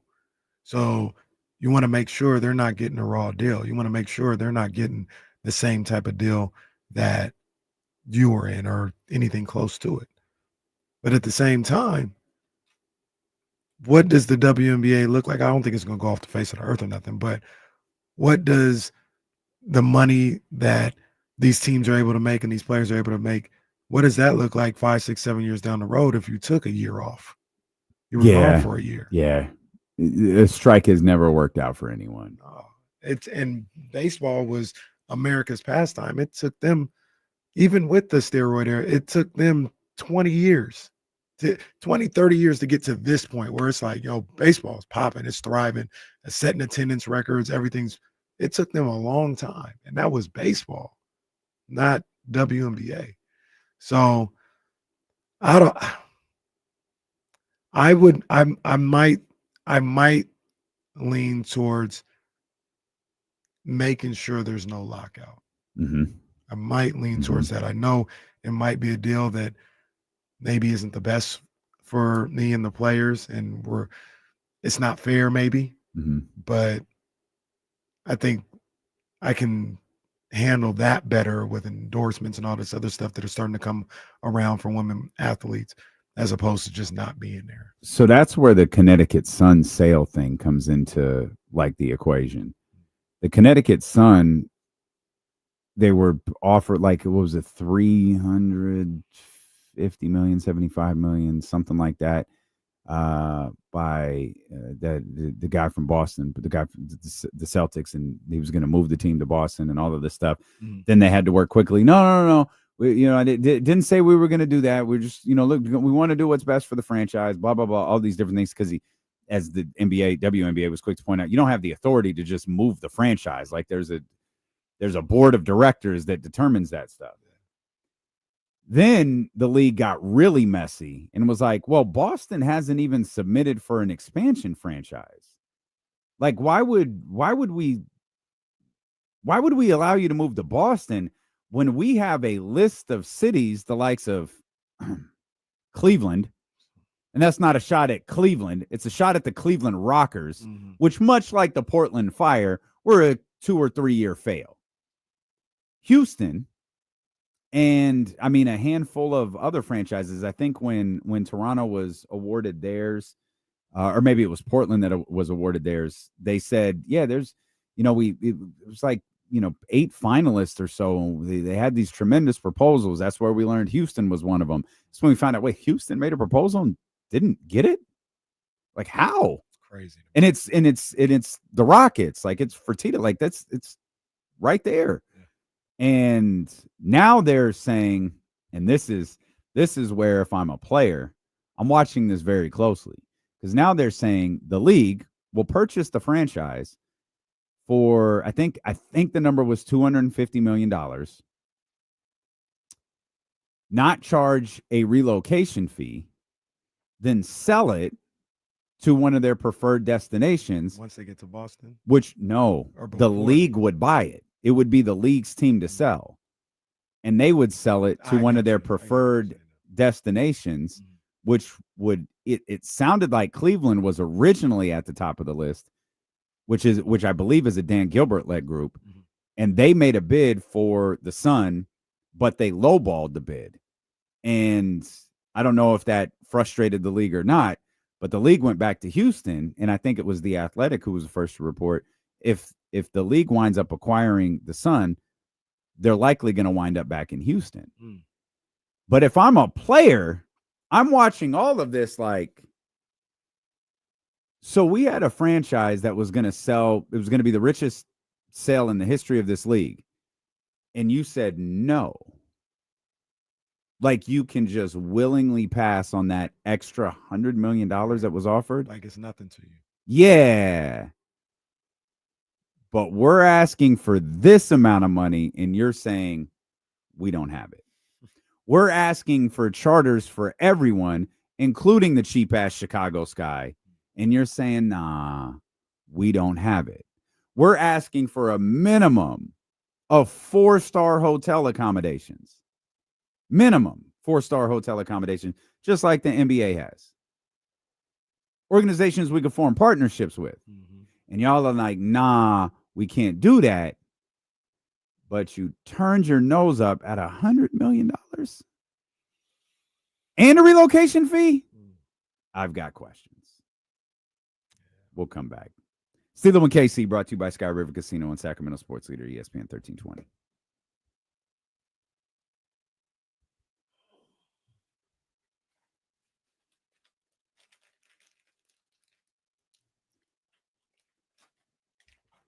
I changed the channel.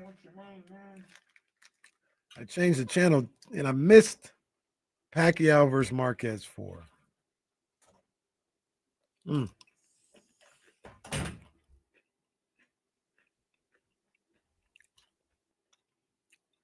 That was Jesse. You remember where you were for Pacquiao Marquez 4? When you got knocked out? Yeah, I was at my dad's house in the living room, running around the house. that was that was an all-time moment, all-timer. That fight was amazing too. I remember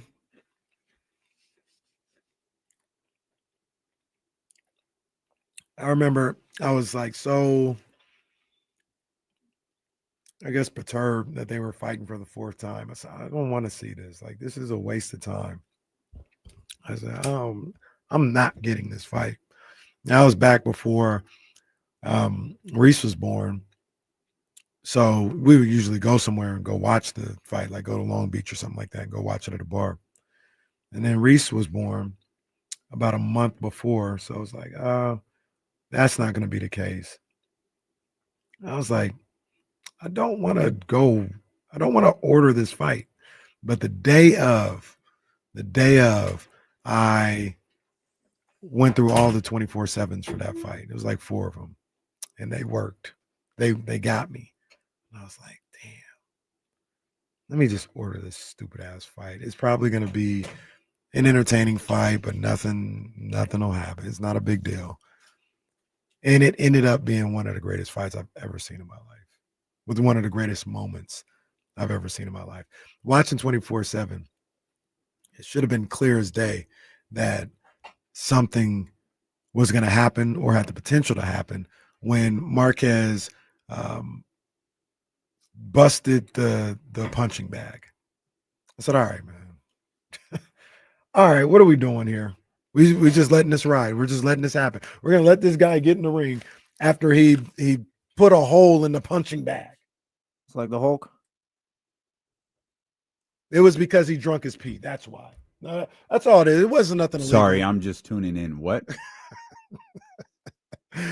Manuel Marquez, he got strong because he was drinking his own urine. There wasn't nothing illegal, nothing inflammatory was going on. That's why he all of a sudden was able to punch a hole in the punching bag. After we've never seen this happen in his career.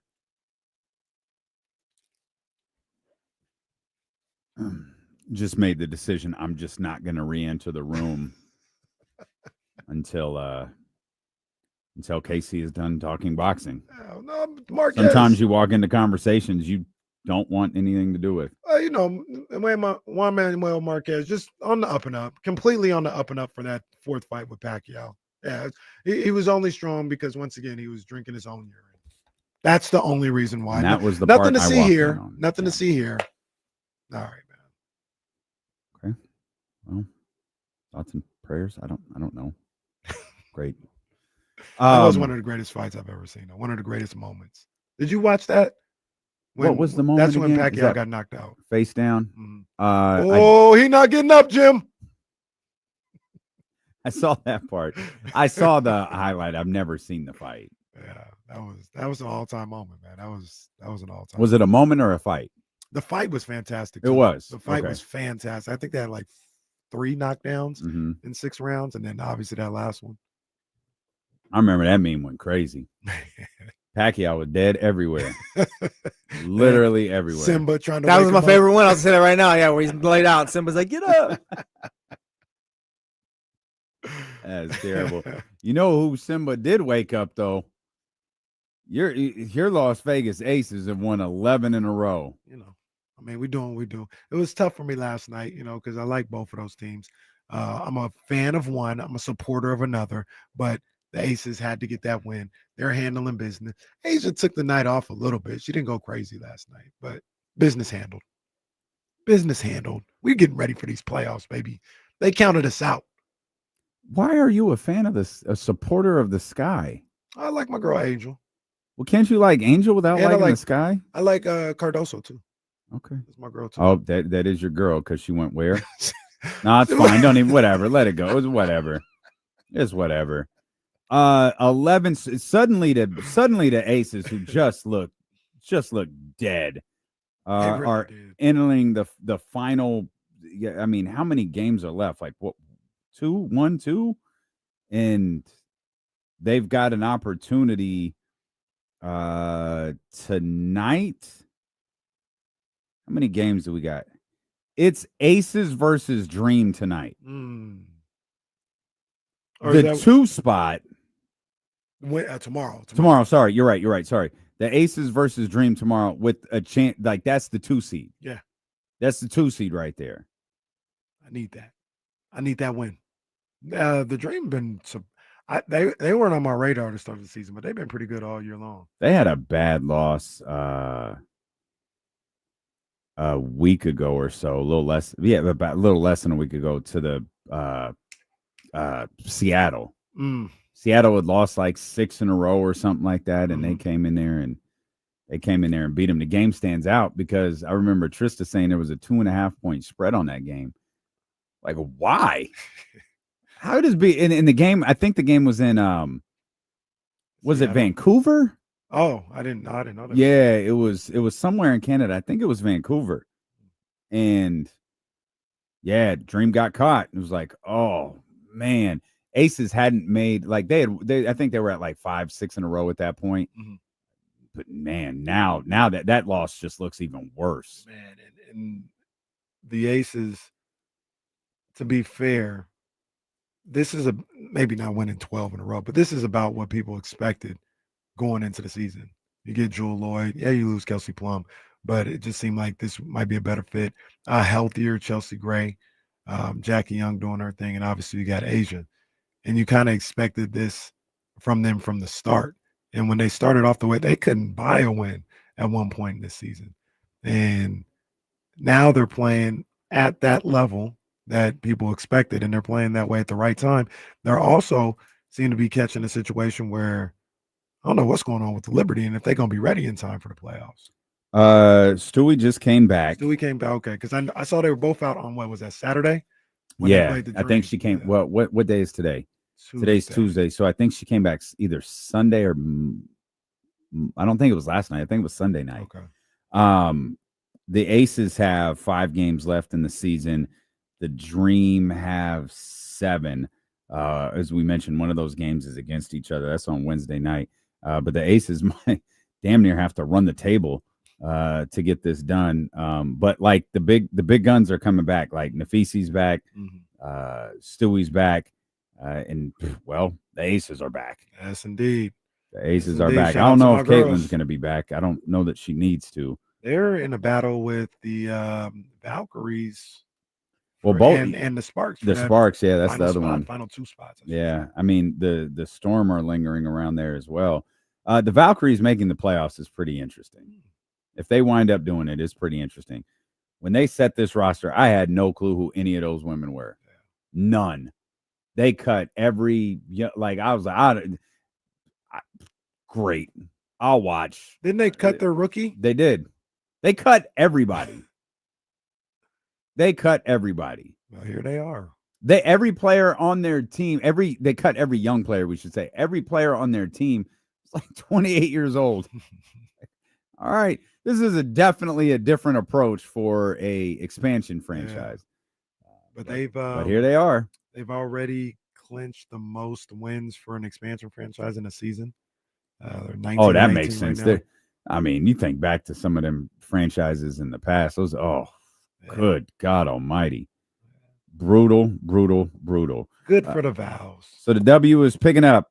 They don't want to see my aces, though. You already know what time it is if they play my aces. I absolutely. If I was any team in the league, I wouldn't want to see Minnesota the Las the Vegas only Aces one, right now. Minnesota the only one. Minnesota's still the favorite. I'll be honest. I would not. If I'm Minnesota, I don't want to see the Aces right now. I mean, I think Minnesota the best team in the league. They have been. It's not close. They've been on a mission. I haven't seen it. I don't think I've seen anything like what the Aces are doing right now in the W period. And with the way Asia's playing too. Yeah. Asia's just going crazy. Like I said, she was pretty quiet last night, but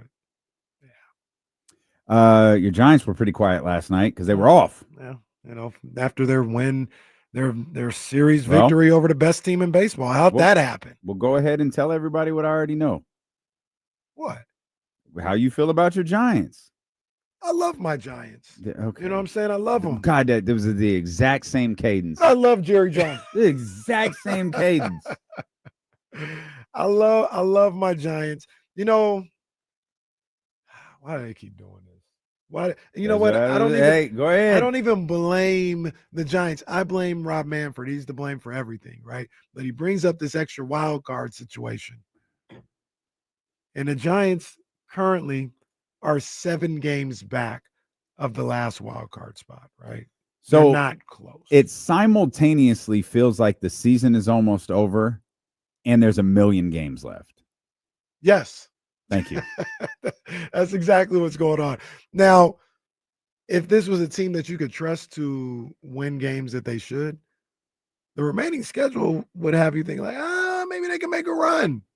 Maybe they can make a run. They got, I think, 6 games left with the Rockies. One of the worst teams we've ever seen. What? They've got 6 with the Dodgers. Oh, it was a 6. I thought it was 7. Oh, they do have 7 with the Dodgers. My bad. It's a 3 and a 4, right? Yeah. The 4 is in LA. Yeah. They got Arizona and they got St. Louis. And the reason why that's notable is because those are the teams that are ahead of them in the standings. So I think you have, I want to say 10 games between those two teams. Win 8 of them. Win 8 of them. And see what you can do. Why are you doing this? I'm just, because there's nothing else to do. I'm trying to watch them. I don't think they're going to make the playoffs postseason at all. I honestly don't think they're going to come close. But they still got some things to play for. They still got like outside of that Dodger series and the Cubs starting tonight too. The Cubs are a good team. Outside of those 3 series, the rest of their series, we got the Orioles, like I said, the Rockies 6 times. You got the Diamondbacks and the Cardinals, who are teams that are about like you. I don't know. Why not? You want to believe so bad. What is this? This is August 26th. If they could get to, that's pretty close. I was going to say September 1st. Let's go the next week. Let's go September 7th. Okay. If they could be 4 back by September 7th, they've got my attention. 4 back by September 7th. 4 back of the They've got Chicago, Baltimore, Colorado. So all these series will be done. Chicago and Baltimore, at Colorado, at St. Louis. All of those series will be done, and you want them 4 back. Which, if I caught what you said at the beginning, that's gaining 3 games on where they're at right now. Right. Maybe jumping ahead of St. Louis, because they're a game and a half behind St. Louis right now. But doesn't it all boil down? So if I was Giants, we all know that I'm not, but if I was, I'd stretch that out to September 10th and throw in the Arizona series.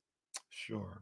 Because 7 of your next 10 games are against the Dodgers. See, the reason why I stopped it right there, though, is now at the date of September 7th, I know it's only a couple days, but them games are starting to dwindle down. And if you're 4 back on the 10th, well, that's what that don't was have the other enough- part. I don't know if you have enough time. Well, that was the other part.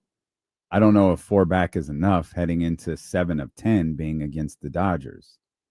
Fair, that's fair too. That's fair. And here's why I don't. That's why I threw in the Arizona series, thinking, can you get 2? Can you make up 2 more? And then you're in a conversation where maybe you're 2 back headed into those 7 of 10, with the other 3 games being against Arizona again. Well, here's the killer though, and this is why I don't think they have a chance. I'm talking about Arizona and St. Louis. I think you can pass them up in the standings.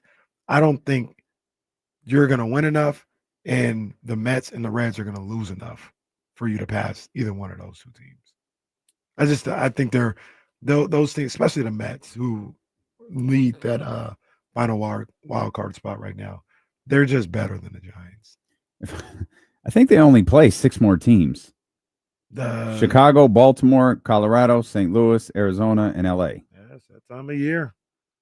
But again, you're not catching it. Simultaneously feels like there's a million games left and the season's almost over. You're not catching the Mets. I don't think they're catching the Reds, but you're not catching the Mets. That ain't happening. Mets won last night, beat Philadelphia.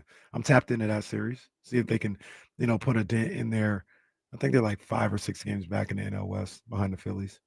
Mets on the verge of an all-time collapse, low-key. Yeah, weren't they up like 7 games early? They were up pretty significant amount. How many all-time collapses have the Mets have? It's the Mets, so yeah, just get the book out.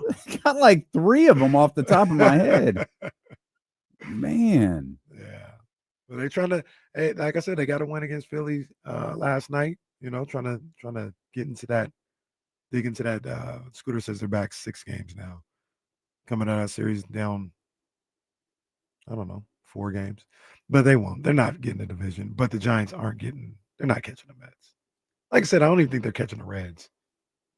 7 games seems insane to do over the last month of the regular season. You'd have to be unbelievably hot.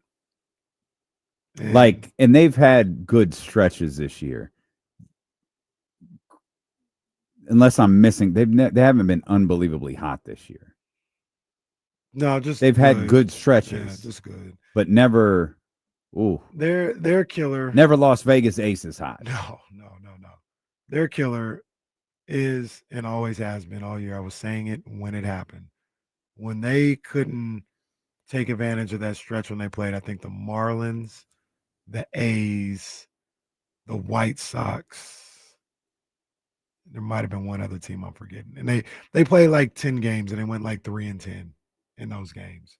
Or maybe 13 games. They went like 3-13. It's like this is not getting it done. And then that followed it up about a month later when they lost back-to-back home series against the Mets and the Pirates. And once that happened, I was like, these guys, they can't get it. No, it's done. Nationals. That's what they played as well, John Pauls. Yeah, they lost the series to the Nationals. So this team's fate has already been sealed. Non-postseason. Maybe if they never made that trade, who knows? It's not his fault. Oh yeah, no. That trade is just a complete loss for both, I guess. Did you guys see? Now I know a lot of people are upset with this. But did you see the schedule came out for baseball today?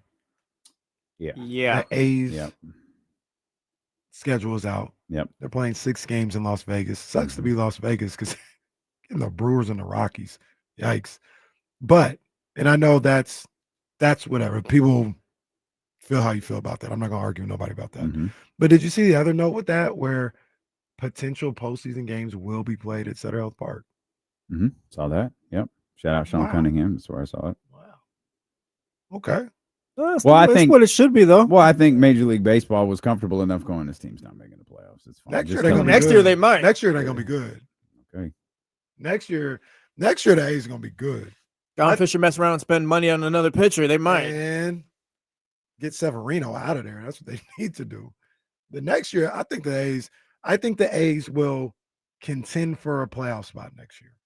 Will they actually get it done? We'll see. But I think, what are they right now? They're 12 games out of the division. Let me see where they're at in the wild Just card. don't lose 20 of 21 or whatever it was like you did this season. That's it. They're 10 and a half games out of a playoff spot right now. I think next year they'll be where the Royals are right now. The Royals are 67, 65. At this spot next year, I'd see the A's being somewhere around there and contending for a playoff spot, having a chance. That offense, that lineup is going to be crazy next year. Crazy. So why did they? Okay, so this team's not as good. I understand that, but we went over this last week. How damn near horrifying that home record is. Is there a certain element to you've got to, guys, like it or not, you've got to buy into this Sacramento thing a little bit. Stop bitching and complaining about this and that. And if you're going to do it, don't do it publicly. Complain privately, and we could try to get it fixed. Mm-hmm. Because to me, it's just jarring that they're that bad at home. See, hitting and pitching, they're going to be so like everybody is destroying the ball at Sutter Health Park, except for them. And to me, that's not a I don't even know that that's a talent thing. I really think they got, Jesse talked about it. We talked about, they got beat up by that one stretch where they, number one, played a lot of good teams. They were here in Sacramento when they got beat up. Mm-hmm. And it was just a young team that was, they couldn't get out of the quicksand. And that doomed their season. I think Kyle has said a couple of different times, if they just went, if I get it, but if they just went 500 in that stretch instead of losing, what'd you say, Jesse, 20 or 22 or something? I don't know. It's not that exact. It was something extreme. It was like something that, like that. Yeah. It was bad. Something crazy. If they just went 500, it's not even winning. I think he might even said like 2 games under 500. They'd be something like a game or two over 500 right now. Mm-hmm. Like it was just so drastically 2 9-game losing streaks. If you just had one. Shit, I was right. It was 20 to 21. That's crazy. They had 2 9-game losing streaks just in one swoop. That's all at one time. That's crazy. So I think that is awful. That did something with the home record as well. Yeah. And it just it threw them completely off. Yeah. And if they can avoid that next year, which I think they will, I think they're going to be a good team next year. I think they're going to be pretty good next year. And I said this is all the topic because, postseason baseball at Sutter Health Park is a real possibility. I'm not here to also get into like attendance gate and all this other stuff and who's there and all this other stuff. I didn't even watch the game last night, but I saw the highlight of the grand slam by Shane Linglers. Yeah, I saw the grand slam. I mean, I don't know, just optics wise, sound wise, there were people celebrating. That's not a battle Sacramento or whoever is going to be able to win here because it's always going to be 8,000 people, 9,000 people, and it's always going to look a little funky. Mm-hmm. So I feel like the people who say, yeah, it's bad or whatever, it's like that's just a battle. I don't think you can win because they just won't let you. Yeah, I mean, but at some point, for us, it's a battle not worth fighting. Yeah. Because at one point it was like, oh, the A's are. I know the numbers have gone down a little bit more, but at the time it's like, oh yeah, the A's have only putting in 10,000 people or whatever per game on average. Yeah, they play in a 13,000 right stadium. Yeah, right, dude, right. What's the percentage on that compared to the rest of the league? And that's it. And when you talk about 13,000, 14,000, isn't it 13, like, 14, whatever it is? Isn't like 3,000 on the lawn? About, yeah, I think so. You know what I mean? The actual seats, the percentage of that is what the percentage is, And again, numbers have gone down now, but point being is like that's like Dame said, it's not a conversation you can win because like 10,000 out of 13, 14,000 is not bad. Yeah, but I just noticed that. I noticed that with one of Kurt's home runs a couple months back, where they hit the home run, and you get the camera angles, the stands. People are cheering in the stands. You hear the pop of the crowd when that happens. So yeah, the idea that it's just a graveyard is like silly. Like if you want to make arguments about well, Trysta's here, so on that real quick. So I'd love to know how many people feel that way coming from a game rather than watching it on TV. Because I've been there a handful of times this season. It's not a graveyard. No, right. And like, I wonder how many of those takes, like, yeah, it's so bad. Like, I wonder how many people have actually been there. And we talked about it last week. The Twitter group, that's what you hear. I think a lot of the people that go to the games aren't tweeting. Well, and we talk about that with the Kings all of the time. Oh, this player's going to get booed. No, they're not, man. They're not. Like, you can boo on Twitter. The people who are, paying whatever they're paying to go to the Golden, they're not. Mm-hmm. And so, like, you can be mad. You can get your angry tweets off, but that's just not reality. Right. And a lot of those angry fans are in Oakland. And again, I understand, but stop. Let's bring, I don't know, Trysta looked like she's drinking protein shakes. She's dressed like a businesswoman. I'm about to say sophisticated Trysta. What is happening right now? I see you. Well, I got the normal. It's normal. Oh, okay. It is normal. It's the specs. Are you in Connecticut?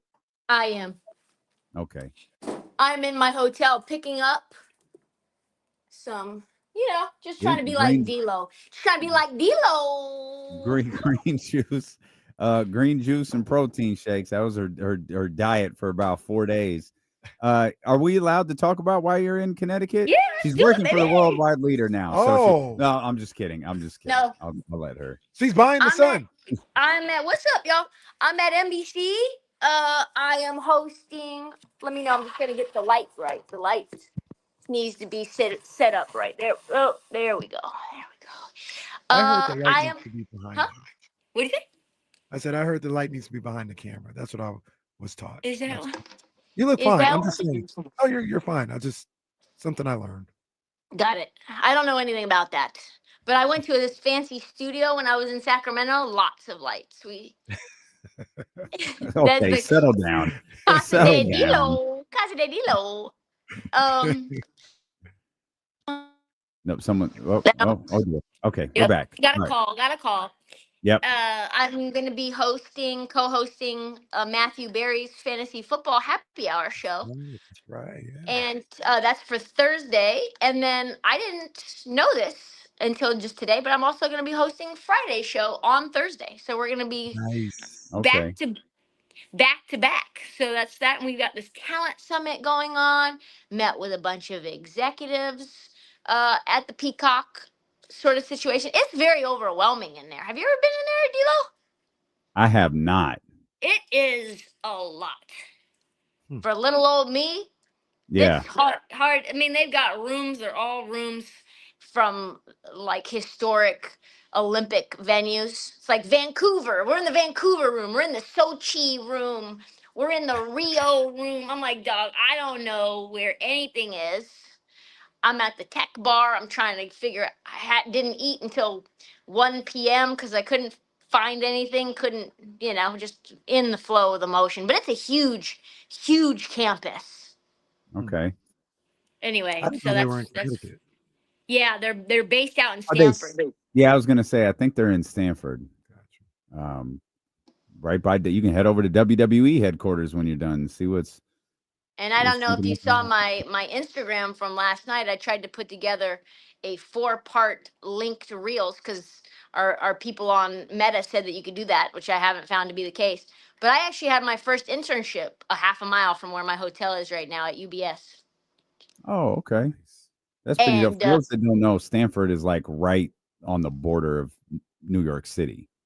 So that's why I think it's the richest zip code, or one of, it might not be the richest, but it's one of the richest zip codes. And you have Stanford, Greenwich, I think is a little further in, and it's all because it's right on the edge. Of what about Bridgeport? Nope. No, you can find an affordable place in Bridgeport. If Trysta was staying in Bridgeport, we'd send help. Let's get TK out of Bridgeport. Do you want to chime in on this? We were talking about this a few minutes ago. It feels like the W might be headed for a lockout. Oh, I know that. I knew that.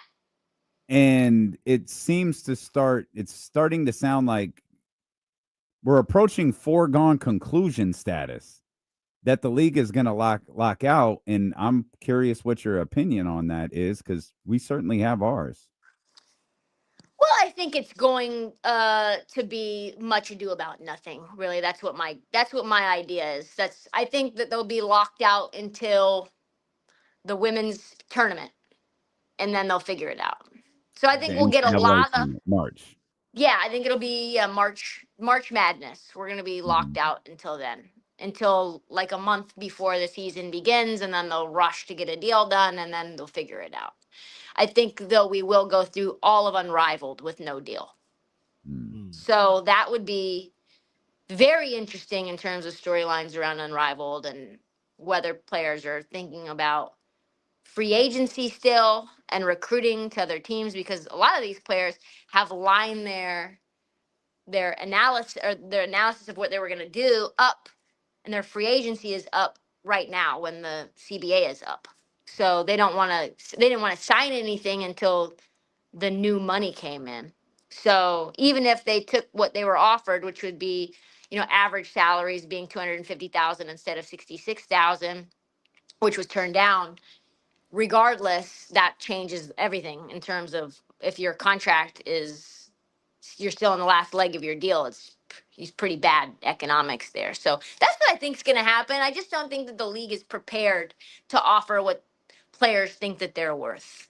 And I think it's really complicated economics, but also not so complicated. It's complicated because NBA owners are still trying to put their fingers into the pie and take pieces of revenue because they own part of the team. And we've talked about this a million times over, but listen, if you want to get your money back, it's time to sell your team to someone else and get out. That's where the money comes. When you own stocks, yes, you get dividends, but the value really comes when you sell that stock.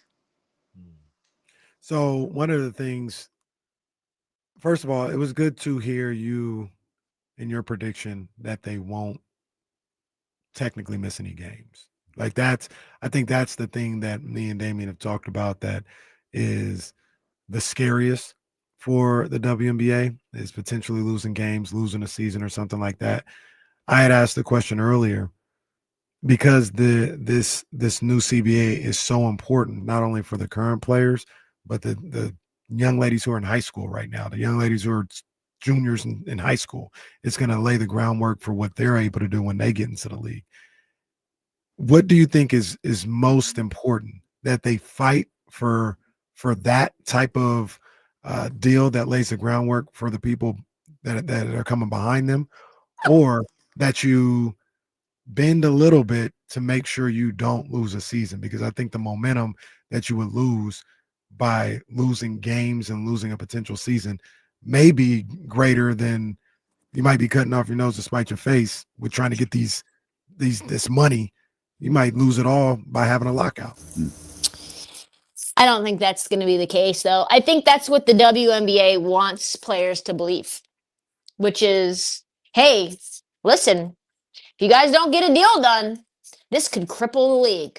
And maybe it could, but you know who would be crippled by that? Golden State, who just bought an expansion team, and Portland, and Toronto, and these teams I don't that know that they would though. Like Lakeup's not going to be like Lakeup is going to eat. He's going to be just fine. Yeah, all the billionaires are going to be fine. But that's but that's what I mean. These young ladies aren't billionaires, and some of them, some of them barely make living wages. True. I think though there's just as much motivation for a brand new expansion team to not lose the momentum of how good the inaugural year was, and how much revenue came in to chase. They're already in the green by, I want to say the number that I saw was 50 million already. The valuation of the team went from the $50 million expansion fee. I'm going to take Ollie for a walk, so you guys got to come with me. Yeah, so let's go. Yeah, we're rolling. Take us around for Connecticut. We got a hotel key. We got the hotel key. If you want to go to my hotel, we go see Dunder Mifflin while we're there. Stanford Bridge. Crazy Stanford callback. Bridge. I heard that, Trysta. That's a crazy call. She went there, but I'm like you. I'm not doing the time. I'm free. I'm singing these songs. I'm free. I didn't do nothing. Exactly. Exactly. Listen, I wasn't a part of all that tomfoolery, okay? Listen, it's a catchy song, all right? Go ahead. Sorry. Well, no, I was gonna. Trysta brought up a good point. There are people who invested in this league, bought into this league, under the premise that the league is moving, games are being played. Mm-hmm. So that's where maybe the TV networks or some of the new owners lean on the WNBA offices and say, "Yeah, I know you're fighting for this and that, but I got involved with you because you told me I was going to be able to do all. Where are the games at? Where no, fix this." That may be the case too, where they might feel a little pressure from the people that are just getting into this league right now. I love that we thought Trysta was going to be able to get in an elevator and like nothing would go wrong. Do you want to give your thoughts? This is such a I unique. think somebody's show. in there too. No, yeah, this is such a. This is such a fascinating radio show that we run. Somebody else was in there. I don't know what conversation they were having. I was like, don't y'all see what's going on right here? No, you guys don't care. Thank you very much. I'll just get out. I have to open the door so that a poodle can get in. They were having their own damn conversation. That's what I was saying. It was like a hey. Yeah.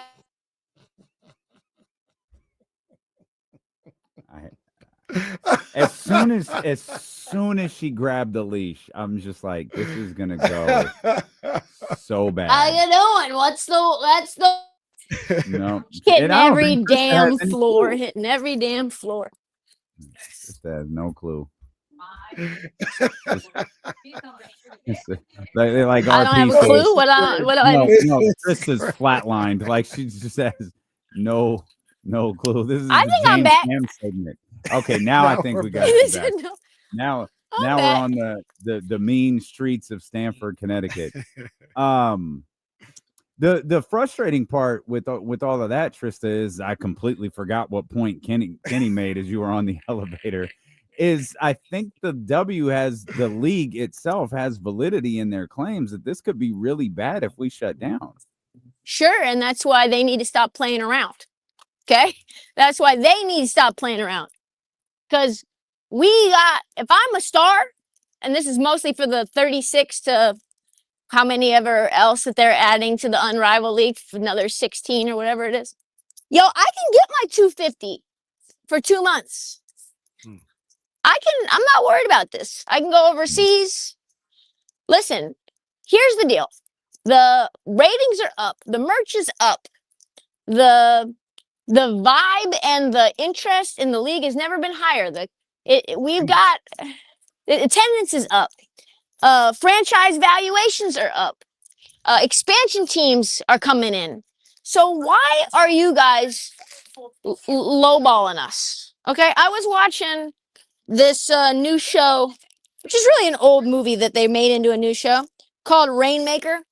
And it's about this kid who died in the hotel. I mean, not the hotel, the hospital. And they said he died of an overdose. But then they offered the mom like $250,000 just because they were being nice. And the lawyers are like, listen, they don't offer $250,000 to be nice. They know they did something wrong. Okay, you're not gonna come to the table as the WNBA with an average salary of $250,000 if that's the fair market value. Mm-hmm. The average value is probably 2 to 3 times X that, more, maybe more. I don't know. We don't know the economics because they won't share the numbers with us. That's the other part right there, is we don't know what the dollar figure is. Like at some point, someone's got to open their books to figure this out. We're having a historic moment on the show, as I believe Trysta is about to pick up dog poop while doing the hit.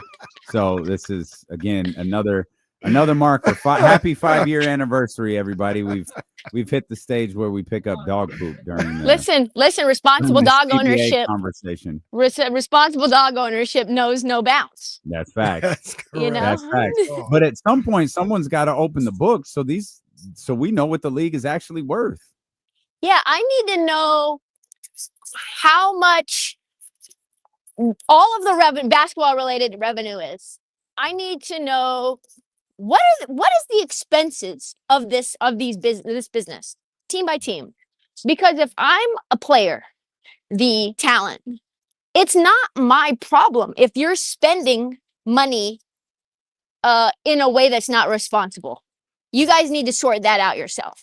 And what I've heard, and I bet Damien knows a lot more about this than me, from what I've heard from people within like WNBA league circles, the way that they're really handling their finances is a little like loosey-goosey in terms of how they've scheduled flights.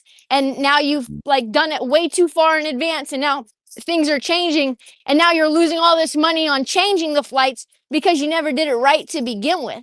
Now you gotta, I heard when they all got charters, there was all these flights already booked because they didn't know they were going charter. Yep. And then they lost all the money from the flights that they booked for the entire season, and all the hotels changed. It's like, listen, I hoop. That's what I do.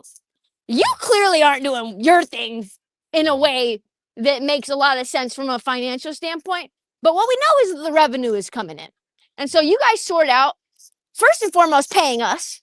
And then secondly, how you manage your expenses. And then you take the rest. You know who the W is run like? Because everything Trysta said is 100% accurate. It's run like Odyssey.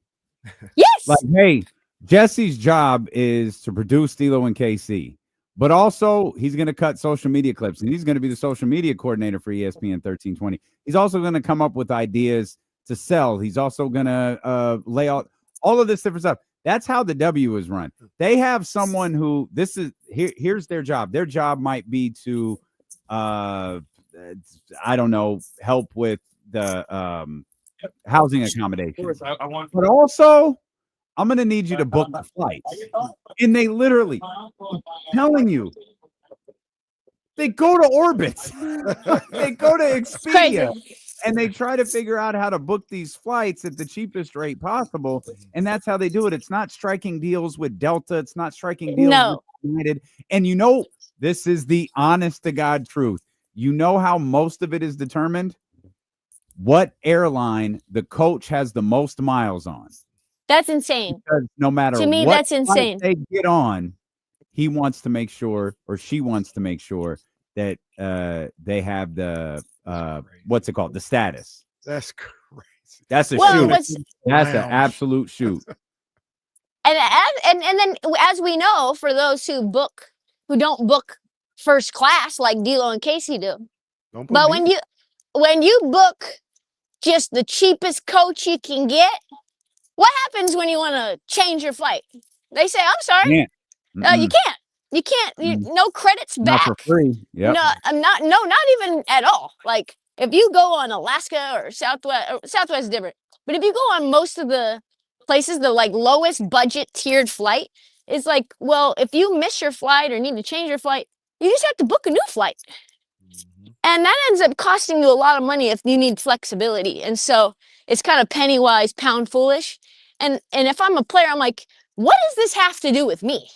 And remember, you have to change the flight for 24 people. Right. Yes. That means you're literally just eating all of that. Yep. The players are doing their job. They're asking everybody else to do their job. Yeah. It's funny you say that, man. I'm just picturing the whole team at the gate while the coach is in the lounge. the coach in got the Delta lounge. I've seen it. It's Cheryl Reeve in the Delta lounge drinking martinis.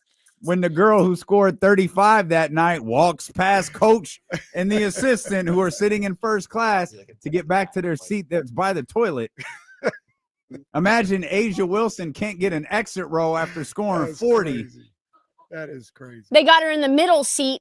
Got Lisa Leslie in the middle seat trying to get to Sacramento and Arco Arena. What TK, I want to get your thought, but one of the things I did say when you were in the elevator with the random conversation is, do you think that these networks and these new owners who invested in this league because it was on the upswing might start putting pressure on the WNBA front office to say, hey, we got involved in this knowing that we were supposed to have basketball. Like, you better fix this and make sure we have basketball. Yes, because what? These new billionaires, what do they say? I wasn't a part of whatever nonsense you guys were a part of. I'm coming in to a profitable league. I haven't invested anything outside of this expansion fee. So, what you guys paid and your quote unquote subsidies that you've had to the league, which we again don't even know if this is true, how much the quote unquote subsidy was to prop the W up. Okay, I don't care. I'm Joe Lacob. I'm the Batals. I'm the folks that own the Toronto Tempo. I'm the folks in Philly. Like, listen, we got to get games happening because that's what I signed up for. That's what I paid 50 M's and 250 M's into your pocket. And all of the owners ended up splitting those expansion fees. So listen, I can't have 1 year of basketball and then it just ends. I'm gonna need some clauses to get my bread back if it's gonna be like this. So yeah, if you're a billionaire, especially an NBA owner that is now owning a WNBA team like Joe Lacob, I'm gonna be like, just pay them what they're worth. And he probably, I don't know where his mindset is on this, but he's used to paying the players 50%. That's what we pay. Basketball related revenue, get 50-50. So like, can we just pay these girls? And I think as the more we get the real billionaires and not the cheapskates, they like Joe Tsai, he wanted to give them charters. Remember, he got fined for that. And he was like, him and the owner of the Aces were like, yo, we'll cover everybody. We don't care that it is going to be expensive. We'll pay for the entire W to fly charter. And they're like, no, you can't do that. That's in direct violation of the blah, blah, blah, blah, blah. Same poodle from the elevator. Same poodle. And so hold that thought, because I don't normally do this. We desperately have to go. Okay. I love you so much. Thanks for jumping on. Good luck on See the y'all. elevator the way back. Thank you. Trysta Krick making moves out there. Stanford, Connecticut. We'll come back. Jason Jones going to join us here in a heartbeat. Steeler with KC on Sacramento Sports Leader, ESPN 1320.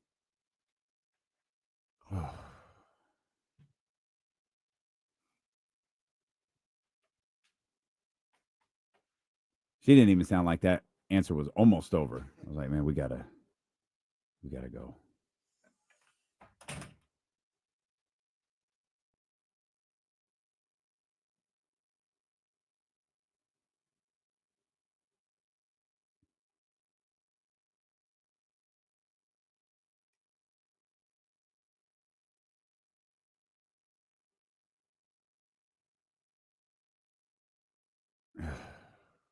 Fucking forgot about it. No, we don't. No.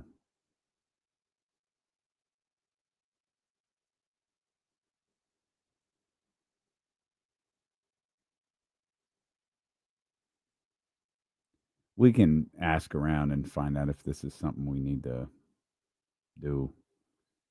I know James and Kyle got some things cooking, which is good. So we'll figure it out.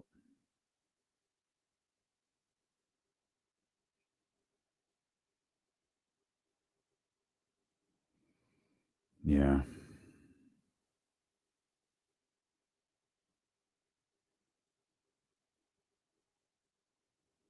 I would talk to him whenever the hell you wanted to. I got you.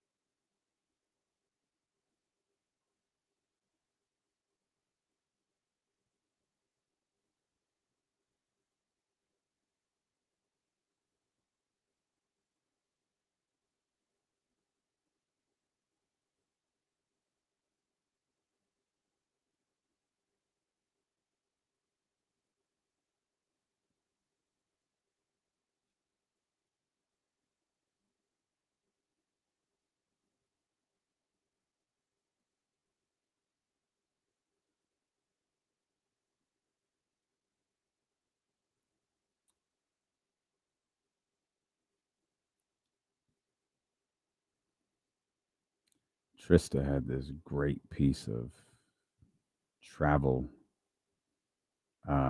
carry-on, like a carry-on bag. I remember she told me what it was, and I just looked it up. It's a $1,400 suitcase.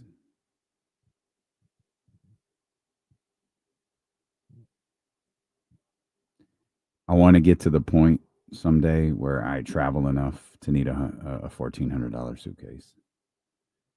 I am nowhere near that.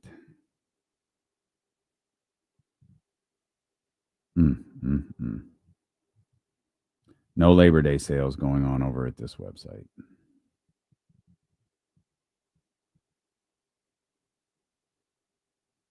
It looked like it had just like endless room in it.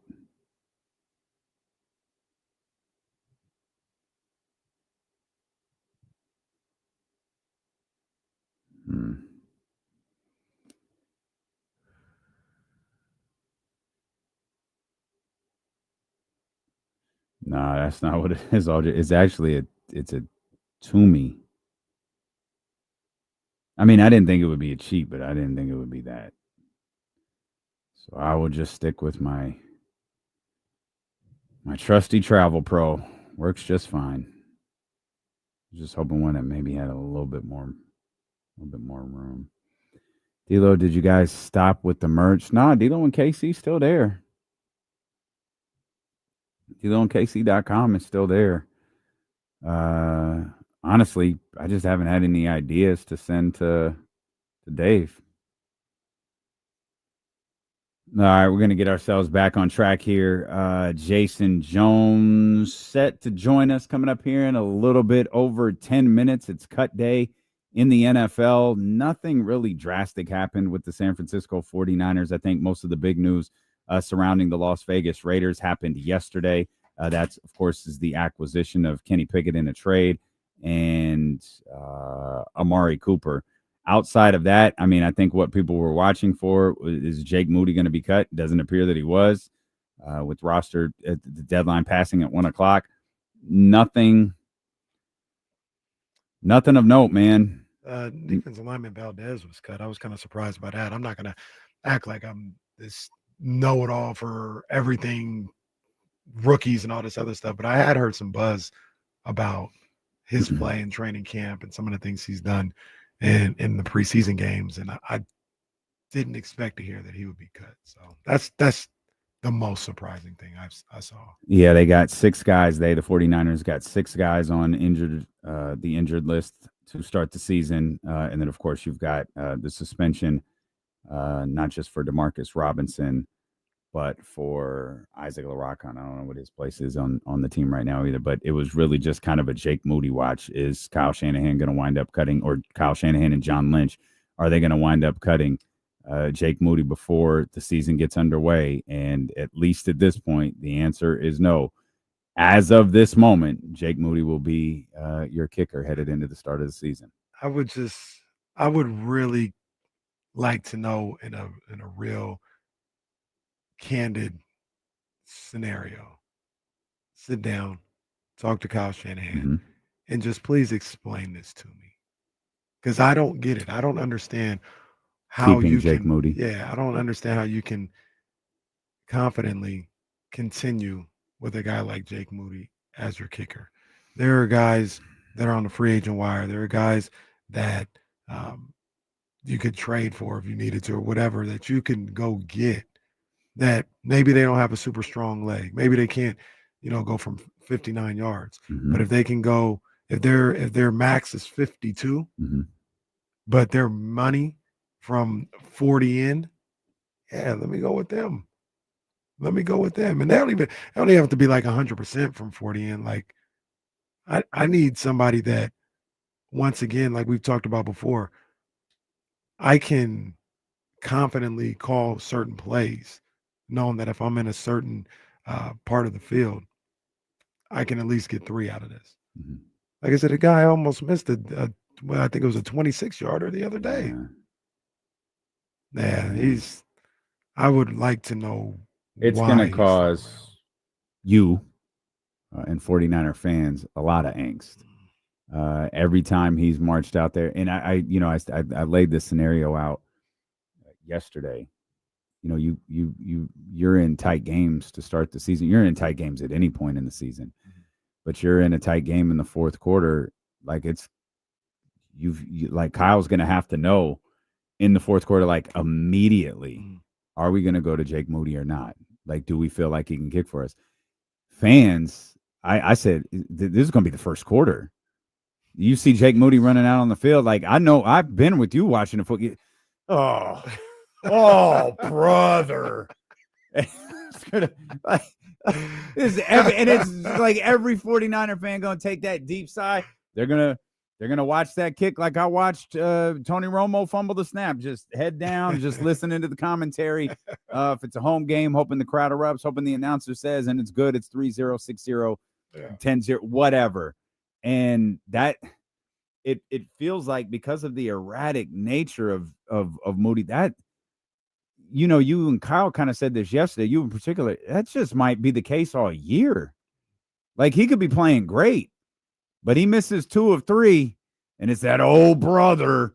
Here we go. And this guy stinks. This guy sucks. And yeah, you're putting your and I guess that's the Kyle Shanahan. I'm putting myself in the most difficult spot. And if you march him out there in the first quarter, in that game, a little under 2 weeks away, and he misses, and the fourth quarter comes around, and it's 17-17 or it's 17-20, you start calling plays different because you don't feel like you can go to your kicker. Yeah.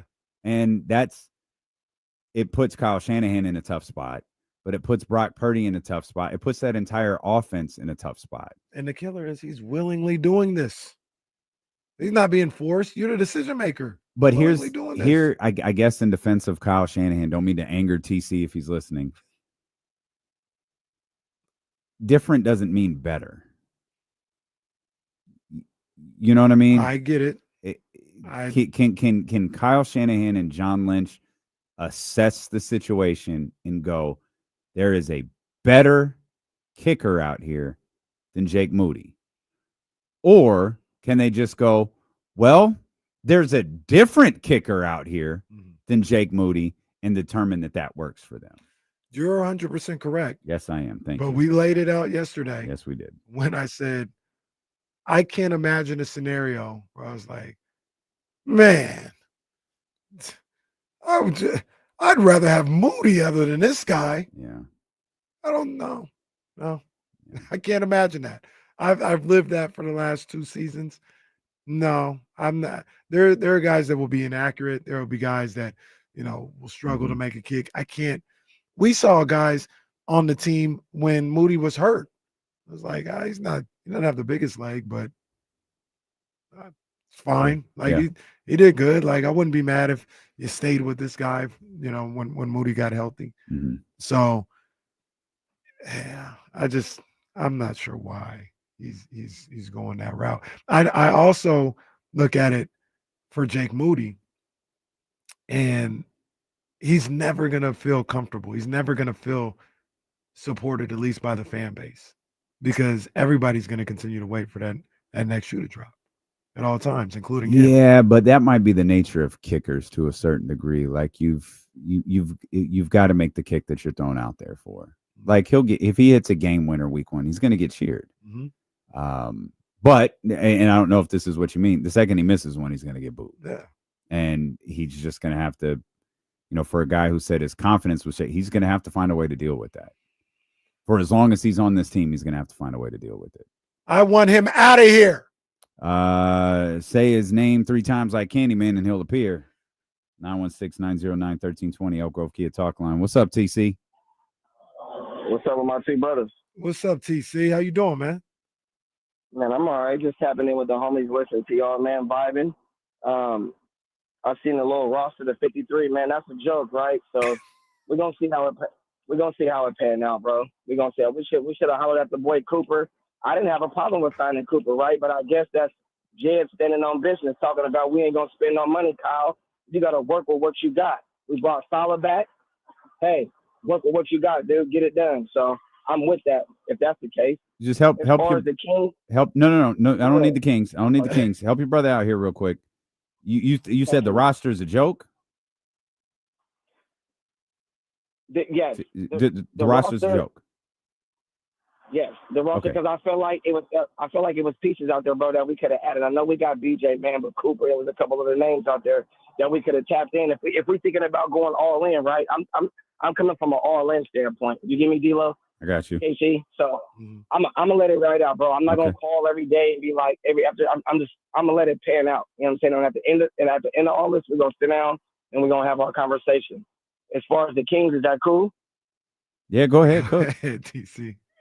Thank you, D-Lo. So look, check it out. As far as the Kings, bro, I'm still standing on that, D-Lo, and this ain't got nothing. I'm still standing on Westbrook, bringing him in and figuring everything out on the back end. I know you said it's not that easy as far as signing somebody, but if he locked in and if we give him a contract, bro, we can bring him in, and then we just got to Doug, Scott, BJ, everybody else, bro. We just going to have to worry about the minutes and fillings and all that on the back end, but get that dude in the building, bro. If he's not already in the building, I'm standing on that, D-Lo. Yeah. Okay. Right. Ain't nothing wrong with that. All right. Ain't nothing wrong with that. He's standing on business. Kyle Shanahan wouldn't stand on business. John Lynch wouldn't stand on business. Jason Jones will, though. He said it's a joke. That's why I was like, wait, did he say the roster is a joke? He did. In fact, he did. Sports Talk in TC on ESPN 1320 is presented by Paramount Plus. Can't count on much these days, but you can always count on Sundays with the NFL on CBS and Paramount Plus.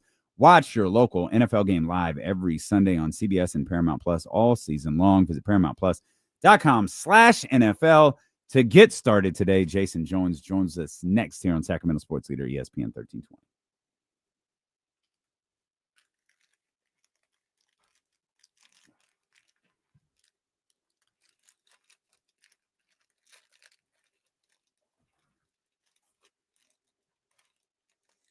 These cookies are so parched, so dry. What's the best we got right now?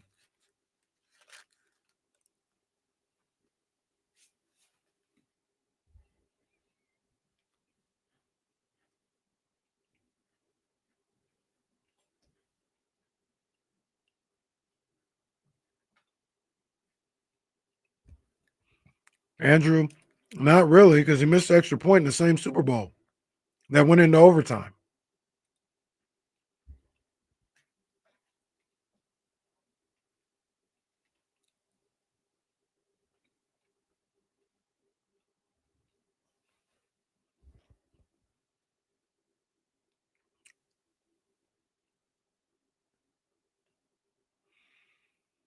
Hey man, appreciate you, Russ Dog. Appreciate you, man. That was dope. That was really dope. That was really, really cool. Yeah, that was really cool. I wanted to throw the ball a little harder, but I was a little afraid that I might slip on the mound, so I didn't want to really, really get after it. But that was awesome. Hey, Will.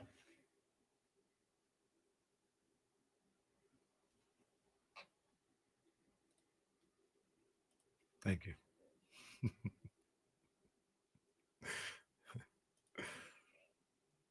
No, Quiddy. No. I'm not going there. We're not going there. My cousin is a big Buccaneers fan.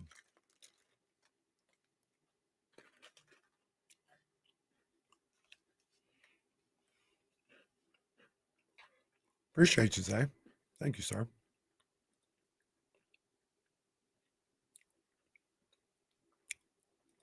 Thank you. Chatty House after party. I will be sliding through to the Chatty House after party after Coach's Corner with Coach Brendan Marion, Sky River Casino. Come on through. Must be 21 and over. We'll pull up, man. Coach's Corner going down.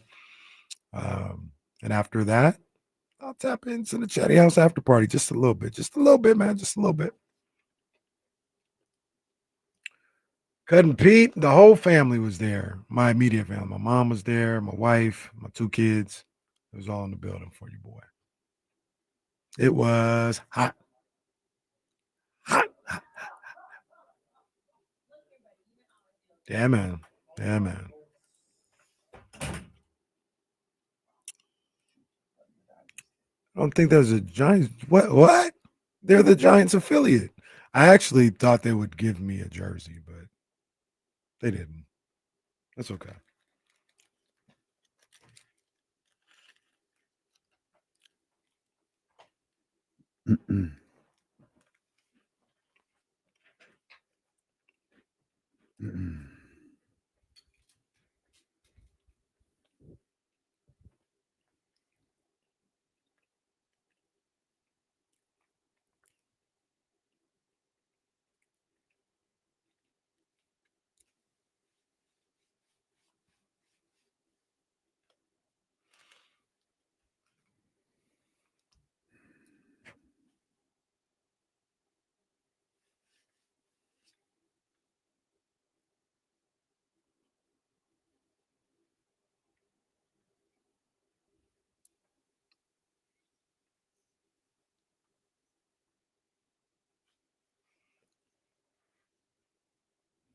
Our man Jason Jones set to join us coming up here in just a couple of minutes. We'll get his thoughts on what his Raiders did today. I think he wrote about that Cowboys doc too over at the Athletic. I'm still slacking. I only finished episode 3 yesterday. And that stupid ending to it where he goes, "Yeah, Jimmy said everything that was encompassing. How about the Cowboys?" And cut off. Boy, I wish Jerry Rice. Oh, I said I can't wait to get to the next episode. We beat that ass. I can't wait for that. Yeah, you're gonna enjoy that. I can't wait for that. Yeah. You're gonna enjoy that. You know what episode. else I can't wait What for? was the game that? Yes, I want you. What was the game? I thought it was the Cowboys game, but maybe it was the Super Bowl where the thing with Steve Young got the monkey off of his back. No, it was Super Bowl. It was the Super Bowl. Yeah, okay. the Chargers. Because I kept thinking they're going to show that. Monkey off my back. Corny ass. Go ahead. Leave Steve out of Go ahead. this. Go ahead, man. Leave one of the goats out of I like Steve Young. I like Steve Young. I also like Prize Picks. Love me some Prize Picks, man. And I already mentioned it yesterday. I'm gonna make sure this is like the lineup of the week. Okay. You guys tap in with us. We're gonna have a new lineup of the week. Okay. And it's for that big Texas Ohio State game this Saturday morning out here on the West Coast.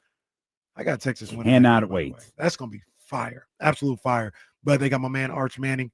I got him at less than 30.5 pass attempts. I got Jeremiah Smith, more than 5.5 receptions. I got Julian Sand at less than 1.5 pass touchdowns. And I got my man Quintravion. I was looking to see if you would look up. That's call him Trey. No, Quintravion. I think they call him Trey, though. My man Quintravion Wisner. I got him at more than half a rush or receiving touchdown. That's the lineup. It's on and popping. This is what you need to be doing. You need to be tapped in with Prize Picks. Download the app. Put in the promo code KIFM to get $50 towards your lineup instantly with that promo code, with your first $5 lineup. That's promo code KIFM to get $50 instantly on your lineup with your first $5 lineup. Visit Prize Picks for more details. You must be present in certain states. Prize Picks, run your game. Securing the Bagley with the second win this year. This is going to be disrespectful. So whoever the Dodgers are playing, you're going to wear the hat? What we doing? It's a coincidence. I don't have no Padres hat. This happen pretty often, I've noticed. I don't have no Padres hat. I don't have no Padres hat. And I'm not getting one either. Jason is right. Jason is right. It does happen a lot. It's happened twice. This is the second time. Sure. I believe you. Like I said, Padres need to do the Lord's work, handle business, put them bums in the wild card unlike game. The Giants, who couldn't do the Lord's work last week. Well, thank God for the Seattle Mariners, a real baseball team. They've been sinning a lot. They need Wednesday and Sunday service. It's tough. That's tough. Dodgers got one last night, didn't they? Hey, Padres lost. Padres lost to your boy. Yeah, got him. My man. Yeah, that's my man. Big Mariners fan, Damian Barley. I'm with that. I can support that. They're a real franchise, you know. The hell? When have they ever won anything? What are you talking about? I mean, great stadium, great fans there, great people. Love it up there. Great food. Mm-hmm. Yeah. Oh, that's great. What do you mean a real franchise? Well, they ain't won nothing. So I don't think they've even been to a World Series. They're one of like 3 teams. Never even been to a World Series. I don't care. They're greatest players in the Hall of Fame. Oh man, yeah, no, okay, that's different. Is Mike Piazza in the Hall of Fame? It is. Yeah, I think he is actually. Yeah, interesting. Why? I don't know why. I'm struggling over here with this little camera. Put it through a car wash real quick. yeah. I don't know what's going on over here. Jay, what do you think about your new backup quarterback and your new wide receiver in Las Vegas? Well, if the quarterback ever has to play, we're probably in trouble anyway. Facts. Yep. But at least you have, I guess, like a fighting chance as opposed to a rookie. And I don't think Pickett is any worse than Aiden O'Connell. I mean, I think Raider fans, I don't know what this weird fascination with us. There's like a small but vocal sector of Raider fans who really believe Aiden O'Connell is really, really, really good. And I'm like, I don't get it. Maybe I don't know what y'all saw that I've missed in the last 2 years, but okay. Believe what you will. You know, and I mean, it's kind of Amari Cooper is a cool story. I mean, I'm not mad at it. I don't know. I know he's at the same Amari Cooper that John Gruden traded for that DB who couldn't tackle in the first. They took him the first round, but so I just had a real bad flashback of that guy in that Miami game where Gruden's draft picks were just terrible. I'm like, the only thing that can beat you is deep. Why are you biting on a short route when they can only beat you deep? Yeah, God, that guy was a terrible GM. God. He was awful at everything, for being honest. God, I mean, I was just like, you knew it was bad when he had the 4th pick and took the 4th best lineman on Clemson's D line. Like, there's 4 of them. Give me that one. All bad. Bad. Do you you've seen the Raiders play preseason wise? You've seen the training camp under Pete Carroll. What are your expectations? What are you hoping to see this year from this Raiders group? Better than last year. I mean, I'm pretty realistic about the situation. One of the toughest divisions in the NFL. You've upgraded at quarterback. You know, I like Genty. I don't know about the offensive line just yet. I think they lost a lot of key pieces on defense. I didn't like losing Spillane. I don't know what the Christian Wilkins deal was or the weirdness with that, but that's I mean, say what you want about whatever his weirdness is, he is still a pretty good player. So I've got some concerns. I've got some concerns. I want to see how it all plays out, but I think, just with the change in coach and upgraded quarterback, there's no reason why they can't be competitive at least and, be around that 7-9 win range. I think, to me, that's a fair goal for them, just be in that 7-9 win range. Okay. What's your biggest, you said they got some concern. What's your biggest concern with the Raiders right now? I say probably I still have worry about the secondary. I mean, probably the biggest one would be the secondary. Okay. I thought the offensive line would be problematic, but I actually think it's a little better than I originally thought. Like the makeup of it, like, hey, they might be all right if you can. I think what helps the offensive line a lot is that last year they had 0 passing threat. So you could, I mean, that was one of the worst passing attacks I've ever seen. And I covered the Raiders that gave up 72 sacks in a season. So I've seen some bad passing. Somebody just flashed a stat about that team today. They had 7 passing touchdowns on 24 picks. Jeez. Yeah, it was hard to watch. Do you we've talked a couple different times on the show about like the process of what the Raiders are doing, getting Pete Carroll, getting Geno Smith, and not really having a lot of guys that you would think would be there for the future. Obviously, Genty and Max, but like with the quarterback and coach, it's like a right now thing. So it makes us wonder, do they have a plan for the future? Do you look at the Raiders like that, or do you think maybe this is Pete Carroll doing what he does while he's here and a possible succession plan somewhere? I think it's the latter. I think they had to really try to reset that culture. You had to get some type of stability in there. I mean, I think last year the Antonio Pierce ride ended up being like this crazy. I think you couldn't have guessed some of the, kind of the weird decision-making moments you would have. But I think we knew we were in trouble when they hired Getsy as the offensive coordinator. Mm-hmm. And it was like, you don't have a quarterback. Well, they tried to get Justin Fields, but of course Justin Fields doesn't want to play for Luke Getsy again. It just seemed like, he thought he was going to get, what's our guy who's in Washington as the coordinator, and that didn't happen. I think, I think if anything, what Pete has shown he can do is he can kind of establish something. And I think if you just kind of get that base of a solid culture there, even if Pete's only there 3 years or whatever, whoever comes in next is starting off at a much better space. And I think you'll have to eventually get a quarterback. I don't think Geno's going to pull a Tom Brady and play till he's 45. But I think in today's NFL things can turn around quick. So I'm not mad at them for thinking let's try to get this thing turned around. I don't think I don't think in the NFL you ever think about doing like a 5-year rebuild. Mm-hmm. So I think you got I like you got a quarterback, got a running back. You still got one of the best defenders in the NFL on the defensive line. Things can change quickly. I mean, this team was 3 years ago was in the playoffs. Was it 3 or 4 years ago they were in the playoffs? Mm-hmm. And that team was supposed to be a playoff team. And they made the playoffs and were, a very bad play call away from beating Cincinnati in Cincinnati. Yeah, I'll never forgive them for running a route for Darren Waller. It was short of the end zone and you needed a damn touchdown. Oh. Come on. Yeah.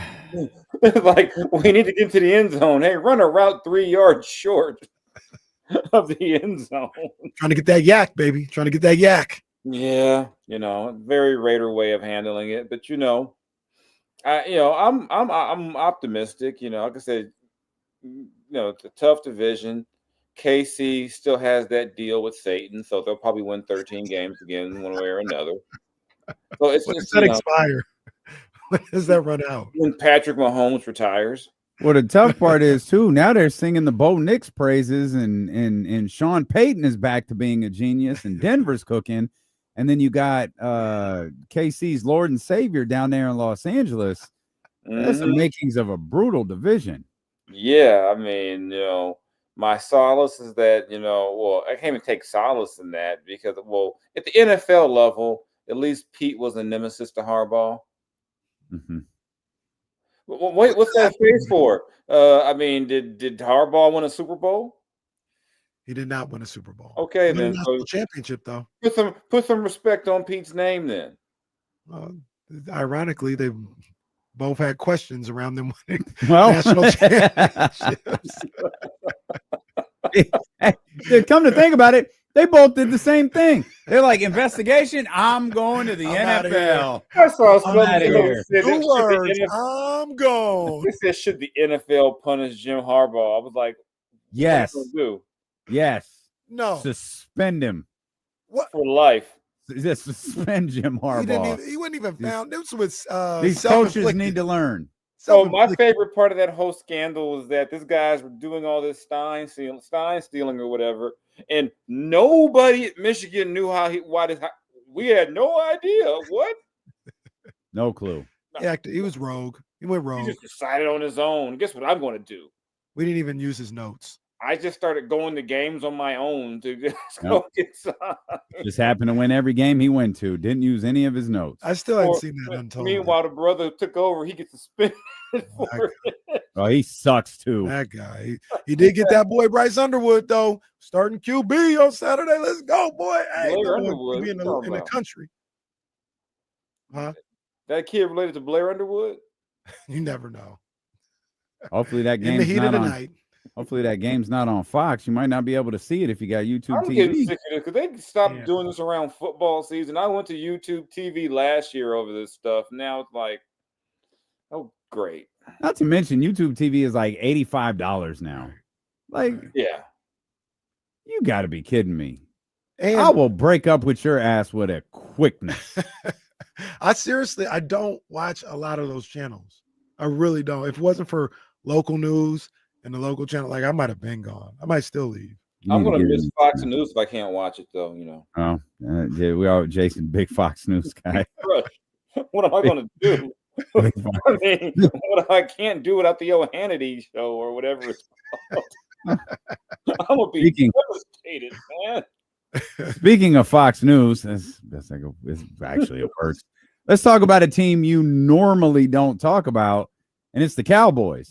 Mm-hmm. You wrote pretty extensively about that docuseries on Netflix, if you can call it that. I'm not sure what the proper term for what that was on Netflix, but what did you think of it?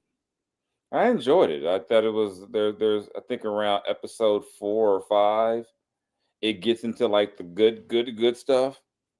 You know, I found it. I found the whole Jimmy and Jerry part real fascinating. The way they just the way they aired it. It'd be like Jimmy said something, then Jerry said. I think my favorite line was when Jimmy says that Jerry has a he say something about he likes to basically embellish, or he can't remember the truth or something like that. Like he has a bad relationship with the truth. I think he said misinterpret the facts. Misinterpret the facts. That's what it was. You know, Michael Irvin talking about I was the president of the White House. Yeah, he went in. I haven't gotten to that part yet. I heard he went Michael in. Irvin. Yeah, Michael. I was like, the fact that Michael Irvin's wife did not harm him is a miracle. Man, Michael Irvin's wife response to all of that was one of the highlights of the documentary. She wasn't on camera for it. Yeah. Michael told the story. It's like, oof. I'd have been scared of her. I would have never slept. She couldn't have made me dinner or nothing. I'd have been like, no, I'm cool, babe. I'm cool. Somebody could be that calm when you're on trial for like doing you're at like the Residence Inn doing cocaine with strippers on the regular. Crazy. And the cool part about it was he would do that and be at practice first thing in the morning. Mm-hmm. Out there laughing at the conditioning drills. That was they were there to me there were a lot of cool little things like that. I guess to me Michael Irvin was like the star. It's because Michael Irvin just doesn't care. He'll tell you everything. Mm-hmm. You can still some guys had some NDAs at home because they mentioned the White House. I don't know what you're talking about. I can't speak on that. I don't know. I thought the Barry Switzer Charles Haley thing is interesting. Mm-hmm. Kind of how they were, because I think especially back then, folks basically laughed at Barry Switzer the whole time, like this is a joke. But to kind of see, like, especially that Haley thing, and then hearing the backstory of how Switzer's mom, how she died, and clearly she had some mental health issues, and how he was able to connect with Charles Haley in a way that nobody else did. And I've heard some Charles Haley stories that weren't even in the doc. So that stuff they were talking about in the doc, I was like, sounds on brand. Did you and you guys can both kind of talk about this? Did it seem as though Jimmy and Jerry are in a good place now? Yeah. I think they both realize they're closer to death. you know what I mean? I think they're both like what are we doing? It's time to put this behind us. But they even showed a clip like Jerry was mad about, like, it seems to stem like with the Herschel Walker thing and whose idea. It's like the dumbest thing. to me, I was like, they're way more alike than they are different. Right. Yeah. And it's just, and that's what kind of came across to me is like, they're way more alike than they both wanted credit. And generally, right. Yeah, they both wanted credit. Yep. Generally in sports, the thinking is that when we win, we'll all get credit. So, and it's like Jimmy, the part where Jimmy says, yeah, we won the Super Bowl. Everybody wanted more money and everybody wanted this. I'm like, but you wanted more credit too. Like, I don't think Jimmy took a pay cut because they won the Super Bowl. Mm-hmm. So I think to me, it was like, then you see how they were roommates in college, and you go through all that stuff again. It's like, yeah, they're way more alike than they were different. It's just, yeah, I was like, who cares who got credit over the Herschel Walker trade? Like, they're the part where they're like, Jerry gets mad. Jimmy's talking about the trade again. Yes, sir, yeah. Jimmy, the trade was like 20 years ago. Yeah. There goes that Jimmy again. Talking about that trade. That was me. It's like, and the fact that Jerry goes back to crediting the GM he fired for the idea.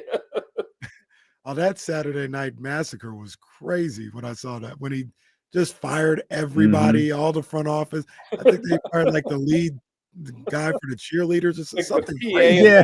Like, damn. Everybody go. The lead guy for the cheerleaders. It was just funny. Like, this guy from Arkansas came here.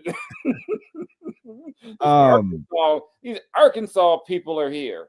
You know what I didn't know was, and again, I was really young at the time. I didn't know how influential Jerry was. This all started back when Fox News lover Jason Jones mentioned he'll miss Fox News when this deal goes awry with my information from without them. Jerry was the one who brought Rupert Murdoch the NFL. Yeah, he was talking about they were talking about the Fox NFL relationship that started because of Jerry Jones. Jerry has crazy. A lot of power. Yeah. And he was right with a lot of this stuff, like with building the league, building virtually all of it. He was right. Yep. He's like, I'll go get a deal with Nike. It's like, you can't, and it's crazy. You look back now. What was it called? Like blah blah blah apparel. Yeah. It was like you guys were really going to be like, but we've got to deal with them. We have Logo Athletic. We can't do a deal with Nike. They put swooshes everywhere. They had the guy put concessions with a swoosh on. Bro is real. He's a legit genius. Was. That's his gift. He is a forward-thinking businessman. Even his his graduate school thesis on the marketing of sports. It was like he's been the same guy forever. Yeah. Yep. He's always thinking, well, how can we make money off of this? And then even the whole holdout, I still wasn't making money. It was like, come on. All you selling, I see everybody in town wearing my jersey. You ain't making no money. You can't pay me. And then you see the contracts of the running backs. It was like, you couldn't make sense to pay him in the same range as Barry Sanders and Thurman Thomas. It was like, why was it so hard? But Jerry still makes it hard. He could have signed Micah Parsons 4 or 5 months ago. Right. That's just what he loves, this stuff. He loves he believes in the. No, I interviewed the directors for the story. They said they sit down with Jerry. He said, normally you got to tell the person you're interviewing, here's what we're thinking. They said Jerry comes in like, we've got this, we got drama, we got this. Like Jerry knows how to keep the Cowboys, for better or for worse, on our TVs. I did a story. I did one story, talked to a TV executive, and he said his dream scenario for ratings would be the Cowboys week 1 through the Super Bowl every week. He said because whether they're good or bad, people tune in. Wow. Yeah, they do. They do. They something that always kind of happens when a doc or a series like this happens is we start to say, like, well, man, who would we want to see what team, franchise will we want to see get a docuseries like that? Is there anybody that you'd have in mind? We got the Lakers joint. We've got. Do we have a Yankees one? I know Steinbrenner and Billy Martin got the little thing, but I don't know. I don't know if we have Jeter thing. Jeter there. You got the Patriots. We got a Patriots one. Yawn. Nobody want to watch the Patriots. What's going to be. Oh no, I can't even believe I'm saying this. What's coming down the pipe in about 5 years? What? It'll be that damn Warriors one. Oh yeah. Yeah, probably. They can sit down. We can sit down. Draymond gonna go in on that. Oh. There's gonna be a whole episode on Draymond and Jordan Poole, and then Draymond and KD, and it's gonna be like a Draymond conflict episode. And it's gonna be like you're gonna have like all these teammates saying the time Draymond did this, and the time Draymond did this. You're gonna have people. It's gonna, And I guarantee Steve Kerr is still gonna be on camera defending his ass. And that'll be the documentary where the revelation comes out where Steph Curry says, I wanted him going after 15. I was sick of this. I was sick of his ass. I wanted him going. And they going, they can interview DeMarcus talking about what it was like to play with Draymond, and that KD will sit down and be even more just like he'll be KD, and we can get JaVale and Nick Young to sit down for all over the place. Bob Myers. Hedo's one might be pretty good. Talk about getting LeBron, him being there, and then him leaving. Like that won't happen because LeBron's probably going to have his own 10-part series on his own career. It's going to be a 23-part series that airs on uninterrupted. This is going to be a year long, for 52 weeks. We're going to get LeBron from birth to like age 50. Like, what were you like in the 4th grade, LeBron? Man, when LeBron met Rich, will be the whole episode. The Warren Moon jersey that started it all. Decision 1 to leave Cleveland. Decision 2 to return. Decision 3 to leave again. I always knew Rich was going to be like the best agent in the NBA. Like when I met him in the 7th grade, I said this guy's going to be the best agent in the NBA. Yeah. Saw him in that Warren Moon jersey and knew. He admits in the documentary that though he was surprised AD was traded, he was gone because he's like, he kept getting hurt, man, and I just couldn't deal with that no more. I get why Rob did it. I get why Rob if it like works out well, like beyond this, like next couple of years, he'd be like, I get why he did it. AD's my boy, but I get, Did you know who's represented by Clutch? Coach Brendan Marion. Oh, I didn't know that. I didn't either. Shout out Saw Coach. a video interview with him. The other Coach day. and Doug. Yeah. Doug Christie is too. Yeah, Clutch is all everywhere. Aren't you represented by Clutch? I'm not. I'll talk to Rich though. There's rumors. Talk to him. There's rumors around the building. Yeah, Rich. I'll talk to Rich. Is cool. I like her.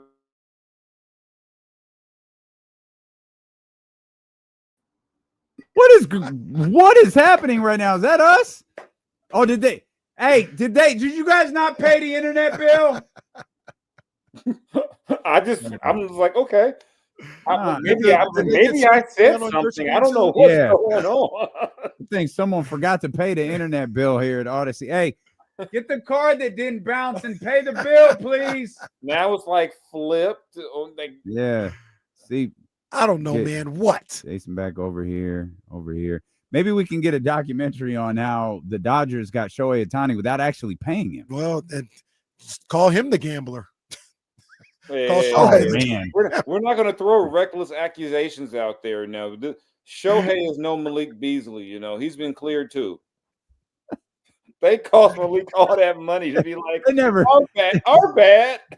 Well, yeah, they never even approached Shohei. Like, oh, hey Shohei, why is this? Oh, you know what? It's cool. It's fine. It's Shohei. It's fine, man. Yeah, Shohei didn't know what was happening. He didn't know. I believe him. But he just plays baseball. You don't know. Yeah, that's all he does. Yeah, he plays baseball. He's not in charge of that stuff. Boy. I still think what they did to poor Malik though. Put that man business in the street. Man's been evicted. They said everyone know he didn't pay his barber. My man, everybody know he didn't pay the dentist. And the contract he was waiting on to get it to pay everyone he can't because they were like, you're a gambler. Damn. What do you think? Do you think he gets like a regular contract, like a mid-level or something like that? I don't even know if there's any what's even out there at this point. Like, he might be one of those guys who gets like a vet minimum now. He legit might be a vet minimum guy for a year. That's cruel, because remember all that money that Detroit was going to pay, and they ended up giving it to, what was it, Duncan or whoever it was they traded for and all that, because they were like, we're not going to have him. My man, I mean, we all have issues and stuff, but would you hate to be known as the person who didn't pay the barber for like forever? But I still don't feel like you should have to pay the barber, because if I don't pay you and you continue to cut my hair, at some point that's your fault. Yeah, either would you want to be Malik Beasley, the guy who didn't pay the barber, or the barber that allowed him to rack up a $26,000 bill? I'm like, after a haircut number 24, you're like, I'm telling you, I got you when I get paid on the 15th. I need to go to his shop. I'll just get free cuts forever. I got you next time, homie. Who had, and I genuinely don't know the answer to that. I think I know. I just can't remember the exact number. Who had a more catastrophic bag fumble? Beasley or Miles Bridges? It was Bridges, wasn't it? Wasn't Bridges like max deal conversation? Yeah. Now, he wound up getting a healthy contract a couple of years later. But I think it was, let me pull up. I don't remember. I mean, and don't forget don't forget your boy Dennis Schroeder in that. What was his? 80? Yeah, I think it was 80. I think it was 4 and 84. 4 and 80. Man. I still don't think that's Miles Bridges. Has Schroeder gotten to 80 though? He's recouped that money. Maybe it took him a couple years longer. Nah, I don't think so. I don't know. I don't think he ever sniffed that. I think he probably got to probably like 50 or 60. You got to remember too, he would have got that like in a 4-year window. Right. Took more years. Let's take a quick look. I'm a Dennis Schroeder fan. This is a cold exercise, so I'm sorry to my brother, but let's take a look here. This is colder than pocket watching. Yeah, this is the dark side of pocket watching. Vice is gonna do a series on this, the dark side of pocket watching. When this Kings deal is done, I don't remember what the details of the 2027 year are. He will have earned $147.5 million. He'll be all right. Where are the Lakers? There are the Lakers right there in 2020. Yeah. Well, that's the one he was going to sign in 2021. So so that would have been $80 million. He You didn't get it? Nah. Because he had took like a minimum deal in Boston, and then he went back to the Lakers on a cheap deal. I think over the last 4 years, I think it's about 32 million he's earned. So instead of 80 and some change now over that stretch, it's about 32. He's still making up for it. I mean, this Kings deal is the best deal that he signed. And I couldn't remember what it was. I know it was 14 over 3 years, right? Like 14 per over 3 years. Yeah. That's why I thought maybe he would have gotten a little close to the 80. But he had some minimums like right after that. It was like he had a lot of minimums after that. He got some, and it's hard to tell because he gets traded every year.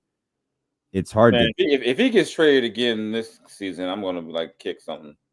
I don't know. I don't even know who he signs these contracts with because he gets traded so often because he's on. And people say, like, how good can Dennis Schroeder be? He gets traded so often. Well, look at the teams, and he's getting traded because his contract is affordable, and the other team is trying to acquire him. And he has an affordable contract, and he can help you. That's it. Yeah, that's it. But yeah, that's a pretty bad bag fumble. But in Dennis's, I guess, defense, he's continuing to play and making up for that money. One Kings fans are very familiar with. I don't know how much Bonzi made after that. Thank you, but no thank you that he took. Again, dark side of pocket watching coming to the Von Vice. Ericksons. Didn't they say Sprewell was like, I got to feed my family, then never got another contract? That was a classic. The epic I got to feed my family line. He made money after this, but don't forget Patrick Ewing. We make a lot of money, but we spend a lot of money too. That could be the greatest. Well, you know what, Patrick? I spend a lot of money and don't make a lot of money. So what do we do about my situation? That's an all-timer right there. And if we have a WNBA lockout, who's going to be our Patrick Ewing? Who's going to say something like that? Oh man, Somali. Who's gonna say something this legendary like that? There's gonna be like 10 of them that are gonna say something legendary like that. Patrick was trying to garner sympathy by saying, "Sir, what?" It's like, well, what's the issue? You know how hard it is to spend $2 million? Trying to garner understanding. Like, you guys got to understand. So we spend a lot of money too. Here's the. Well, Jason, we'll let you go after this. Here's the AI write-up of Latrell Sprewell. Latrell Sprewell's final NBA contract offer was 3 years, $21 million with the Minnesota Timberwolves, which he famously declined, stating the amount wasn't enough to feed his family. He turned down several other deals, refusing to sign for anything less than what he felt he deserved. He subsequently retired in 2005. Oh, Spree. Spree. Oh, my brother. Jay, we appreciate you as always. Thank you. Keep up the great work over at The Athletic, man. We're locked in. Time for me to go play some more video games for work. There you go. That's what you got to do. Good job. Not a bad good life job right there. there. Yeah, it's tough. Somebody got to do it. Yeah. Appreciate you, Jay. Right. Jason Jones. Apparently a video game article coming to man. Coming to The Athletic. NCAA, one of the two. Didn't even dawn on me. When that YouTube email went out that Ohio State and Michigan play at 9 a.m. on Saturday morning on Fox. You bitches who run Google, you've got 3 days to fix this. Figure it out. Because there's already incentive for me to sign up for Hulu Live. Now, I know Hulu Live costs the same thing, but with the ESPN and the little discounts you get with the Disney Plus and fam, you've got 3 days. Yeah, I might be off anyway, man. Well, Hulu Live got local. Of course it does. Yeah, man. Of course it does. I might be off that, man. Save me a couple dollars. I might be off that. Sorry, YouTube TV. I don't think it's going to save you anything. I think it's going to cost the same amount. Do they? Now, but they do bundle. They will bundle all of the. That's what I was thinking. All of the and you can watch WWE again because right now you can't watch it on YouTube. YouTube, or with the YouTube login, I should say. YouTube, they're the only ones with multi-view though, huh? Does Hulu Live got that? Because multi-view is kind of clutch. Good question, season. No answer. Yeah. I don't have an answer. That's they YouTube got that during college football season. They got the multi-view thing going on. So that's but okay, you're right. You're right. Well, we're here and we only have like 30 seconds. Hulu Live multi-view. I know ESPN has it. To get but it's only ESPN channels. I don't think it does. Yeah. Scooter says Hulu does not have multi-view. Why isn't there a perfect streaming service out there? Right. Everybody always. We're going to create the D'Lo and KC streaming service. Everybody got a ward. Every single one of them. What a disaster this show was. It's so bad. We're just ending it. We'll see y'all tomorrow, beginning at 10 a.m. on Sacramento Sports Leader ESPN 1320. Vamos Porsche. Trysta picking up dog poop during the.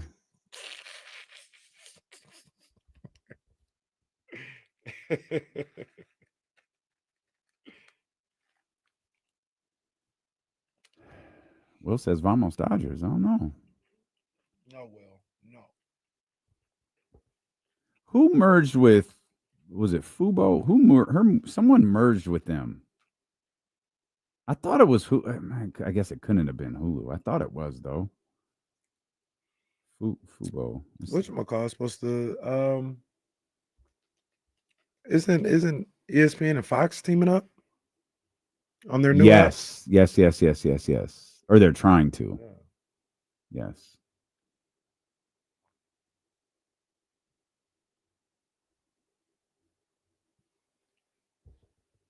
This whole thing is a work. They're all sitting back laughing at us. These idiots think it's cheaper than cable. hey, take that feature off real quick. Take that feature off. I'm gonna put it on mine, and we'll watch these idiots. It's good. Yeah. I got you. You got me on the next one. I'll take one off, and then you put. It's good. Mm-hmm. So they're all doing. They're having a good old time. All right, y'all. We're just going to keep complaining. We're just going to do it off camera and over on the and pay for the services. Yeah. After complaining. Facts. We'll see y'all tomorrow.